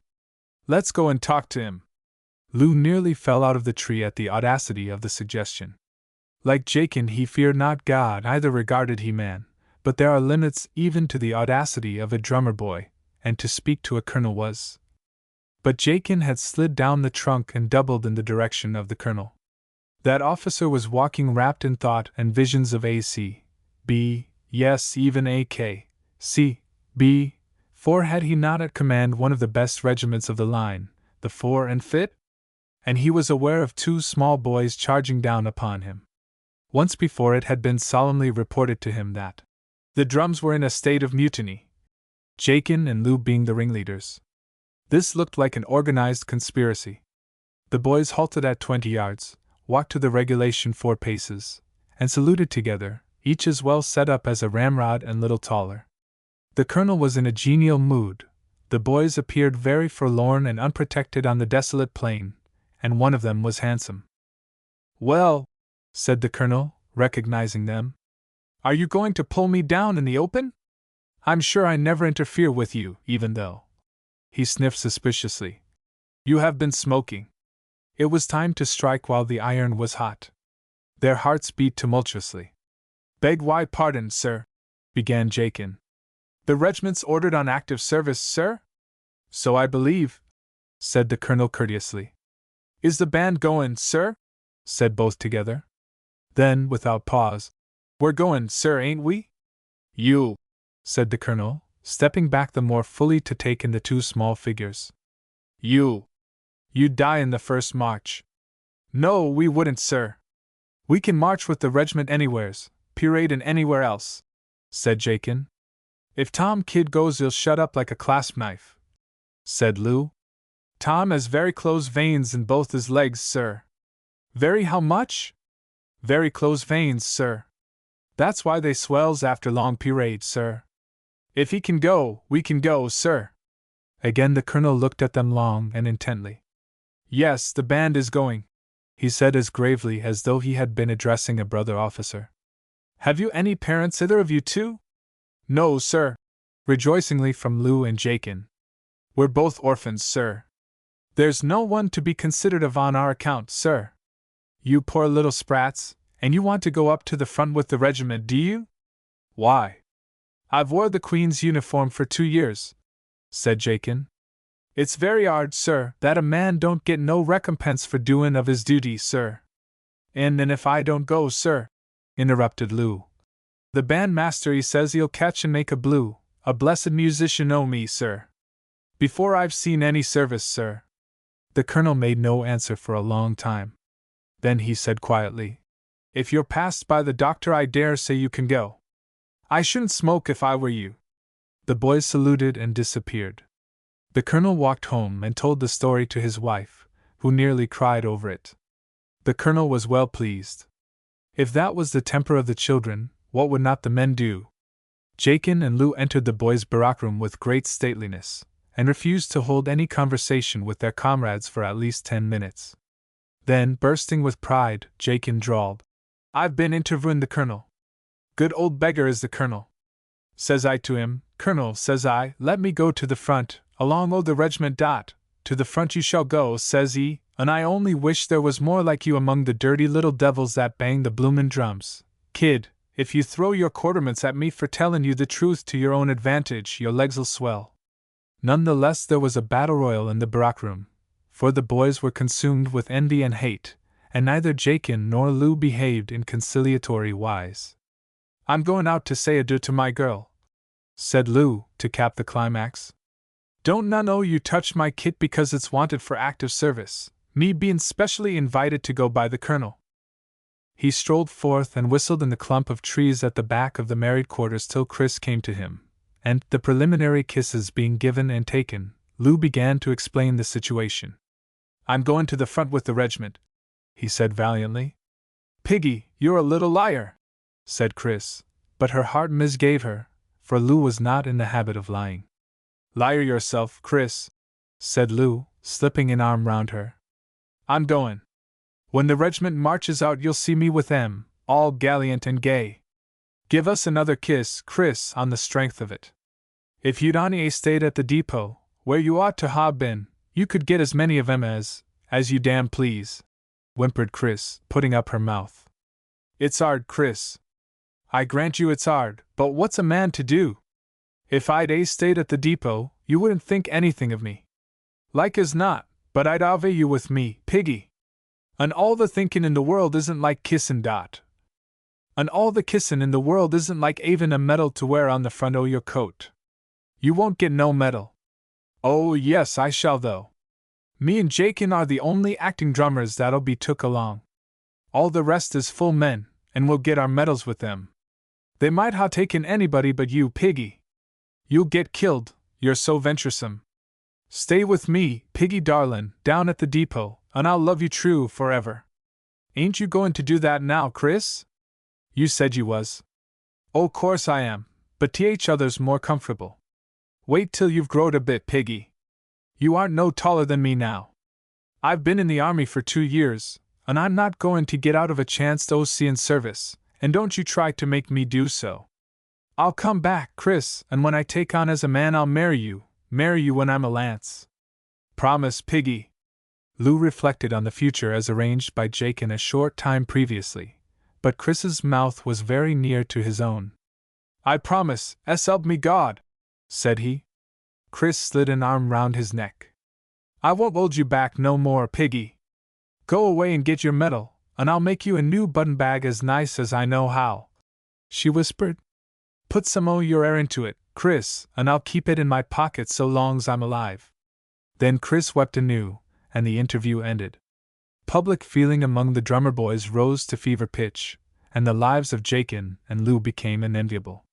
Not only had they been permitted to enlist 2 years before the regulation boy's age, 14, but by virtue, it seemed, of their extreme youth, they were allowed to go to the front, which thing had not happened to acting drummers within the knowledge of boy. The band which was to accompany the regiment had been cut down to the regulation 20 men, the surplus returning to the ranks.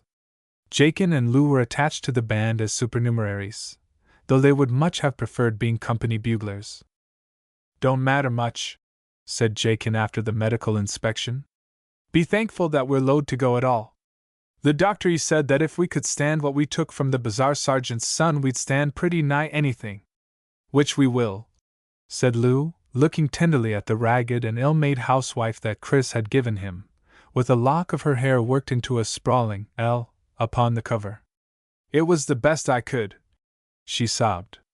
I wouldn't let mother nor the sergeant's tailor help me. Keep it always, piggy, and remember I love you true. They marched to the railway station, 960 strong, and every soul in cantonments turned out to see them go. The drummers gnashed their teeth at Jakin and Lou marching with the band, the married women wept upon the platform, and the regiment cheered its noble self black in the face.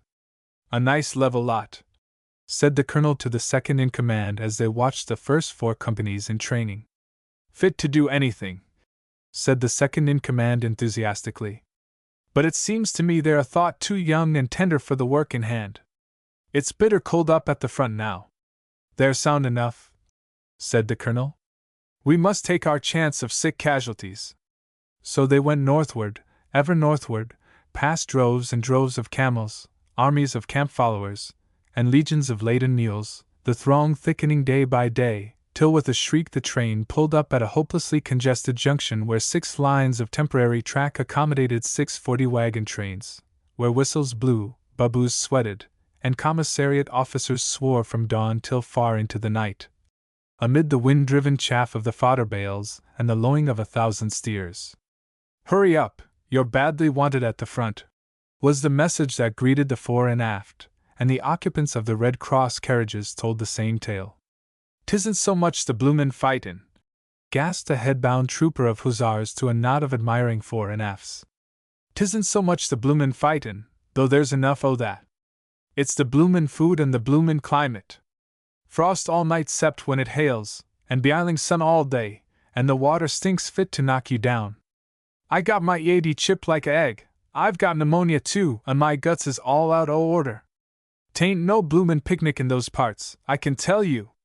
"What are the niggers like?" demanded a private. "There's some prisoners in that train yonder. Go and look at 'em. They're the aristocracy o' the country. The common folk are a dash sight uglier. If you want to know what they fight with, reach under my seat and pull out the long knife that's there." They dragged out and beheld for the first time the grim, bone-handled, triangular Afghan knife. It was almost as long as Lou. "That's the thing to jink ye," said the trooper feebly. "It can take off a man's arm at the shoulder as easy as slicing butter. I have the beggar that used that on, but there's more of his likes up above. They don't understand thrustin', but they're devils to slice." The men strolled across the tracks to inspect the Afghan prisoners. They were unlike any niggers that the fore and aft had ever met, these huge, black-haired, scowling sons of the Beni Israel. As the men stared, the Afghans spat freely and muttered one to another with lowered eyes. "My eyes! What awful swine!" said Jakin, who was in the rear of the procession. "Say, old man, how you got puck-road, eh? Kiswasti you wasn't hanged for your ugly face, hey?" The tallest of the company turned, his leg-irons clanking at the movement, and stared at the boy. "See!" he cried to his fellows in Pashto. "They send children against us. What a people, and what fools!" "Hiya!" said Jakin, nodding his head cheerily. You go down country. Canna get, Pinakapani get, live like a bloomin' Roger Camarthick. That's a better bandobus than Bainit get it in your innards. Goodbye, old man. Take care o' your beautiful figure 80, and try to look cushy. The men laughed and fell in for their first march, when they began to realize that a soldier's life is not all beer and skittles. They were much impressed with the size and bestial ferocity of the niggers whom they had now learned to call Pathans, and more with the exceeding discomfort of their own surroundings. 20 old soldiers in the corps would have taught them how to make themselves moderately snug at night, but they had no old soldiers, and, as the troops on the line of march said, they lived like pigs. They learned the heartbreaking cussedness of camp kitchens and camels and the depravity of an E.P. tent and a witherung meal. They studied animalculae in water, and developed a few cases of dysentery in their study. At the end of their third march they were disagreeably surprised by the arrival in their camp of a hammered iron slug which, fired from a steady rest at 700 yards, flicked out the brains of a private seated by the fire. This robbed them of their peace for a night, and was the beginning of a long-range fire carefully calculated to that end. In the daytime they saw nothing except an unpleasant puff of smoke from a crag above the line of march. At night there were distant spurts of flame and occasional casualties, which set the whole camp blazing into the gloom and, occasionally, into opposite tents. Then they swore vehemently and vowed that this was magnificent but not war. Indeed it was not. The regiment could not halt for reprisals against the sharpshooters of the countryside. Its duty was to go forward and make connection with the Scotch and Gurkha troops with which it was brigaded. The Afghans knew this, and knew too, after their first tentative shots, that they were dealing with a raw regiment. Thereafter they devoted themselves to the task of keeping the fore and aft on the strain. Not for anything would they have taken equal liberties with the seasoned corps, with the wicked little Gurkhas, whose delight it was to lie out in the open on a dark night and stalk their stalkers, with the terrible big men dressed in women's clothes, who could be heard praying to their God in the night watches, and whose peace of mind no amount of sniping could shake, or with those vile Sikhs, who marched so ostentatiously unprepared and who dealt out such grim reward to those who tried to profit by that unpreparedness. This white regiment was different, quite different. It slept like a hog, and like a hog charged in every direction when it was roused. Its sentries walked with a footfall that could be heard for a quarter of a mile, would fire at anything that moved, even a driven donkey, and when they had once fired, could be scientifically rushed, and laid out a horror and an offense against the morning Sunday. Then there were camp followers who straggled and could be cut up without fear. Their shrieks would disturb the white boys, and the loss of their services would inconvenience them sorely. Thus, at every march, the hidden enemy became bolder, and the regiment writhed and twisted under attacks it could not avenge. The crowning triumph was a sudden night rush ending in the cutting of many tent ropes, the collapse of the sodden canvas, and a glorious knifing of the men who struggled and kicked below. It was a great deed, neatly carried out, and it shook the already shaken nerves of the fore and aft. All the courage that they had been required to exercise up to this point was the 2 o'clock in the morning courage, and so far they had only succeeded in shooting their comrades and losing their sleep. Sullen, discontented, cold, savage, sick, with their uniforms dulled and unclean, the fore and aft joined their brigade. "I hear you had a tough time of it coming up," said the brigadier. But when he saw the hospital sheets his face fell. "This is bad," said he to himself. "They're as rotten as sheep." And aloud to the colonel, "I'm afraid we can't spare you just yet. We want all we have, else I should have given you 10 days to recover in." The colonel winced. "On my honor, sir," he returned, "there is not the least necessity to think of sparing us. My men have been rather mauled and upset without a fair return. They only want to go in somewhere where they can see what's before them. Can't say I think much of the foreign fit," said the brigadier in confidence to his brigade major. "They've lost all their soldiering, and, by the trim of them, might have marched through the country from the other side. A more faggied out set of men I never put eyes on. Oh, they'll improve as the work goes on. The parade gloss has been rubbed off a little, but they'll put on field polish before long," said the brigade major. "They've been mauled, and they don't quite understand it. They did not. All the hitting was on one side, and it was cruelly hard hitting with accessories that made them sick. There was also the real sickness that laid hold of a strong man and dragged him howling to the grave. Worst of all, their officers knew just as little of the country as the men themselves, and looked as if they did. The fore and aft were in a thoroughly unsatisfactory condition, but they believed that all would be well if they could once get a fair go-in at the enemy. Potshots up and down the valleys were unsatisfactory, and the bayonet never seemed to get a chance. Perhaps it was as well, for a long-limbed Afghan with a knife had a reach of 8 feet, and could carry a way-lead that would disable 3 Englishmen. The fore and aft would like some rifle practice at the enemy, all 700 rifles blazing together. That wish showed the mood of the men. The Gurkhas walked into their camp, and in broken, barak-room English strove to fraternize with them, offered them pipes of tobacco, and stood them treat at the canteen. But the fore and aft, not knowing much of the nature of the Gurkhas, treated them as they would treat any other niggers, and the little men in green trotted back to their firm friends the Highlanders, and with many grins confided to them, "That damn white regiment no damn use. Sulky, ugh! Dirty, ugh! Hiya, any tot for Johnny?"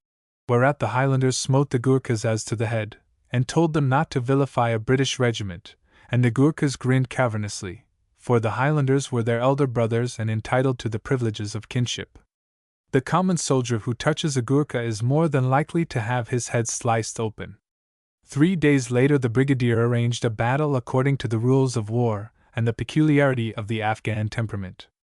The enemy were massing in inconvenient strength among the hills, and the moving of many green standards warned him that the tribes were up in aid of the Afghan regular troops. A squadron and a half of Bengal lancers represented the available cavalry, and 2 screw guns, borrowed from a column 30 miles away, the artillery at the general's disposal. "If they stand, as I've a very strong notion that they will, I fancy we shall see an infantry fight that will be worth watching," said the brigadier. "We'll do it in style. Each regiment shall be played into action by its band, and we'll hold the cavalry in reserve." "For all the reserve?" somebody asked. "For all the reserve, because we're going to crumple them up," said the brigadier, who was an extraordinary brigadier, and did not believe in the value of a reserve when dealing with Asiatics. Indeed, when you come to think of it, had the British Army consistently waited for reserves in all its little affairs, the boundaries of our empire would have stopped at Brighton Beach. The battle was to be a glorious battle. The 3 regiments debouching from 3 separate gorges, after duly crowning the heights above, were to converge from the center, left, and right upon what we will call the Afghan army, then stationed towards the lower extremity of a flat-bottomed valley. Thus it will be seen that 3 sides of the valley practically belonged to the English, while the 4th was strictly Afghan property. In the event of defeat the Afghans had the rocky hills to fly to, where the fire from the guerrilla tribes in aid would cover their retreat. In the event of victory these same tribes would rush down and lend their weight to the rout of the British. The screw guns were to shell the head of each Afghan rush that was made in close formation, and the cavalry, held in reserve in the right valley, were to gently stimulate the break-up which would follow on the combined attack. The brigadier, sitting upon a rock overlooking the valley, would watch the battle unroll at his feet. The fore and aft would debouch from the central gorge, the Gurkhas from the left, and the Highlanders from the right, for the reason that the left flank of the enemy seemed as though it required the most hammering. It was not every day that an Afghan force would take ground in the open, and the brigadier was resolved to make the most of it. "If we only had a few more men," he said plaintively, "we could surround the creatures and crumple 'em up thoroughly. As it is, I'm afraid we can only cut them up as they run. It's a great pity." The fore and aft had enjoyed unbroken peace for 5 days, and were beginning, in spite of dysentery, to recover their nerve. But they were not happy, for they did not know the work in hand, and had they known, would not have known how to do it. Throughout those 5 days in which old soldiers might have taught them the craft of the game, they discussed together their misadventures in the past, how such an one was alive at dawn and dead ere the dusk, and with what shrieks and struggles such another had given up his soul under the Afghan knife. Death was a new and horrible thing to the sons of mechanics who were used to die decently of zymotic disease, and their careful conservation in barracks had done nothing to make them look upon it with less dread. Very early in the dawn the bugles began to blow, and the fore and aft, filled with a misguided enthusiasm, turned out without waiting for a cup of coffee and a biscuit, and were rewarded by being kept under arms in the cold while the other regiments leisurely prepared for the fray. All the world knows that it is ill taking the breeks off a Highlander. It is much iller to try to make him stir unless he is convinced of the necessity for haste. 5:07 The fore and aft waited, leaning upon their rifles and listening to the protests of their empty stomachs. The colonel did his best to remedy the default of lining as soon as it was borne in upon him that the affair would not begin at once, and so well did he succeed that the coffee was just ready when the men moved off, their band leading. Even then there had been a mistake in time, and the fore and aft came out into the valley 10 minutes before the proper hour. Their band wheeled to the right after reaching the open, and retired behind a little rocky knoll still playing while the regiment went past. It was not a pleasant sight that opened on the uninstructed view, for the lower end of the valley appeared to be filled by an army in position, real and actual regiments attired in red coats, and, of this there was no doubt, firing Martini Henry bullets which cut up the ground 100 yards in front of the leading company. Over that pockmarked ground the regiment had to pass, and it opened the ball with a general and profound courtesy to the piping pickets, ducking in perfect time, as though it had been brazed on a rod. Being half capable of thinking for itself, it fired a volley by the simple process of pitching its rifle into its shoulder and pulling the trigger. The bullets may have accounted for some of the watchers on the hillside, but they certainly did not affect the mass of enemy in front, while the noise of the rifles drowned any orders that might have been given. "Good God!" said the brigadier, sitting on the rock high above all. "That regiment has spoilt the whole show. Hurry up the others, and let the screw guns get off."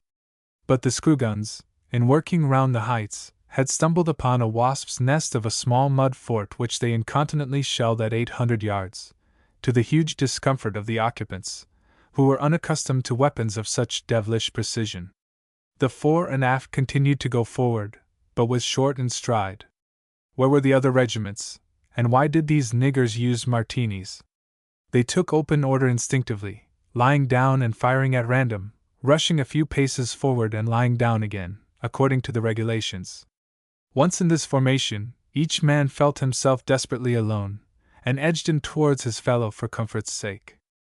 Then the crack of his neighbor's rifle at his ear led him to fire as rapidly as he could, again for the sake of the comfort of the noise. The reward was not long delayed. 5 volleys plunged the files and banked smoke impenetrable to the eye, and the bullets began to take ground 20 or 30 yards in front of the firers, as the weight of the bayonet dragged down, and to the right arms wearied with holding the kick of the leaping Martini. The company commanders peered helplessly through the smoke, the more nervous mechanically trying to fan it away with their helmets. "High and to the left!"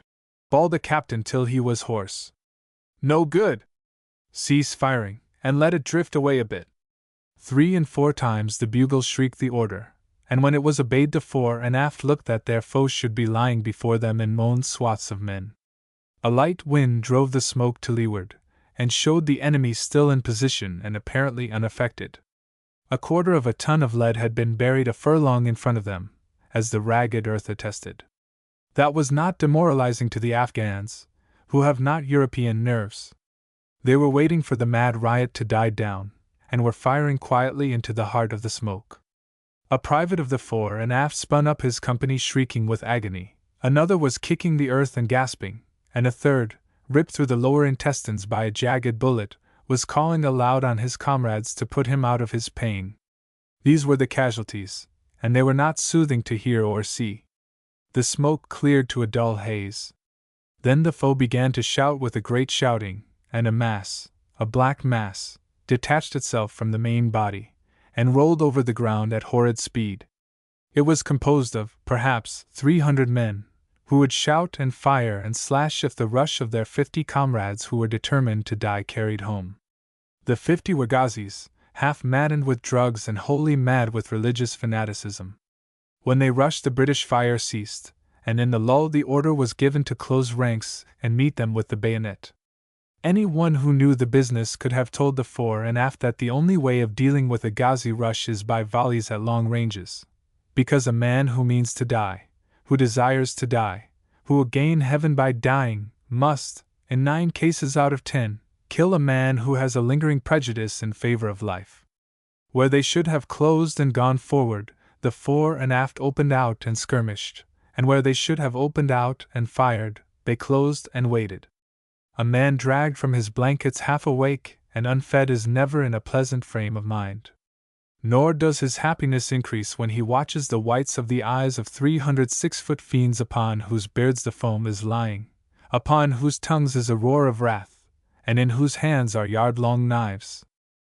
The fore and aft heard the Gurkha bugles bringing that regiment forward at the double, while the neighing of the Highland pipes came from the left. They strove to stay where they were, though the bayonets wavered down the line like the oars of a ragged boat. Then they felt body to body the amazing physical strength of their foes. A shriek of pain ended the rush, and the knives fell amid scenes not to be told. The men clubbed together and smote blindly, as often as not at their own fellows. Their front crumpled like paper, and the 50 Ghazis passed on, their backers, now drunk with success, fighting as madly as they.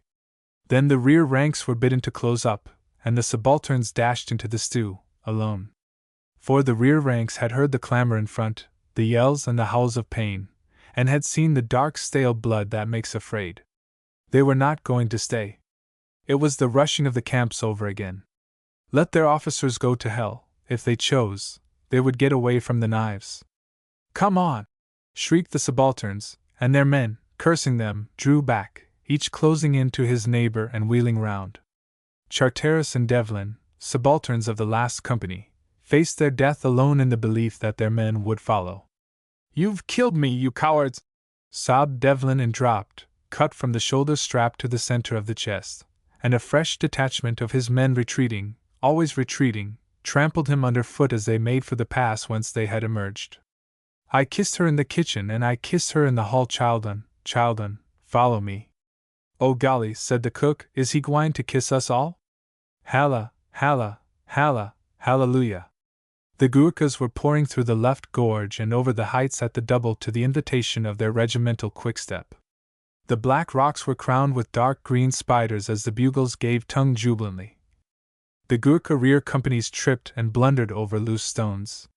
The front files halted for a moment to take stock of the valley and to settle stray bootlaces. Then a happy little sigh of contentment soughed down the ranks, and it was as though the land smiled, for behold there below was the enemy, and it was to meet them that the Gurkhas had doubled so hastily. There was much enemy. There would be amusement. The little men hitched their kukris well to hand, and gaped expectantly at their officers as terriers grin ere the stone is cast for them to fetch. The Gurkhas' ground sloped downward to the valley, and they enjoyed a fair view of the proceedings. They sat upon the boulders to watch, for their officers were not going to waste their wind in assisting to repulse a Ghazi rush more than half a mile away. Let the white men look to their own front. "Hi! Ye!" said the sub-aider major, who was sweating profusely. "Damn fools yonder, stand close order! This is no time for close order, it is the time for volleys. Ugh!" Horrified, amused, and indignant, the Gurkhas beheld the retirement of the fore and aft with a running chorus of oaths and commentaries. "They run! The white men run! Colonel Sahib, may we also do a little running?" murmured Ranbir Thapa, the senior jemadar. But the colonel would have none of it. "Let the beggars be cut up a little," said he wrathfully. "Serves them right. They'll be prodded into facing round in a minute." He looked through his field glasses, and caught the glint of an officer's sword. "Beating 'em with the flat, damned conscripts! How the Ghazis are walking into them!" said he. The fore and aft, heading back, bore with them their officers. The narrowness of the pass forced the mob into solid formation, and the rear ranks delivered some sort of a wavering volley. The Ghazis drew off, for they did not know what reserve the gorge might hide. Moreover, it was never wise to chase white men too far. They returned as wolves return to cover, satisfied with the slaughter that they had done, and only stopping to slash at the wounded on the ground. A quarter of a mile had the fore and aft retreated, and now, jammed in the pass, was quivering with pain, shaken and demoralized with fear, while the officers, maddened beyond control, smote the men with the hilts and the flats of their swords. "Get back! Get back, you cowards, you women! Right about face, column of companies, form, you hounds!" shouted the colonel, and the subalterns swore aloud. But the regiment wanted to go anywhere out of the range of those merciless knives. It swayed to and fro irresolutely with shouts and outcries, while from the right the Gurkhas dropped volley after volley of cripple-stopper Snider bullets at long range into the mob of the Ghazis returning to their own troops. The fore and aft band, though protected from direct fire by the rocky knoll under which it had sat down, fled at the first rush. Jakin and Lou would have fled also, but their short legs left them 50 yards in the rear, and by the time the band had mixed with the regiment, they were painfully aware that they would have to close in alone and unsupported. "Get back to that rock!" gasped Jakin. "They won't see us there." And they returned to the scattered instruments of the band, their hearts nearly bursting their ribs. "Here's a nice show for us," said Jakin, throwing himself full length on the ground. "A bloomin' fine show for British infantry. Oh, the devils! They've gone and left us alone here. What we do?" Lou took possession of a cast-off water bottle, which naturally was full of canteen rum, and drank till he coughed again. "Drink," said he shortly. "They'll come back in a minute or two, you see." Jakin drank, but there was no sign of the regiment's return. They could hear a dull clamor from the head of the valley of retreat, and saw the Ghazis slink back, quickening their pace as the Gurkhas fired at them. "We're all that's left of the band, and we'll be cut up as sure as death," said Jakin. "I'll die game then," said Lou thickly, fumbling with his tiny drummer's sword. The drink was working on his brain as it was on Jakin's. "Hold on! I know something better than fightin'," said Jakin, stung by the splendor of a sudden thought due chiefly to rum. "Tip our bloomin' cowards yonder the word to come back. The Pathan beggars are well away. Come on, Lou! We won't get hurt. Take the fife and give me the drum. The old step for all your bloomin' guts are worth. There's a few of our men coming back now. Stand up, ye drunken little defaulter. By your right, quick march!" He slipped the drum sling over his shoulder, thrust the fife into Lou's hand, and the two boys marched out of the cover of the rock into the open, making a hideous hash of the first bars of the British Grenadiers. As Lou had said, a few of the fore and aft were coming back sullenly and shamefacedly under the stimulus of blows and abuse. Their red coats shone at the head of the valley, and behind them were wavering bayonets. But between this shattered line and the enemy, who with Afghan suspicion feared that the hasty retreat meant an ambush, and had not moved therefore, lay half a mile of level ground dotted only by the wounded. The tune settled into full swing and the boys kept shoulder to shoulder, Jakin banging the drum as one possessed. The one fife made a thin and pitiful squeaking, but the tune carried far, even to the Gurkhas. "Come on, you dogs!" muttered Jakin to himself. "Are we to play for hever?" Lou was staring straight in front of him and marching more stiffly than ever he had done on parade. And in bitter mockery of the distant mob, the old tune of the old line shrilled and rattled. There was a far-off clapping of hands from the Gurkhas, and a roar from the Highlanders in the distance, but never a shot was fired by British or Afghan. The two little red dots moved forward in the open parallel to the enemy's front. The men of the fore and aft were gathering thick at the entrance into the plain. The brigadier on the heights far above was speechless with rage. Still no movement from the enemy. The Days stayed to watch the children. Jakin halted and beat the long roll of the assembly, while the fife squealed despairingly. "Right about face!" "Hold up, Lou, you're drunk," said Jakin. They wheeled and marched back. "Here they come," said Jakin. "Go on, Lou." The fore and aft were pouring out of the valley. What officers had said to men in that time of shame and humiliation will never be known, for either officers nor men speak of it now. "They are coming anew!"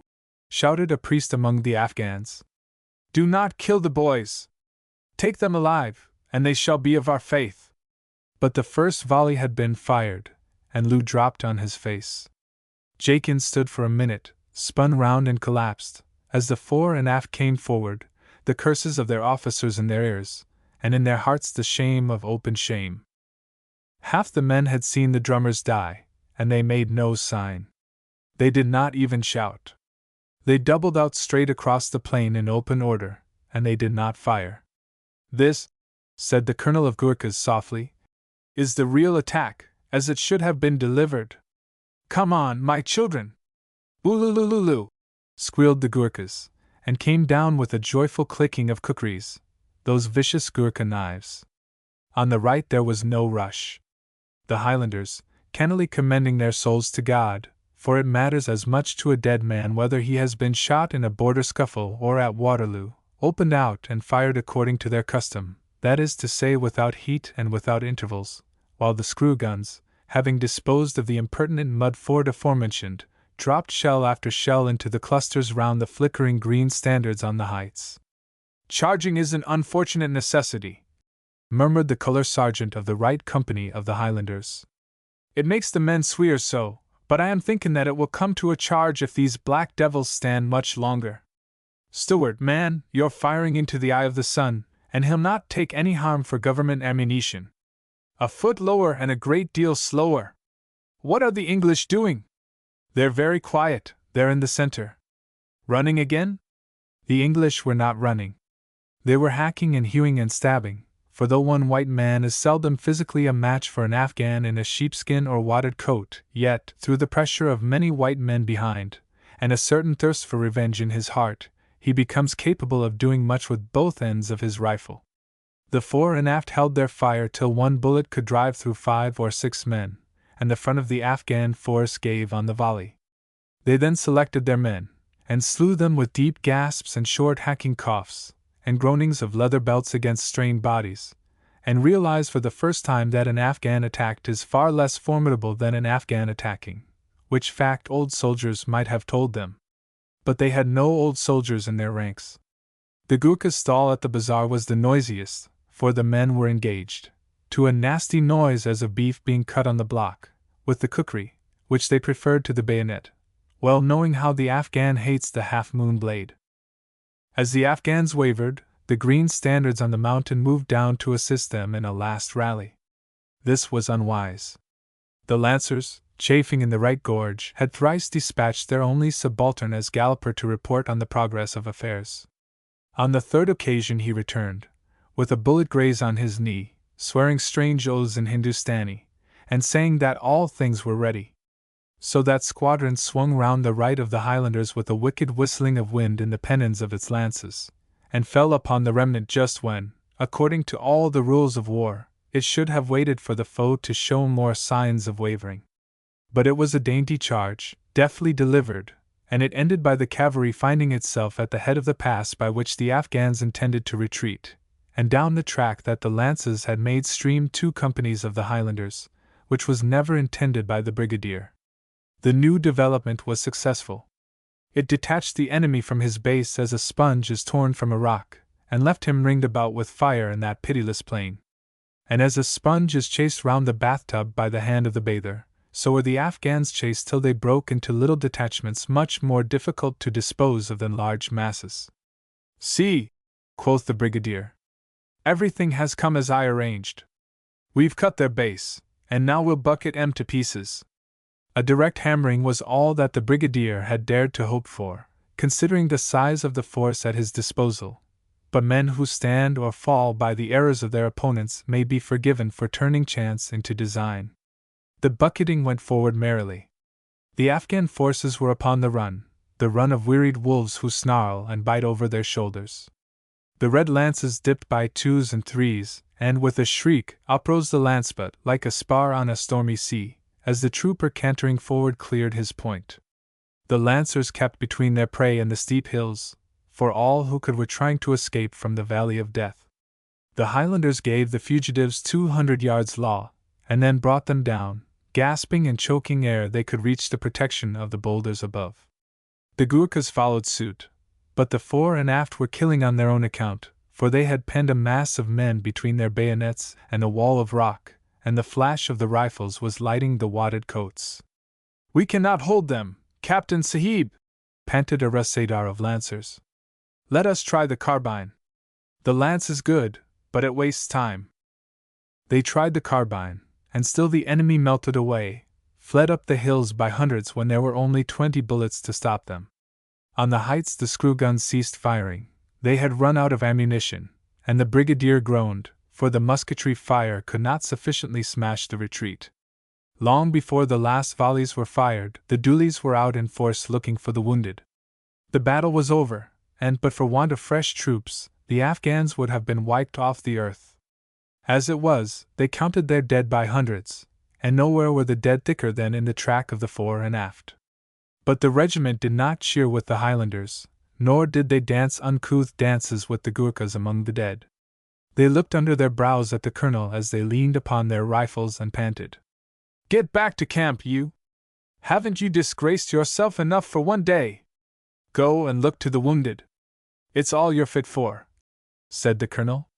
Yet for the past hour the fore and aft had been doing all that mortal commander could expect. They had lost heavily because they did not know how to set about their business with proper skill, but they had borne themselves gallantly, and this was their reward. A young and sprightly colour sergeant, who had begun to imagine himself a hero, offered his water bottle to a Highlander whose tongue was black with thirst. "I drink with no cowards," answered the youngster huskily, and turning to a Gurkha said, "Hiya, Johnny! Drink water, got it?" The Gurkha grinned and passed his bottle. The fore and aft said no word. They went back to camp when the field of strife had been a little mopped up and made presentable, and the brigadier, who saw himself a knight in 3 months, was the only soul who was complimentary to them. The colonel was heartbroken, and the officers were savage and sullen.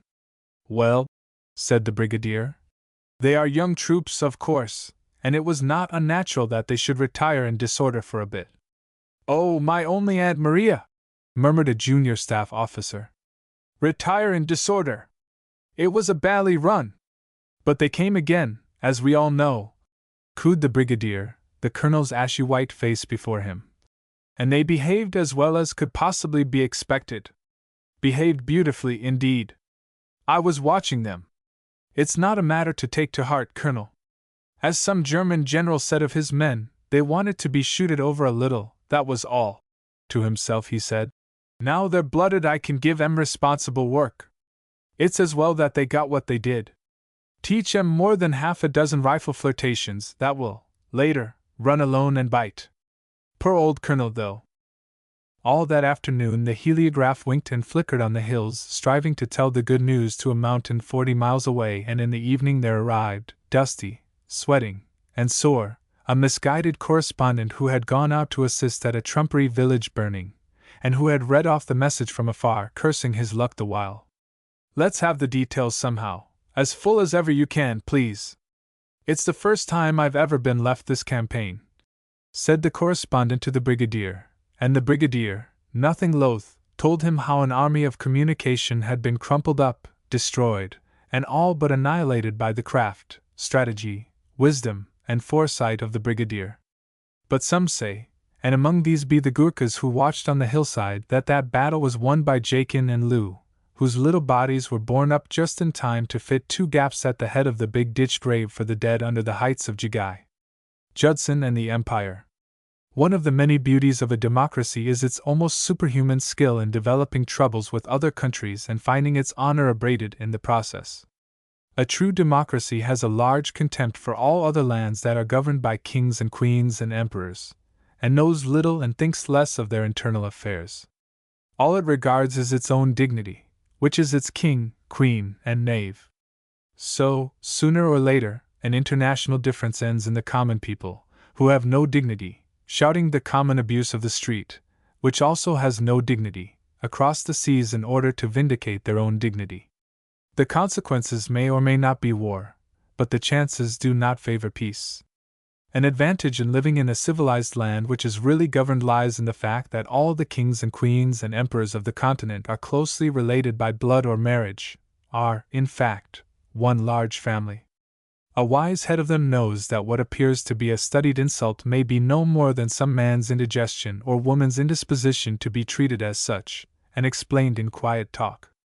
Again, a popular demonstration, headed by king and court, may mean nothing more than that so-and-so's people are out of hand for the minute. When a horse falls to kicking in a hunt crowd at a gate, the rider does not dismount, but puts his open hand behind him, and the others draw aside. It is so with the rulers of men. In the old days they cured their own and their people's bad temper with fire and slaughter, but now that the fire is so long of range and the slaughter so large, they do other things, and few among their people guess how much they owe in mere life and money to what the slang of the minute calls puppets and luxuries.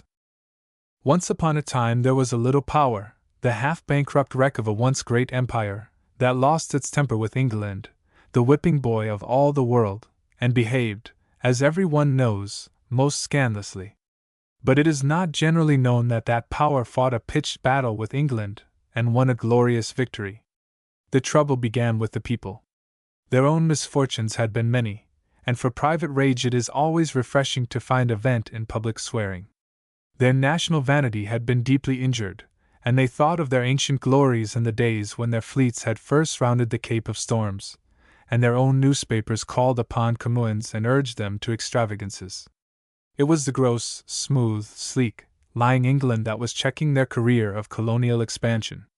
They assumed at once that their ruler was in league with that country, and consequently they, his people, would forthwith become a republic and colonially expand themselves as a free people should. This made plain, the people threw stones at the English consuls and spat at English ladies, and cut off drunken sailors of our fleet in their ports and hammered them with oars, and made things very unpleasant for tourists at their customs, and threatened awful deaths to the consumptive invalids at Madeira, while the junior officers of the army drank fruit extracts and entered into blood-curdling conspiracies against their monarch. All with the object of being a republic. Now the history of all the South American republics shows that it is not good that Southern Europeans should be also republicans. They glide too quickly into military despotism, and the propping of men against walls and shooting them in detachments can be arranged much more economically and with less effect on the death rate by a hidebound monarchy. Still, the performances of the power as represented by its people were extremely inconvenient. It was the kicking horse in the crowd, and probably the rider explained that he could not check it. The people enjoyed all the glory of war with none of the risks, and the tourists who were stoned in their travels returned stolidly to England and told the Times that the police arrangements of foreign towns were defective. This then was the state of affairs north of the line. South it was more strained, for there the powers were at direct issue, England, unable to go back because of the pressure of adventurous children behind her, and the actions of faraway adventurers who would not come to heel, but offering to buy out her rival, and the other power, lacking men or money, stiff in the conviction that 300 years of slave-holding and intermingling with the nearest natives gave an inalienable right to hold slaves and issue half-castes to all eternity. They had built no roads. Their towns were rotting under their hands. They had no trade worth the freight of a crazy steamer, and their sovereignty ran almost one musket shot inland when things were peaceful. For these very reasons they raged all the more, and the things that they said and wrote about the manners and customs of the English would have driven a younger nation to the guns with a long red bill for wounded honor. It was then that fate sent down in a twin-screw shallow-draft gunboat, designed for the defense of rivers, of some 270 tons displacement, Lieutenant Harrison Edward Judson, to be known for the future as By Jove Judson. His type of craft looked exactly like a flatiron with a match stuck up in the middle. It drew 5 feet of water or less, carried a 4-inch gun forward, which was trained by the ship, and on account of its persistent rolling, was to live in 3 degrees worse than a torpedo boat. When Judson was appointed to take charge of the thing on her little trip of 6,000 or 7,000 miles southward, his first remark as he went to look her over in dock was, "By Jove, that topmast wants staying forward." The topmast was a stick about as thick as a clothes prop, but the flatiron was Judson's first command, and he would not have exchanged his position for second post on the Anson or the Howe. He navigated her, under convoy, tenderly and lovingly to the Cape. The story of the topmast came with him, and he was so absurdly in love with his wallowing washtub when he reported himself, that the admiral of the station thought it would be a pity to kill a new man on her, and allowed Judson to continue in his unenvied rule. The admiral visited her once in Simon's Bay, and she was bad, even for a flat-iron gunboat strictly designed for river and harbor defense. She sweated clammy drops of dew between decks in spite of a preparation of powdered cork that was sprinkled over her inside paint. She rolled in the long Cape swell like a buoy. Her FOC slow was a dog kennel. Judson's cabin was practically under the waterline. Not one of her dead bites could ever be opened, and her compasses, thanks to the influence of the 4-inch gun, were a curiosity even among Admiralty compasses. But by Jove, Judson was radiant and enthusiastic. He had even contrived to fill Mr. Davies, the second-class engine-room artificer, who was his chief engineer, with the glow of his passion. The admiral, who remembered his own first command, when pride forbade him to slacken off a single rope on a dewy night, and he had racked his rigging to pieces in consequence, looked at the flat iron keenly. Her fenders were done all over with white sinnet, which was truly white. Her big gun was varnished with a better composition than the Admiralty allowed. The spare sights were cased as carefully as the chronometers. The chocks for spare spars, 2 of them, were made of 4-inch Burma teak carved with dragons' heads. That was one result of By Jove Judson's experiences with the Naval Brigade in the Burmese War. The bow anchor was varnished instead of being painted, and there were charts more than the Admiralty scales supplied. The Admiral was well pleased, for he loved a ship's husband, a man who had a little money of his own and was willing to spend it on his command. Judson looked at him hopefully. He was only a junior navigating lieutenant under 8 years' standing. He might be kept in Simon's Bay for 6 months, and his ship at sea was his delight. The dream of his heart was to enliven her dismal official grey with a line of gold leaf and perhaps a little scrollwork at her blunt barge-like bows. "There's nothing like a first command, is there?" said the admiral, reading his thoughts. "You seem to have rather queer compasses, though. Better get them adjusted." "It's no use, sir," said Judson.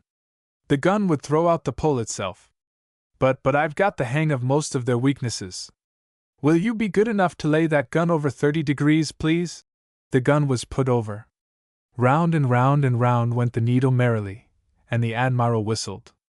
"You must have kept close to your convoy?" "Saw her twice between here and Madeira, sir," said Judson with a flush, for he resented the slur on his seamanship. It's a little out of hand now, but she'll settle down after a while." The admiral went over the side, according to the rules of the service, but the staff captain must have told the other men of the squadron in Simon's Bay, for they one and all made light of the Flatiron for many days. "What can you shake out of her, Judson?" said the lieutenant of the Mongoose, a real white-painted, ram-bow gunboat with quick-firing guns, as he came into the upper veranda of the little naval club overlooking the dockyard one hot afternoon. "It is in that club as the captains come and go that you hear all the gossip of all the 7 seas. 10.4, said By Jove Judson. "Ah, that was on her trial trip. She's too deep by the head now. I told you staying that topmast would throw her out of trim." "You leave my top hamper alone," said Judson, for the joke was beginning to pall on him. "Oh, my soul! Listen to him. Juddy's top hamper! Keat, have you heard of the Flatiron's top hamper? You're to leave it alone. Commodore Judson's feelings are hurt." Keat was the torpedo lieutenant of the big Vortigern, and he despised small things. "His top hamper," said he slowly. "Oh, yes, of course. Juddy, there's a shoal of mullet in the bay, and I think they're foul of your screws. Better go down, or they'll carry away something." "I don't let things carry away as a rule. You see, I've no torpedo lieutenant on board, thank God."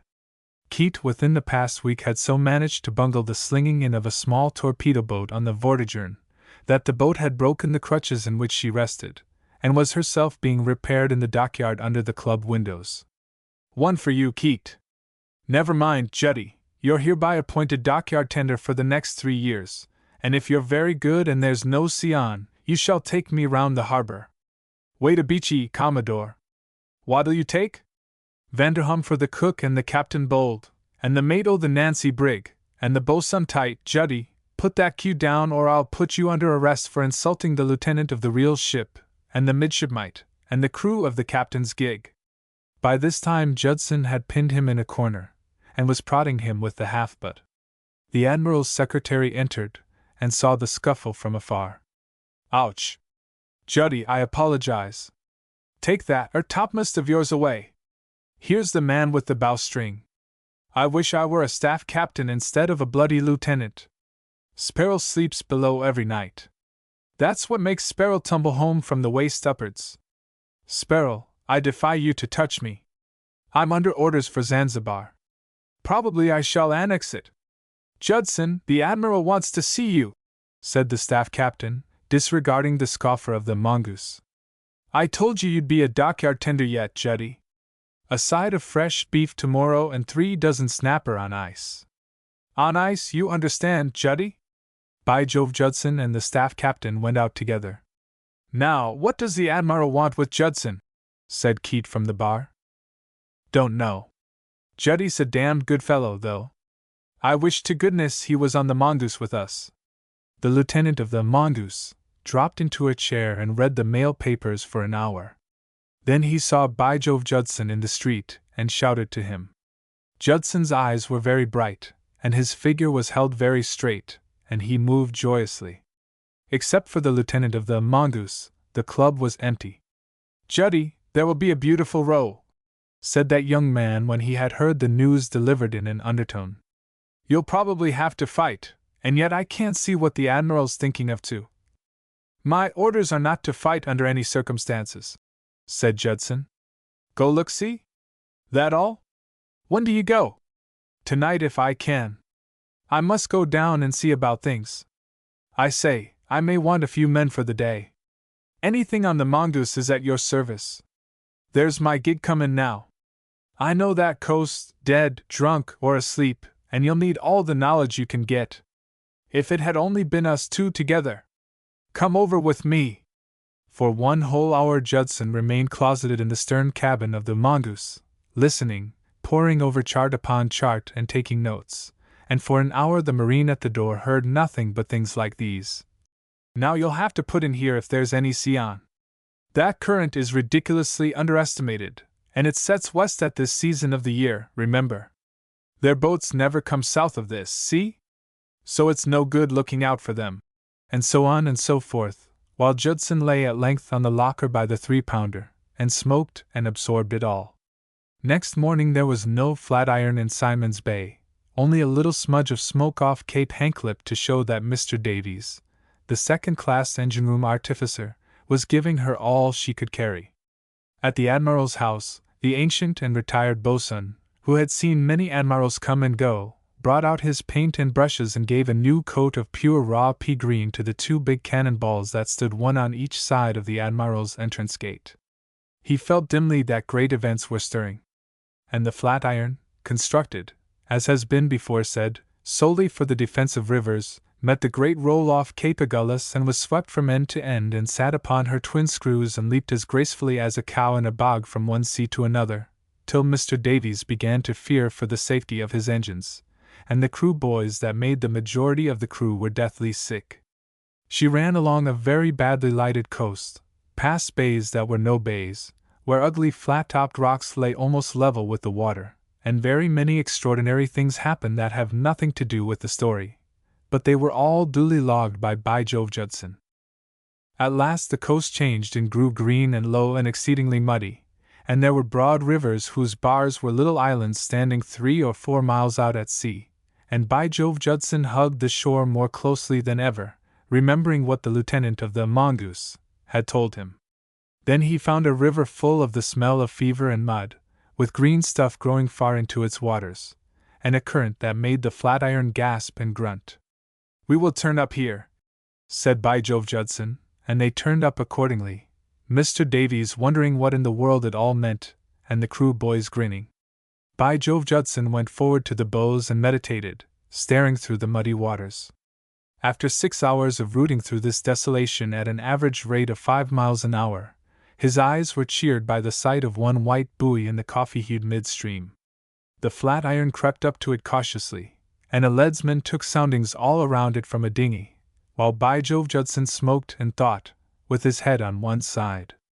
"About 7 feet, isn't there?" said he. "That must be the tail end of the shoal. There's 4 fathom in the fairway. Knock that buoy down with axes. I don't think it's picturesque somehow."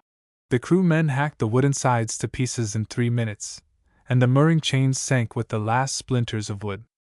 By Jove Judson laid the flat iron carefully over the sight, while Mr. Davies watched, biting his nails nervously. "Can you back her against this current?" said By Jove Judson. Mr. Davies could, inch by inch, but only inch by inch, and By Jove Judson sat in the bows and gazed at various things on the bank as they came into line or open out. The flat iron dropped down over the tail of the shoal, exactly where the buoy had been, and backed once before By Jove Judson was satisfied. Then they went upstream for half an hour, put into shoal water by the bank and waited, with a slip rope on the anchor. "Seems to me," said Mr. Davies deferentially, "like as if I heard someone firing off at intervals, so to say." There was beyond doubt a dull mutter in the air. "Seems to me," said By Jove Judson, "as if I heard a screw. Stand by to slip her moorings." Another 10 minutes passed and the beat of engines grew plainer. Then round the bend of the river came a remarkably prettily built white-painted gunboat with a blue and white flag bearing a red boss in the center. "Unshackle abaft the windlass! Stream both buoys! Easy astern! Let go, all!" The slip rope flew out, the 2 buoys bobbed in the water to mark where anchor and cable had been left, and the flat iron waddled out into midstream with the white ensign at her one masthead. "Give her all you can. That thing has the legs of us," said Judson. "And down we go! It's war, bloody war. He's going to fire," said Mr. Davies, looking up through the engine-room hatch. The white gunboat, without a word of explanation, fired 3 guns at the flat iron, cutting the trees on the banks into green chips. By Jove Judson was at the wheel, and Mr. Davies and the current helped the boat to an almost respectable degree of speed. It was an exciting chase, but it did not last for more than 5 minutes. The white gunboat fired again, and Mr. Davies in his engine-room gave a wild shout. "What's the matter? Hit?" said By Jove Judson. "No, I've just seized of your roostigere. Beg why pardon, sir." "Right-o! Just a half a fraction of a point more." The wheel turned under the steady hand, as By Jove Judson watched his marks on the bank coming in line swiftly as troops anxious to aid. The flat iron smelt the shoal water under her, checked for an instant, and went on. "Now we're over. Come along, you thieves, there!" The white gunboat, too hurried even to fire, was storming in the wake of the flat iron, steering as she steered. This was unfortunate, because the lighter craft was dead over the missing buoy. "What you do here?" shouted a voice from the bows. "I'm going on. Hold tight. Now you're arranged for." There was a crash and a clatter as the white gunboat's nose took the shoal, and the brown mud boiled up in oozy circles under her forefoot. Then the current caught her stem by the starboard side and drove her broadside on to the shoal, slowly and gracefully. There she heeled at an undignified angle, and her crew yelled aloud. "Neat! Oh, damn neat!" quoth Mr. Davies, dancing on the engine-room plates, while the crew stokers grinned. The flat iron turned upstream again, and passed under the hove-up starboard side of the white gunboat, to be received with howls and imprecations in a strange tongue. The stranded boat, exposed even to her lower strakes, was as defenseless as a turtle on its back, without the advantage of the turtle's plating. And the one big blunt gun in the bows of the flat iron was unpleasantly near. But the captain was valiant, and swore mightily. By Jove Judson took no sort of notice. His business was to go up the river. "We will come in a flotilla of boats and ecraser your vile tricks," said the captain with language that need not be published. Then said By Jove Judson, who was a linguist, "You stay where you are or I'll leave a hole in your bottom that will make you much os perforatados." There was a great deal of mixed language in reply, but By Jove Judson was out of hearing in a few minutes, and Mr. Davies, himself a man of few words, confided to one of his subordinates that Lieutenant Judson was a most remarkable prompt officer in a way of putting it. For 2 hours the Flatiron pawed madly through the muddy water, and that which had been at first a mutter became a distinct rumble. "Was war declared?" said Mr. Davies, and by Jove Judson laughed. "Then, damn his eyes, he might have spoilt my pretty little engines. There's war up there, though." The next bend brought them full in sight of a small but lively village, built round a whitewashed mud house of some pretensions. There were scores and scores of saddle-colored soldiery on duty, white uniforms running to and fro and shouting round a man in a litter, and on a gentle slope that ran inland for 4 or 5 miles something like a brisk battle was raging round a rude stockade.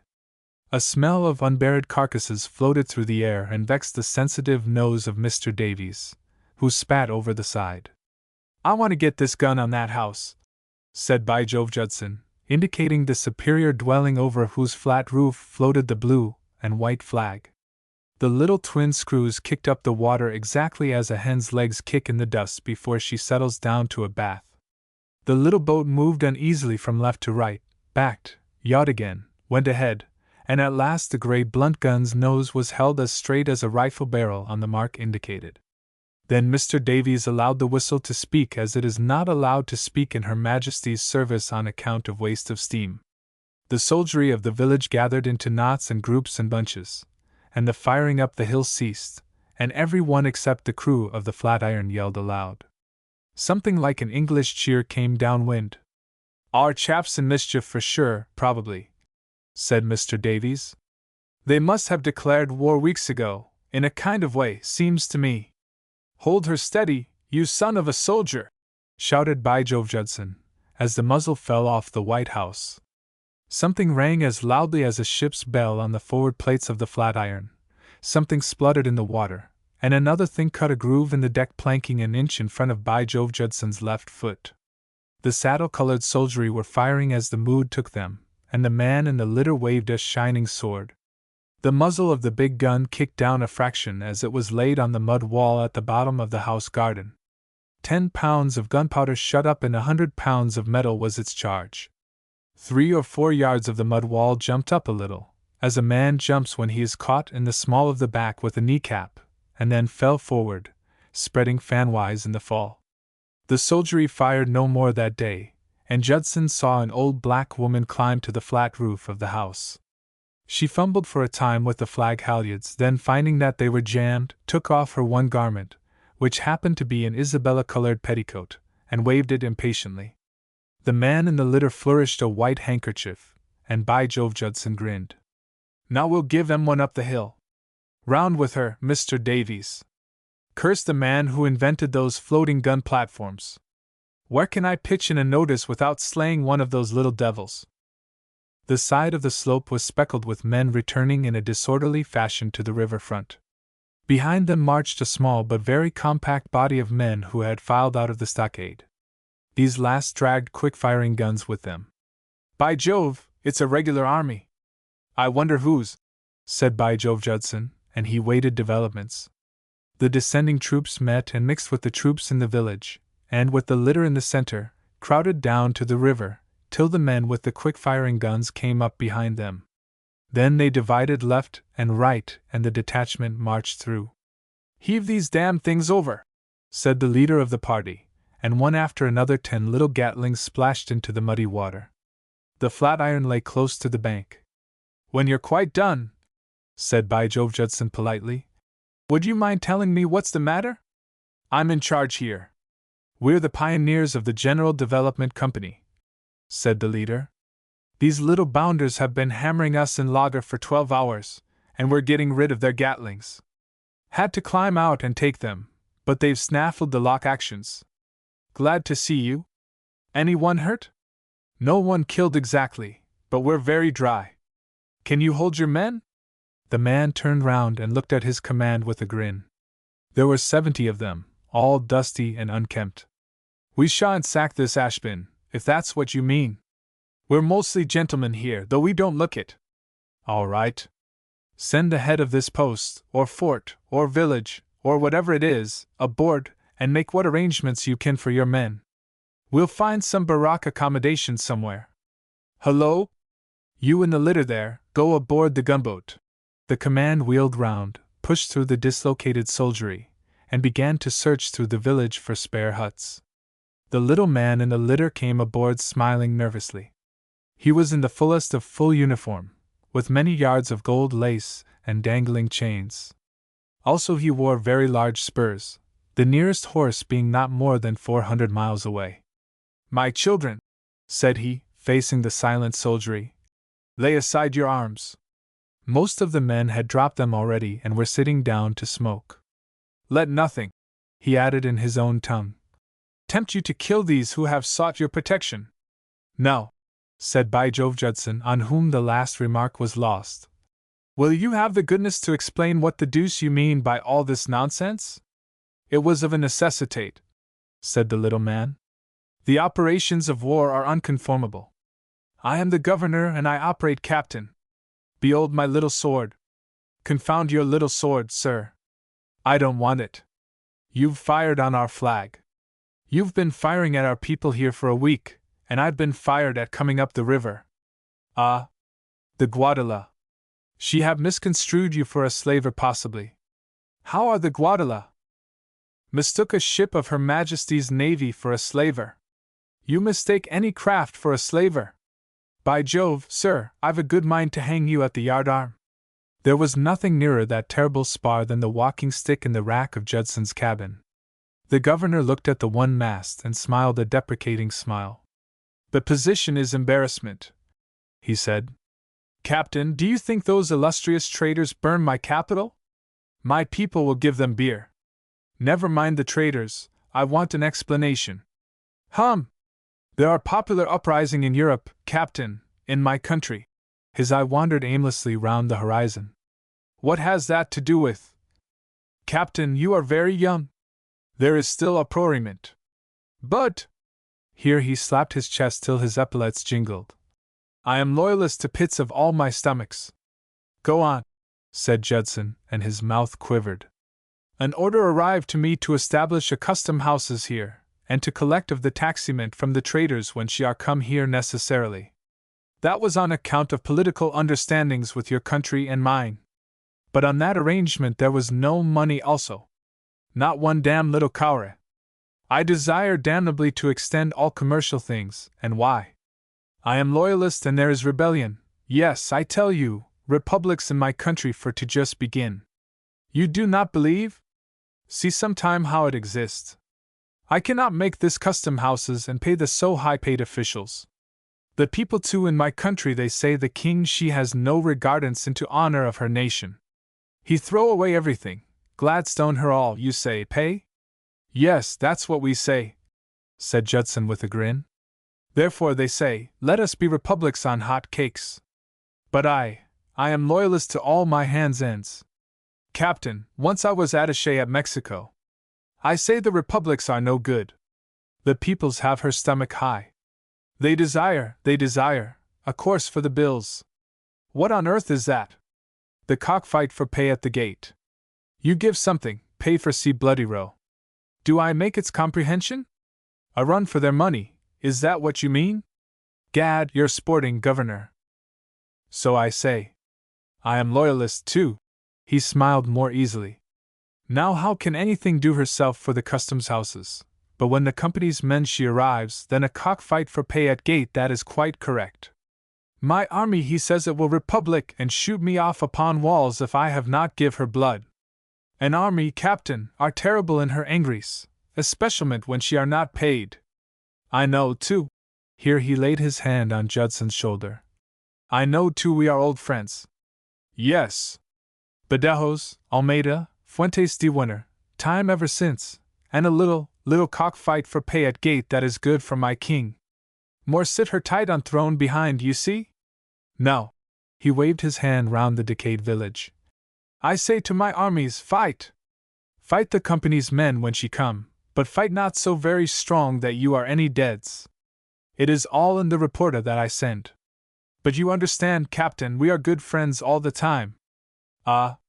Ciudad Rodrigo, you remember? No. Perhaps your father then? So you see no one are deads, and we fight a fight, and it is all in the reporter, to please the people in our country, And my armies, they do not put me against the walls. You see? Yes, but the Guadala. She fired on us. Was that part of your game, my joker? The Guadala. Ah. No, I think not. Her captain, he is too big fool. But I think she have gone down the coast. Those your gunboats poke her nose and shove her ore in every place. How is Guadala? On a shoal. Stuck till I take her off. There are any deads? No. The governor drew a breath of deep relief. There are no deads here. So you see, none are deads anywhere, and nothing is done. Captain, you talk to the company's men. I think they are not pleased. Naturally. They have no sense. I thought to go backwards again they would. I leave her stockade alone all night to let them out, but they stay and come facewards to me, not backwards. They did not know we must conquer much in all these battles, or the king, he is kicked off her throne. Now we have won this battle, this great battle. He waved his arms abroad. And I think you will say so that we have won, Captain. You are loyalist also. You would not disturb to the peaceful Europe? Captain, I tell you this. Your queen she know too. She would not fight her cousins. It is a hand-up thing. What? Hand-up thing. Job you put. How you say? Put up job? Yes. Put up job. Who is hurt? We win. You lose. All righta? By Jove, Judson had been exploding at intervals for the last 5 minutes. Here he broke down completely and roared aloud. But look here, Governor, he said at last. I've got to think of other things than your riots in Europe. You've fired on our flag. Captain, if you are me, you would have done how? And also, he drew himself up to his full height. We are both brave men of bravest countries. Our honor is the honor of our king. Here he uncovered. And of our queen. Here he bowed low. Now, Captain, you shall shell my palace and I shall be your prisoner. Skittles, said By Jove Judson. I can't shell that old hencoop. Then come to dinner. Madeira, she are still to us, and I have of the best she manufacturing. He skipped over the side beaming, and By Jove Judson went into the cabin to laugh his laugh out. When he had recovered a little he sent Mr. Davies to the head of the pioneers, the dusty man with the gatlings, and the troops who had abandoned the pursuit of arms watched the disgraceful spectacle of 2 men reeling with laughter on the quarter-deck of a gunboat. I'll put my men to build him a custom house, said the head of the pioneers, gasping. We'll make him one decent road at least. That governor ought to be knighted. I'm glad now that we didn't fight 'em in the open, or we'd have killed some of them. So he's won great battles, has he?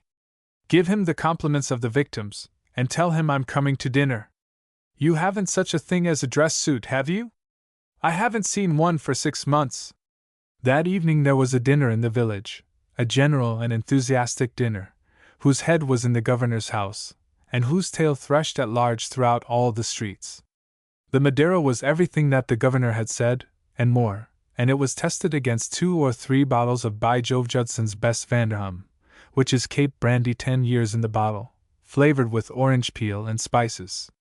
Before the coffee was removed by the lady who had made the flag of truce, the governor had sold the whole of his governorship and its appurtenances, once to By Jove Judson for services rendered by Judson's grandfather in the Peninsular War, and once to the head of the pioneers, in consideration of that gentleman's good friendship.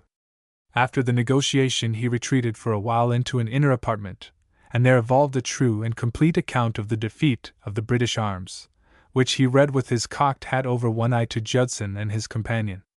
It was Judson who suggested the sinking of the Flatiron with all hands, and the head of the pioneers who supplied the list of killed and wounded, not more than 200, in his command.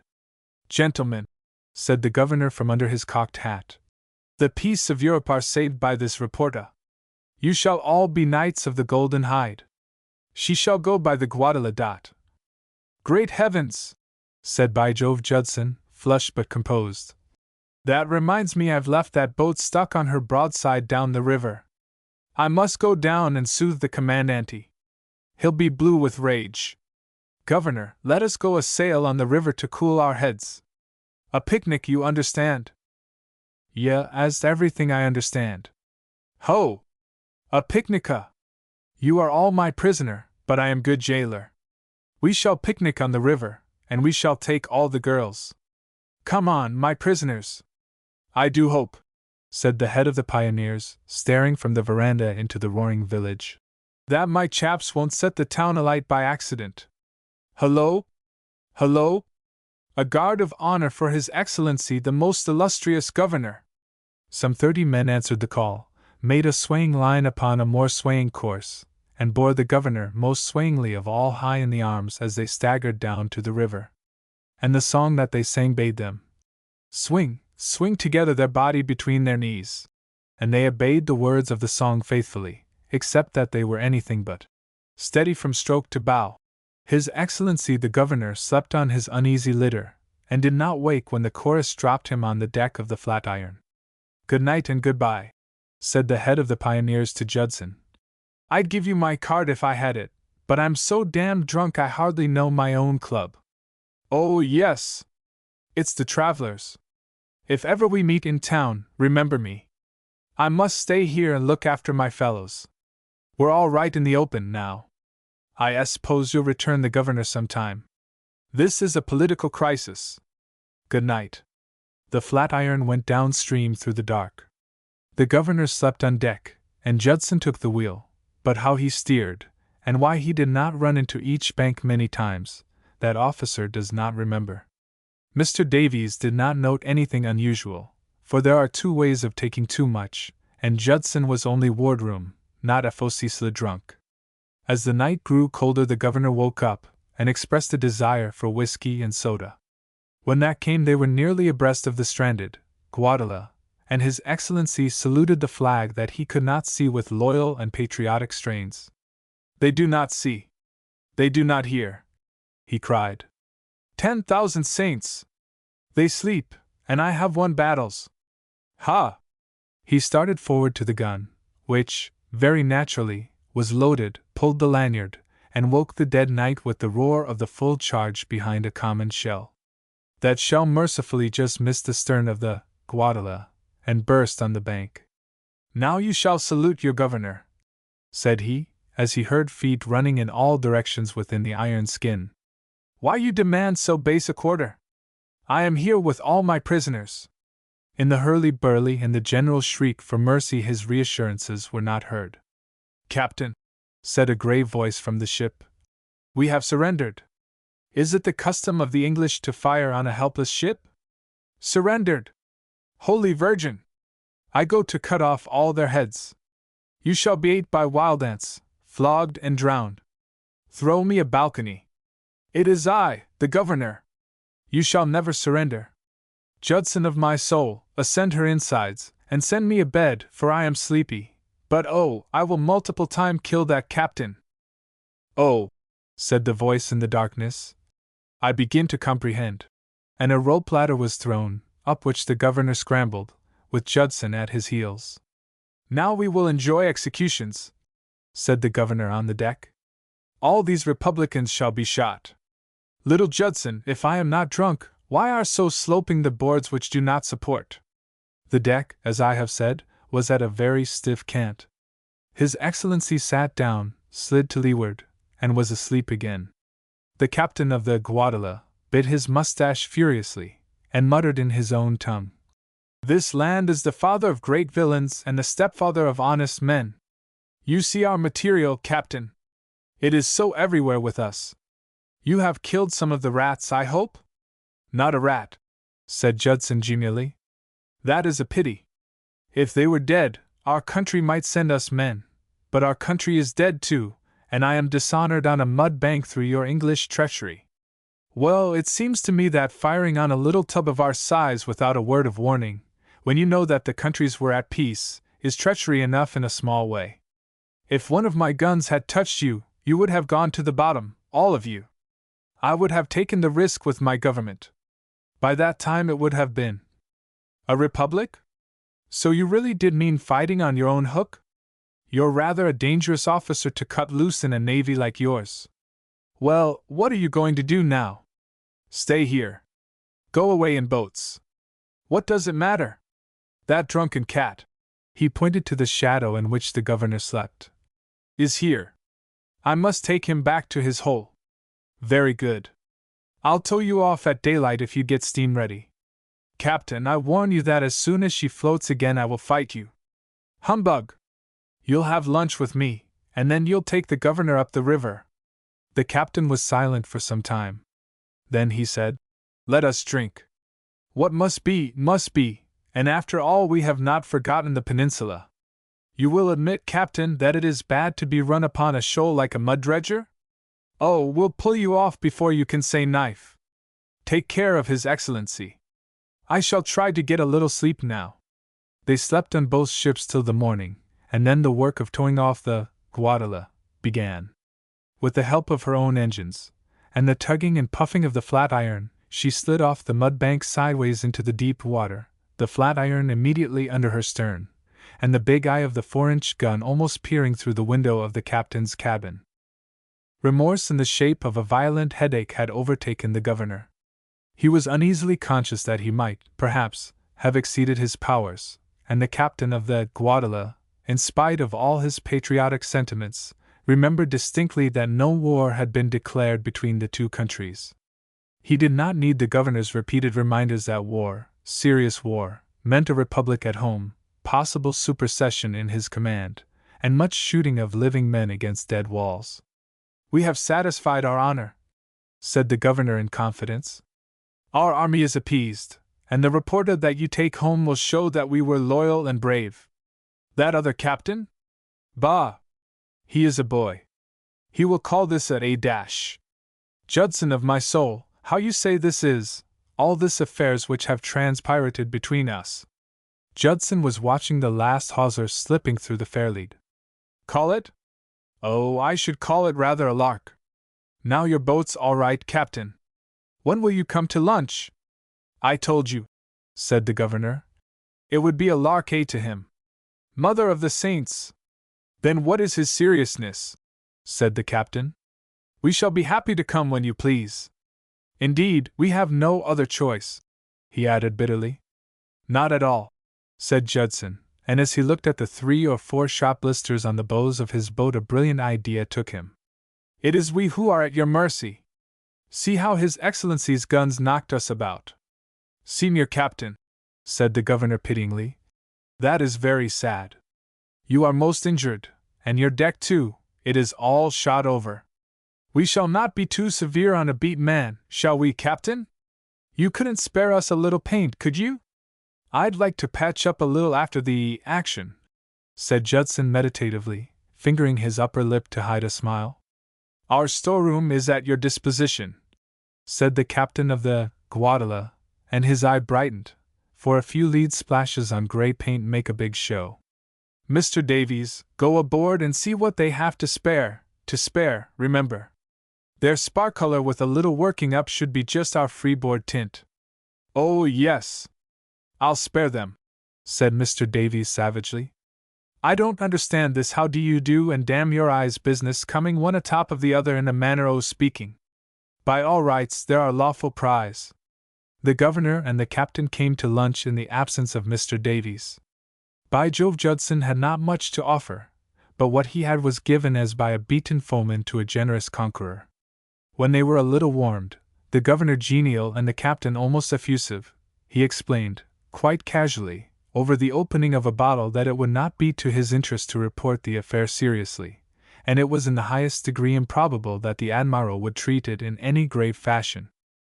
"When my decks are cut up, there was 1 groove across 4 planks.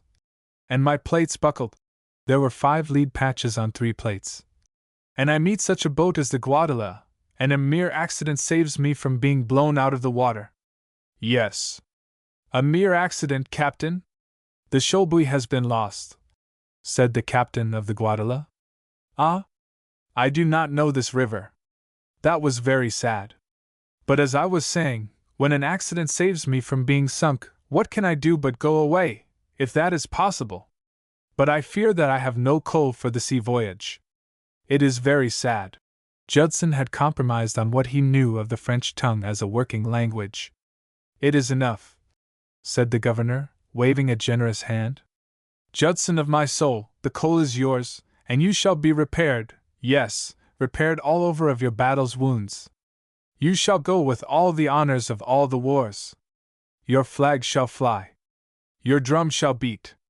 Your jolly boys shall spoke their bayonets. Is it not so, Captain? As you say, Excellency. But the traitors in the town. What of them? The governor looked puzzled for an instant. He could not quite remember what had happened to those jovial men who had cheered him overnight. Judson interrupted swiftly. His Excellency has set them to forced works on barracks and magazines, and I think, a custom house. When that is done they will be released, I hope, Excellency. Yes, they shall be released for your sake, little Judson of my heart. Then they drank the health of their respective sovereigns, while Mr. Davies superintended the removal of the scarred plank and the shot marks on the deck and the bow plates. Oh, this is too bad, said Judson when they went on deck. That idiot has exceeded his instructions, but you must let me pay for this. Mr. Davies, his legs in the water as he sat on a staging slung over the bows, was acutely conscious that he was being blamed in a foreign tongue. He smiled uneasily, and went on with his work. What is it? Said the governor. That thick head has thought that we needed some gold leaf, and he has borrowed that from your storeroom, but I must make it good. Then in English. Stand up, Mr. Davies. What do you mean by taking their gold leaf? My, are we a set of pirates to scrape the guts out of a Levantine bumboat? Look contrite, you butt-ended, broad-breeched, bottle-bellied, swivel-eyed son of a tinker, you. My soul alive, can I maintain discipline in my own ship without a blacksmith of a boiler riveter putting me to shame before a yellow-nosed picaroon? Get off the staging, Mr. Davies, and go to the engine-room. Put down that leaf first, though, and leave the books where they are. I'll send for you in a minute. Go aft. Now, only the upper half of Mr. Davies's round face was above the bulwarks when this torrent of abuse descended upon him, and it rose inch by inch as the shower continued, blank amazement, bewilderment, rage, and injured pride chasing each other across it till he saw his superior officer's left eyelid flutter on the cheek twice. Then he fled to the engine-room, and wiping his brow with a handful of cotton waste, sat down to overtake circumstances. I am desolated, said Judson to his companions, but you see the material that you give us. This leaves me more in your debt than before. The stuff I can replace. Gold leaf is never carried on floating gun platforms. But for the insolence of that man, how shall I apologize? Mr. Davies's mind moved slowly, but after a while he transferred the cotton waste from his forehead to his mouth and bit on it to prevent laughter. He began a second dance on the engine-room plates. Neat! Oh, damned neat! He chuckled. I've served with a good few, but there never was one so neat as him. And I thought he was the new kind that don't know how to put a few words, as it were. Mr. Davies, you can continue your work, said Judson down the engine-room hatch. These officers have been good enough to speak in your favor. Make a thorough job of it while you are about it. Slap on every man you have. Where did you get hold of it? Their storeroom is a regular theater, sir. You couldn't miss it. There's enough for 2 first-rates, and I've scoffed the best half of it. Look sharp, then. We shall be coaling from her this afternoon. You'll have to cover it all. Neat! Oh, damned neat! Said Mr. Davies under his breath, as he gathered his subordinates together, and set about accomplishing the long-deferred wish of Judson's heart. It was the Martin Frobisher, the flagship, a great war-boat when she was new, in the days when men built for sail as well as for steam. She could turn 12 knots under full sail, and it was under that she stood up the mouth of the river, a pyramid of silver beneath the moon. The admiral, fearing that he had given Judson a task beyond his strength, was coming to look for him, and incidentally to do a little diplomatic work along the coast. There was hardly wind enough to move the Frobisher, a couple of knots an hour, and the silence of the land closed about her as she entered the fairway. Her yards sighed a little from time to time, and the ripple under her bows answered the sigh. The full moon rose over the steaming swamps, and the admiral, gazing upon it, thought less of Judson and more of the softer emotions. In answer to the very mood of his mind, there floated across the silver levels of the water, mellowed by distance to a most poignant sweetness, the throb of a mandolin, and the voice of one who called upon a genteel Julia, and upon love. The song ceased, and the sighing of the yards was all that broke the silence of the big ship. Again the mandolin began, and the commander on the lee side of the quarterdeck grinned a grin that was reflected in the face of the signal midshipman. Not a word of the song was lost, and the voice of the singer was the voice of Judson. And so on to the end of the verse. The chorus was borne by several voices, and the signal midshipman's foot began to tap the deck furtively. It was the Admiral's gig, rowing softly, that came into the midst of that merry little smoking concert. It was Judson, the beribboned mandolin round his neck, who received the Admiral as he came up the side of the Guadala, and it may or may not have been the Admiral who stayed till 2 in the morning and delighted the hearts of the captain and the governor. He had come as an unbidden guest, and he departed as an honored one, but strictly unofficial throughout. Judson told his tale next day in the Admiral's cabin as well as he could in the face of the Admiral's gales of laughter, but the most amazing tale was that told by Mr. Davies to his friends in the dockyard at Simonstown from the point of view of a second-class engine-room artificer, all unversed in diplomacy. And if there be no truth either in my tale, which is Judson's tale, or the tale of Mr. Davies, you will not find in harbor at Simonstown today a flat-bottomed twin-screw gunboat, designed solely for the defense of rivers, about 270 tons displacement and 5 feet draft, wearing in open defiance of the rules of the service a gold line on her gray paint. It follows also that you will be compelled to credit that version of the fray which, signed by His Excellency the Governor and dispatched in the Guadala, satisfied the self-love of a great and glorious people, and saved a monarchy from the ill-considered despotism which is called a republic. A conference of the powers. The room was blue with the smoke of 3 pipes and a cigar. The leave season had opened in India, and the first fruits on this side of the water were Tick Boileau, of the 45th Bengal Cavalry, who called on me, after 3 years' absence, to discuss old things which had happened. Fate, who always does her work handsomely, sent up the same staircase within the same hour the infant, fresh from Upper Burma, and he and Boileau looking out of my window saw walking in the street one Nevin, late in a Gurkha regiment which had been through the Black Mountain expedition. They yelled to him to come up, and the whole street was aware that they desired him to come up, and he came up, and there followed pandemonium in my room because we had foregathered from the ends of the earth, and 3 of us were on a holiday, and none of us were 25, and all the delights of all London lay waiting our pleasure. Boileau took the only other chair, the infant, by right of his bulk, the sofa, and Nevin, being a little man, sat cross-legged on the top of the revolving bookcase, and we all said, "Who'd ha' thought it?" and "What are you doing here?" till speculation was exhausted and the talk went over to inevitable shop. Boileau was full of a great scheme for winning a military attacheship at St. Petersburg. Nevin had hopes of the Staff College, and the infant had been moving heaven and earth and the Horse Guards for a commission in the Egyptian army. "What's the use o' that?" said Nevin, twirling round on the bookcase. "Oh, heaps! Course, if you get stuck with a Fellahin regiment, you're sold, but if you are appointed to a Sudanese lot, you're in clover. They are first-class fighting men, and just think of the eligible central position of Egypt in the next row." This was putting the match to a magazine. We all began to explain the Central Asian question offhand, flinging Army Corps from the Helmand to Kashmir with more than Russian recklessness. Each of the boys made for himself a war to his own liking, and when we had settled all the details of Armageddon, killed all our senior officers, handled a division apiece, and nearly torn the Atlas in 2 in attempts to explain our theories, Boileau needs must lift up his voice above the clamor, and cry, "Anyhow it'll be the hell of a row!" in tones that carried conviction far down the staircase. Entered, unperceived in the smoke, William the Silent. "Gentleman to see you, sir," said he, and disappeared, leaving in his stead none other than Mr. Eustace Cleaver. William would have introduced the Dragon of Wantley with equal disregard of present company. I beg your pardon. I didn't know that there was anybody with you. But it was not seemly to allow Mr. Cleaver to depart, He was a great man.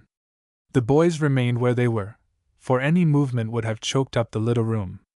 Only when they saw his gray hairs they stood on their feet, and when the infant caught the name, he said, Did you write that book called As It Was in the Beginning? Mr. Cleaver admitted that he had written the book. Then I don't know how to thank you, sir, said the infant, flushing pink. I was brought up in the country you wrote about, all my people live there, and I read the book in camp on the Llyn, and I knew every stick and stone, and the dialect too, and, by Jove! It was just like being at home and hearing the country people talk. Nevin, you know As It Was in the Beginning? So does T.I. Boileau. Mr. Cleaver has tasted as much praise, public and private, as one man may safely swallow, but it seemed to me that the outspoken admiration in the infant's eyes and the little stir in the little company came home to him very nearly indeed. Won't you take the sofa? Said the infant. I'll sit on Boileau's chair, and here he looked at me to spur me to my duties as a host, but I was watching the novelist's face. Cleaver had not the least intention of going away, but settled himself on the sofa. Following the first great law of the army, which says, all property is common except money, and you've only got to ask the next man for that, the infant offered tobacco and drink. It was the least he could do, but not the most lavish praise in the world held half as much appreciation and reverence as the infant's simple, Say when, sir? Above the long glass. Cleaver said. When? And more there too, for he was a golden talker, and he sat in the midst of hero worship devoid of all taint of self-interest. The boys asked him of the birth of his book, and whether it was hard to write, and how his notions came to him, and he answered with the same absolute simplicity as he was questioned. His big eyes twinkled, he dug his long thin hands into his gray beard and tugged it as he grew animated. He dropped little by little from the peculiar pinching of the broader vowels, the indefinable you that runs through the speech of the pundit caste, and the elaborate choice of words, to freely-mouthed ows and ois, and for him at least unfettered colloquialisms. He could not altogether understand the boys, who hung upon his words so reverently. The line of the chin strap, that still showed white and untanned on cheekbone and jaw, the steadfast young eyes puckered at the corners of the lids with much staring through red-hot sunshine, the slow, untroubled breathing, and the curious, crisp, curt speech seemed to puzzle him equally. He could create men and women, and send them to the uttermost ends of the earth, to help, delight, and comfort. He knew every mood of the fields, and could interpret them to the cities, and he knew the hearts of many in city and country, but he had hardly, in 40 years, come into contact with the thing which is called a subaltern of the line. He told the boys this in his own way. Well, how should you? Said the infant. You're quite different, why see, sir. The infant expressed his ideas in his tone rather than his words, but Cleaver understood the compliment. We're only subs, said Nevin, and we aren't exactly the sort of men you'd meet much in your life, I suppose. That's true, said Cleaver. I live chiefly among men who write, and paint, and sculp, and so forth. We have our own talk and our own interests, and the outer world doesn't trouble us much. That must be awfully jolly, said Boileau, at a venture. We have our own shop, too, but 'tisn't half as interesting as yours, of course. You know all the men who've ever done anything, and we only knock about from place to place, and we do nothing. The army's a very lazy profession if you choose to make it so, said Nevin. When there's nothing going on, there is nothing going on, and you lie up. Or try to get a billet somewhere, to be ready for the next show, said the infant with a chuckle. To me, said Cleaver softly, the whole idea of warfare seems so foreign and unnatural, so essentially vulgar, if I may say so, that I can hardly appreciate your sensations. Of course, though, any change from idling in garrison towns must be a godsend to you. Like many homestaying Englishmen, Cleaver believed that the newspaper phrase he quoted covered the whole duty of the army whose toils enabled him to enjoy his many-sided life in peace. The remark was not a happy one, for Boileau had just come off the frontier, the infant had been on the warpath for nearly 18 months, and the little red man Nevin 2 months before had been sleeping under the stars at the peril of his life. But none of them tried to explain, till I ventured to point out that they had all seen service and were not used to idling. Cleaver took in the idea slowly. "Seen service?" said he. Then, as a child might ask, Tell me everything about everything." "How do you mean?" said the infant, delighted at being directly appealed to by the great man. "Good heavens! How am I to make you understand if you can't see? In the first place, what is your age?" 23 next July," said the infant promptly. Cleaver questioned the others with his eyes. "I'm 24, said Nevin. "And I'm 22, said Boileau. "And you've all seen service?" "We've all knocked about a little bit, sir, but the infant's the war-worn veteran. He's had 2 years' work in Upper Burma," said Nevin. "When you say work, what do you mean, you extraordinary creatures?" "Explain it, infant," said Nevin.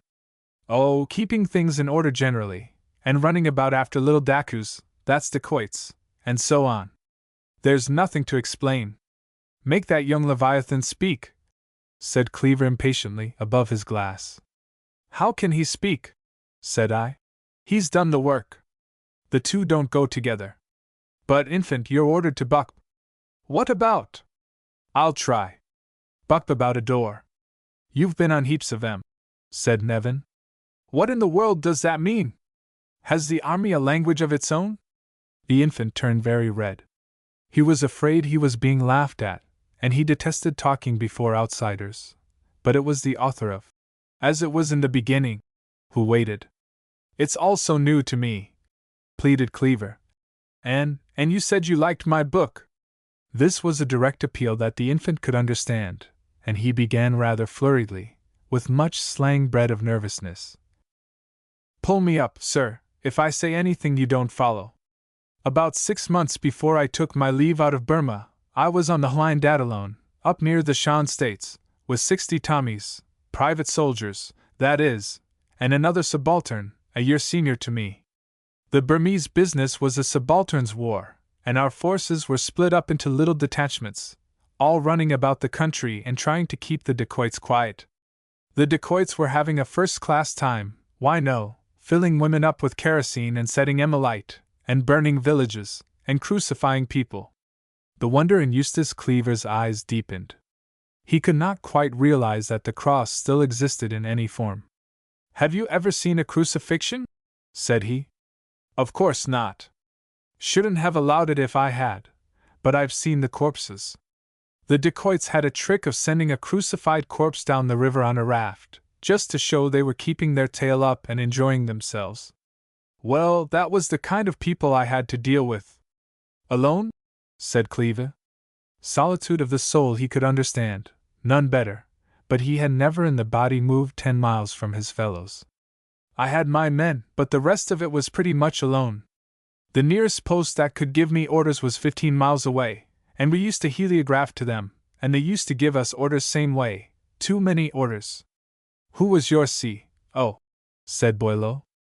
"Bounderby, Major. Pucka Bounderby, more bounder than Pucka. He went out up Bama way.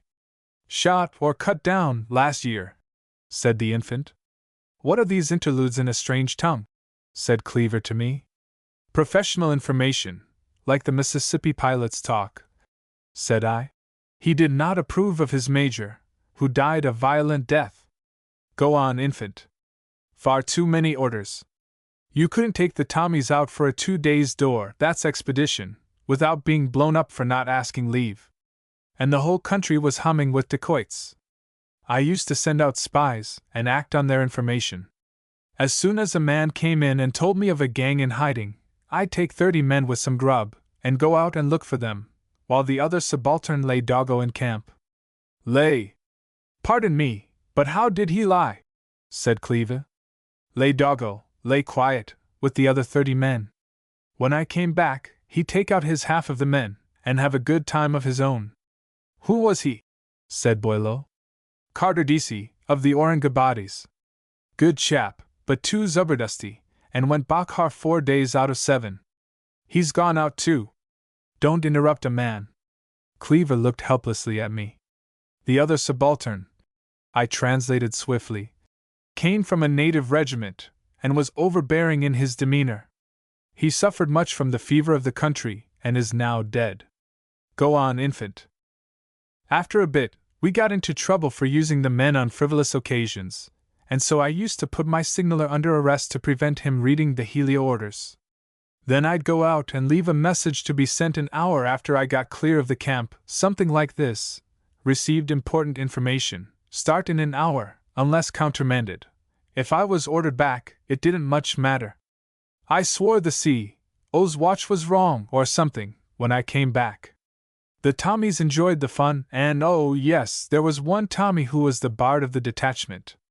He used to make up verses on everything that happened. What sort of verses? Said Cleaver. Lovely verses, and the Tommies used to sing 'em. There was one song with a chorus, and it said something like this. The infant dropped into the true Barakroom twang. Thebal, the Burma king, did a very foolish thing when he mustered hostile forces in Ari. He little thought that we, from far across the sea, would send our armies up to Mandalay. Oh, gorgeous, said Cleaver. And how magnificently direct. The notion of a regimental bard is new to me, but of course it must be so. He was awfully popular with the men, said the infant. He had them all down in rhyme as soon as ever they had done anything. He was a great bard. He was always ready with an elegy when we picked up a bow. That's a leader of dacoits. How did you pick him up? Said Cleaver. Oh, shot him if he wouldn't surrender. You. Have you shot a man? There was a subdued chuckle from all three boys, and it dawned on the questioner that one experience in life which was denied to himself, and he weighed the souls of men in a balance, had been shared by three very young gentlemen of engaging appearance. He turned round on Nevin, who had climbed to the top of the bookcase and was sitting cross-legged as before. And have you too? Think so, said Nevin sweetly. In the Black Mountain. He was rolling cliffs onto my half-company, and spoiling our formation. I took a rifle from a man, and brought him down at the second shot. Good heavens! And how did you feel afterwards? Thirsty. I wanted a smoke, too. Cleaver looked at Boileau, the youngest. Surely his hands were guiltless of blood. Boileau shook his head and laughed. Go on, infant, said he. And you too? Said Cleaver. Fancy so. It was a case of cut or be cut with me, so I cut one. I couldn't do any more, sir. Cleaver looked as though he would like to ask many questions, but the infant swept on in the full tide of his tale. Well, we were called insubordinate young whelps at last, and strictly forbidden to take the Tommies out any more without orders. I wasn't sorry, because Tommy is such an exacting sort of creature. He wants to live as though he were in barracks all the time. I was grubbing on fowls and boiled corn, but the Tommies wanted their pound of fresh meat, and their half-ounce of this, and their 2 ounces of t'other thing, and they used to come to me and badger me for plug tobacco when we were 4 days in jungle. I said, I can get you Burma tobacco, but I don't keep a canteen up my sleeve. They couldn't see it. They wanted all the luxuries of the season, confound 'em. You were alone when you were dealing with these men? Said Cleaver, watching the infant's face under the palm of his hand. He was receiving new ideas, and they seemed to trouble him. Of course, unless you count the mosquitoes. They were nearly as big as the men. After I had to lie doggo, I began to look for something to do, and I was great pals with a man called Hicksy in the police, the best man that ever stepped on earth, a first-class man. Cleaver nodded applause. He knew how to appreciate enthusiasm. Hicksy and I were as thick as thieves. He had some Burma mounted police, rummy chaps, armed with sword and Snyder carbine. They rode punchy Burma ponies, with string stirrups, red cloth saddles, and red bell rope headstalls. Hicksy used to lend me 6 or 8 of them when I asked him, nippy little devils, keen as mustard. But they told their wives too much, and all my plans got known, till I learned to give false marching orders overnight, and take the men to quite a different village in the morning. Then we used to catch the simple Daku before breakfast, and made him very sick. It's a ghastly country on the Hlindathlone, all bamboo jungle, with paths about 4 feet wide winding through it. The Daku knew all the paths, and potted at us as we came round a corner. But the mounted police knew the paths as well as the Daku, and we used to go stalking M in and out. Once we flushed M, the men on the ponies had the advantage of the men on foot. We held all the country absolutely quiet for 10 miles round, in about a month. Then we took Bonagi, Hixie and I and the civil officer. That was a lark. I think I am beginning to understand a little, said Cleva. It was a pleasure to you to administer and fight? Rather. There's nothing nicer than a satisfactory little expedition, when you find your plans fit together, and your information's correct, you know, and the whole sub-chiz, I mean, when everything works out like formulae on a blackboard. Hixie had all the information about the bow. He had been burning villages and murdering people right and left, and cutting up government convoys and all that. He was lying doggo in a village about 15 miles off, waiting to get a fresh gang together. So we arranged to take 30 mounted police, and turn him out before he could plunder into our newly settled villages. At the last minute, the civil officer in our part of the world thought he'd assist at the performance. Who was he? Said Nevin. His name was Dennis, said the infant slowly. And we'll let it stay so. He's a better man now than he was then. But how old was the civil power? Said Cleva. The situation is developing itself. He was about 26, and he was awfully clever. He knew a lot of things, but I don't think he was quite steady enough for dacoit hunting. We started overnight for Bonagi's village, and we got there just before morning, without raising an alarm. Dennis had turned out armed to his teeth, 2 revolvers, a carbine, and all sorts of things. I was talking to Hixie about posting the men, and Dennis edged his pony in between us, and said, "What shall I do? What shall I do? Tell me what to do, you fellows." We didn't take much notice, but his pony tried to bite me in the leg, and I said, "Pull out a bit, old man, till we've settled the attack." He kept edging in, and fiddling with his reins and his revolvers, and saying, "Dear me! Dear me! Oh, dear me! What do you think I'd better do?" The man was in a deadly funk, and his teeth were chattering. "I sympathize with the civil power," said Cleva. Continue young Clive. The fun of it was that he was supposed to be our superior officer. Hixie took a good look at him, and told him to attach himself to my party. Beastly mean of Hixie, that. The chap kept on edging in and bothering, instead of asking for some men and taking up his own position, till I got angry, and the carbines began popping on the other side of the village. Then I said, "For God's sake be quiet, and sit down where you are. If you see anybody come out of the village, shoot at him." I knew he couldn't hit a hayrick at a yard. Then I took my men over the garden wall, over the palisades, why no, somehow or other, and the fun began. Hixie had found the bow in bed under a mosquito curtain, and he had taken a flying jump onto him. "A flying jump," said Cleva. "Is that also war?" "Yes," said the infant, now thoroughly warmed. "Don't you know how you take a flying jump onto a fellow's head at school, when he snores in the dormitory?" The bow was sleeping in a bed full of swords and pistols, and Hixie came down like Zazel through the netting, and the net got mixed up with the pistols and the bow and Hixie, and they all rolled on the floor together. I laughed till I couldn't stand, and Hixie was cursing me for not helping him, so I left him to fight it out and went into the village.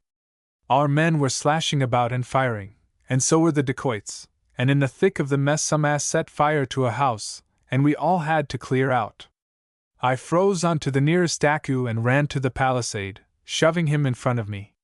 He wriggled loose and bounded over the other side.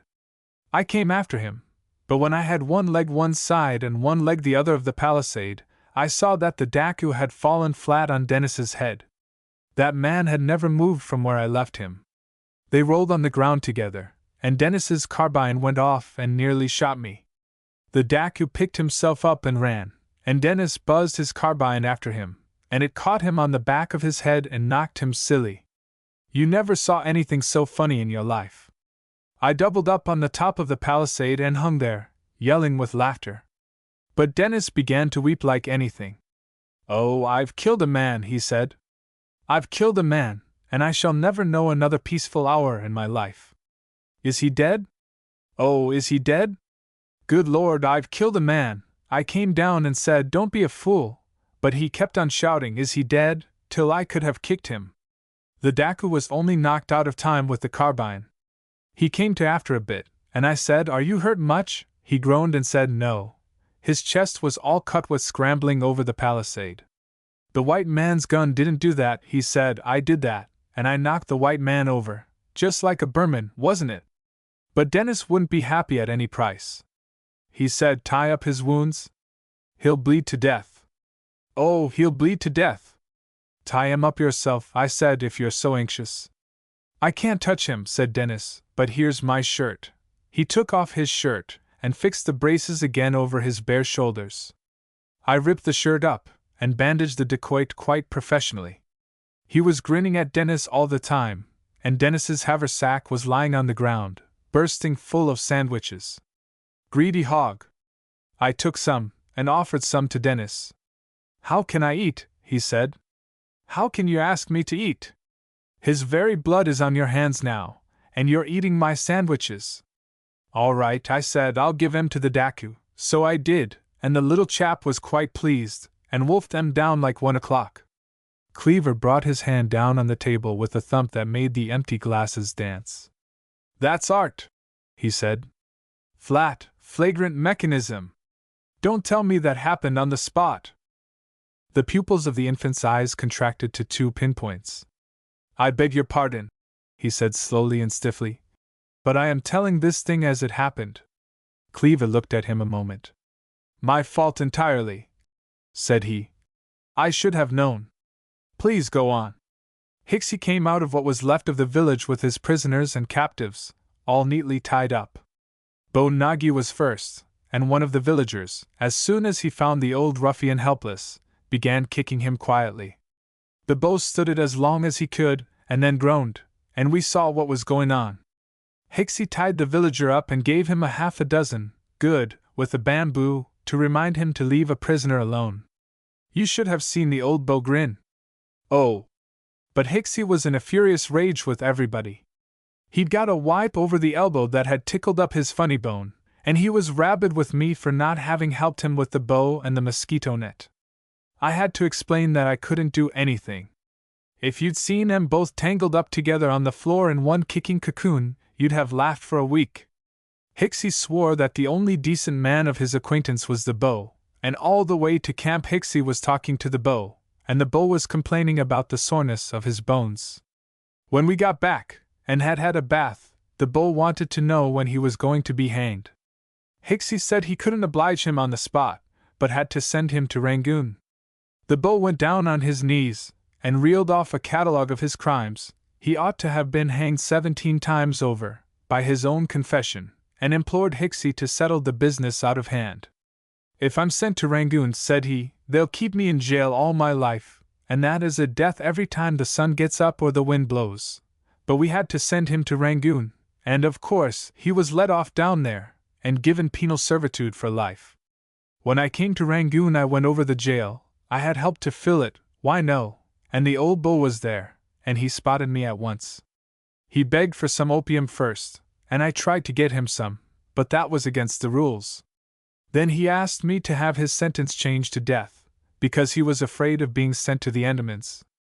I couldn't do that either, but I tried to cheer him, and told him how things were going up country, and the last thing he said was, give my compliments to the fat white man who jumped on me. If I'd been awake I'd have killed him.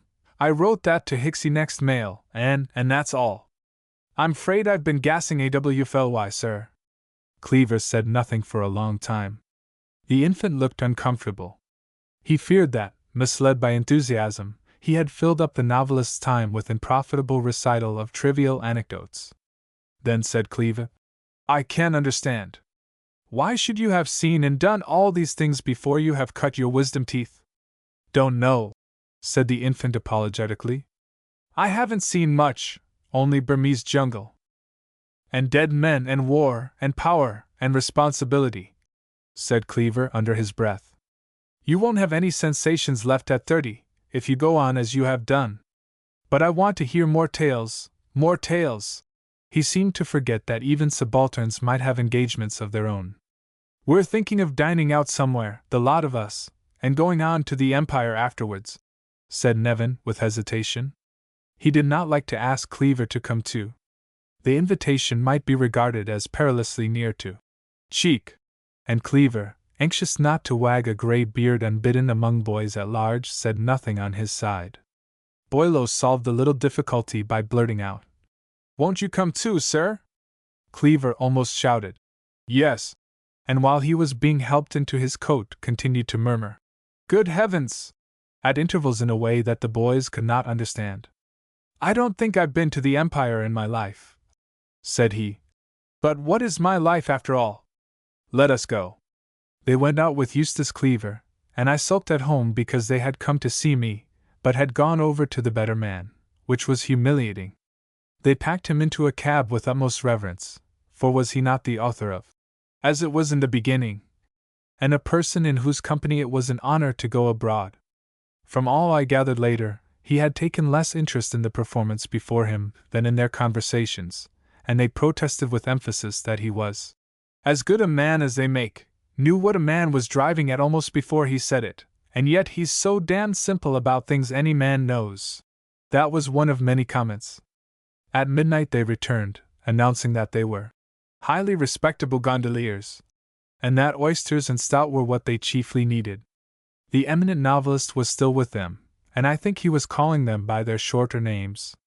I am certain that he said he had been moving in worlds not realized, and that they had shown him the Empire in a new light. Still sore at recent neglect, I answered shortly, "Thank heaven we have within the land 10,000 as good as they," and when he departed, asked him what he thought of things generally. He replied with another quotation, to the effect that though singing was a remarkably fine performance, I was to be quite sure that few lips would be moved to song if they could find a sufficiency of kissing.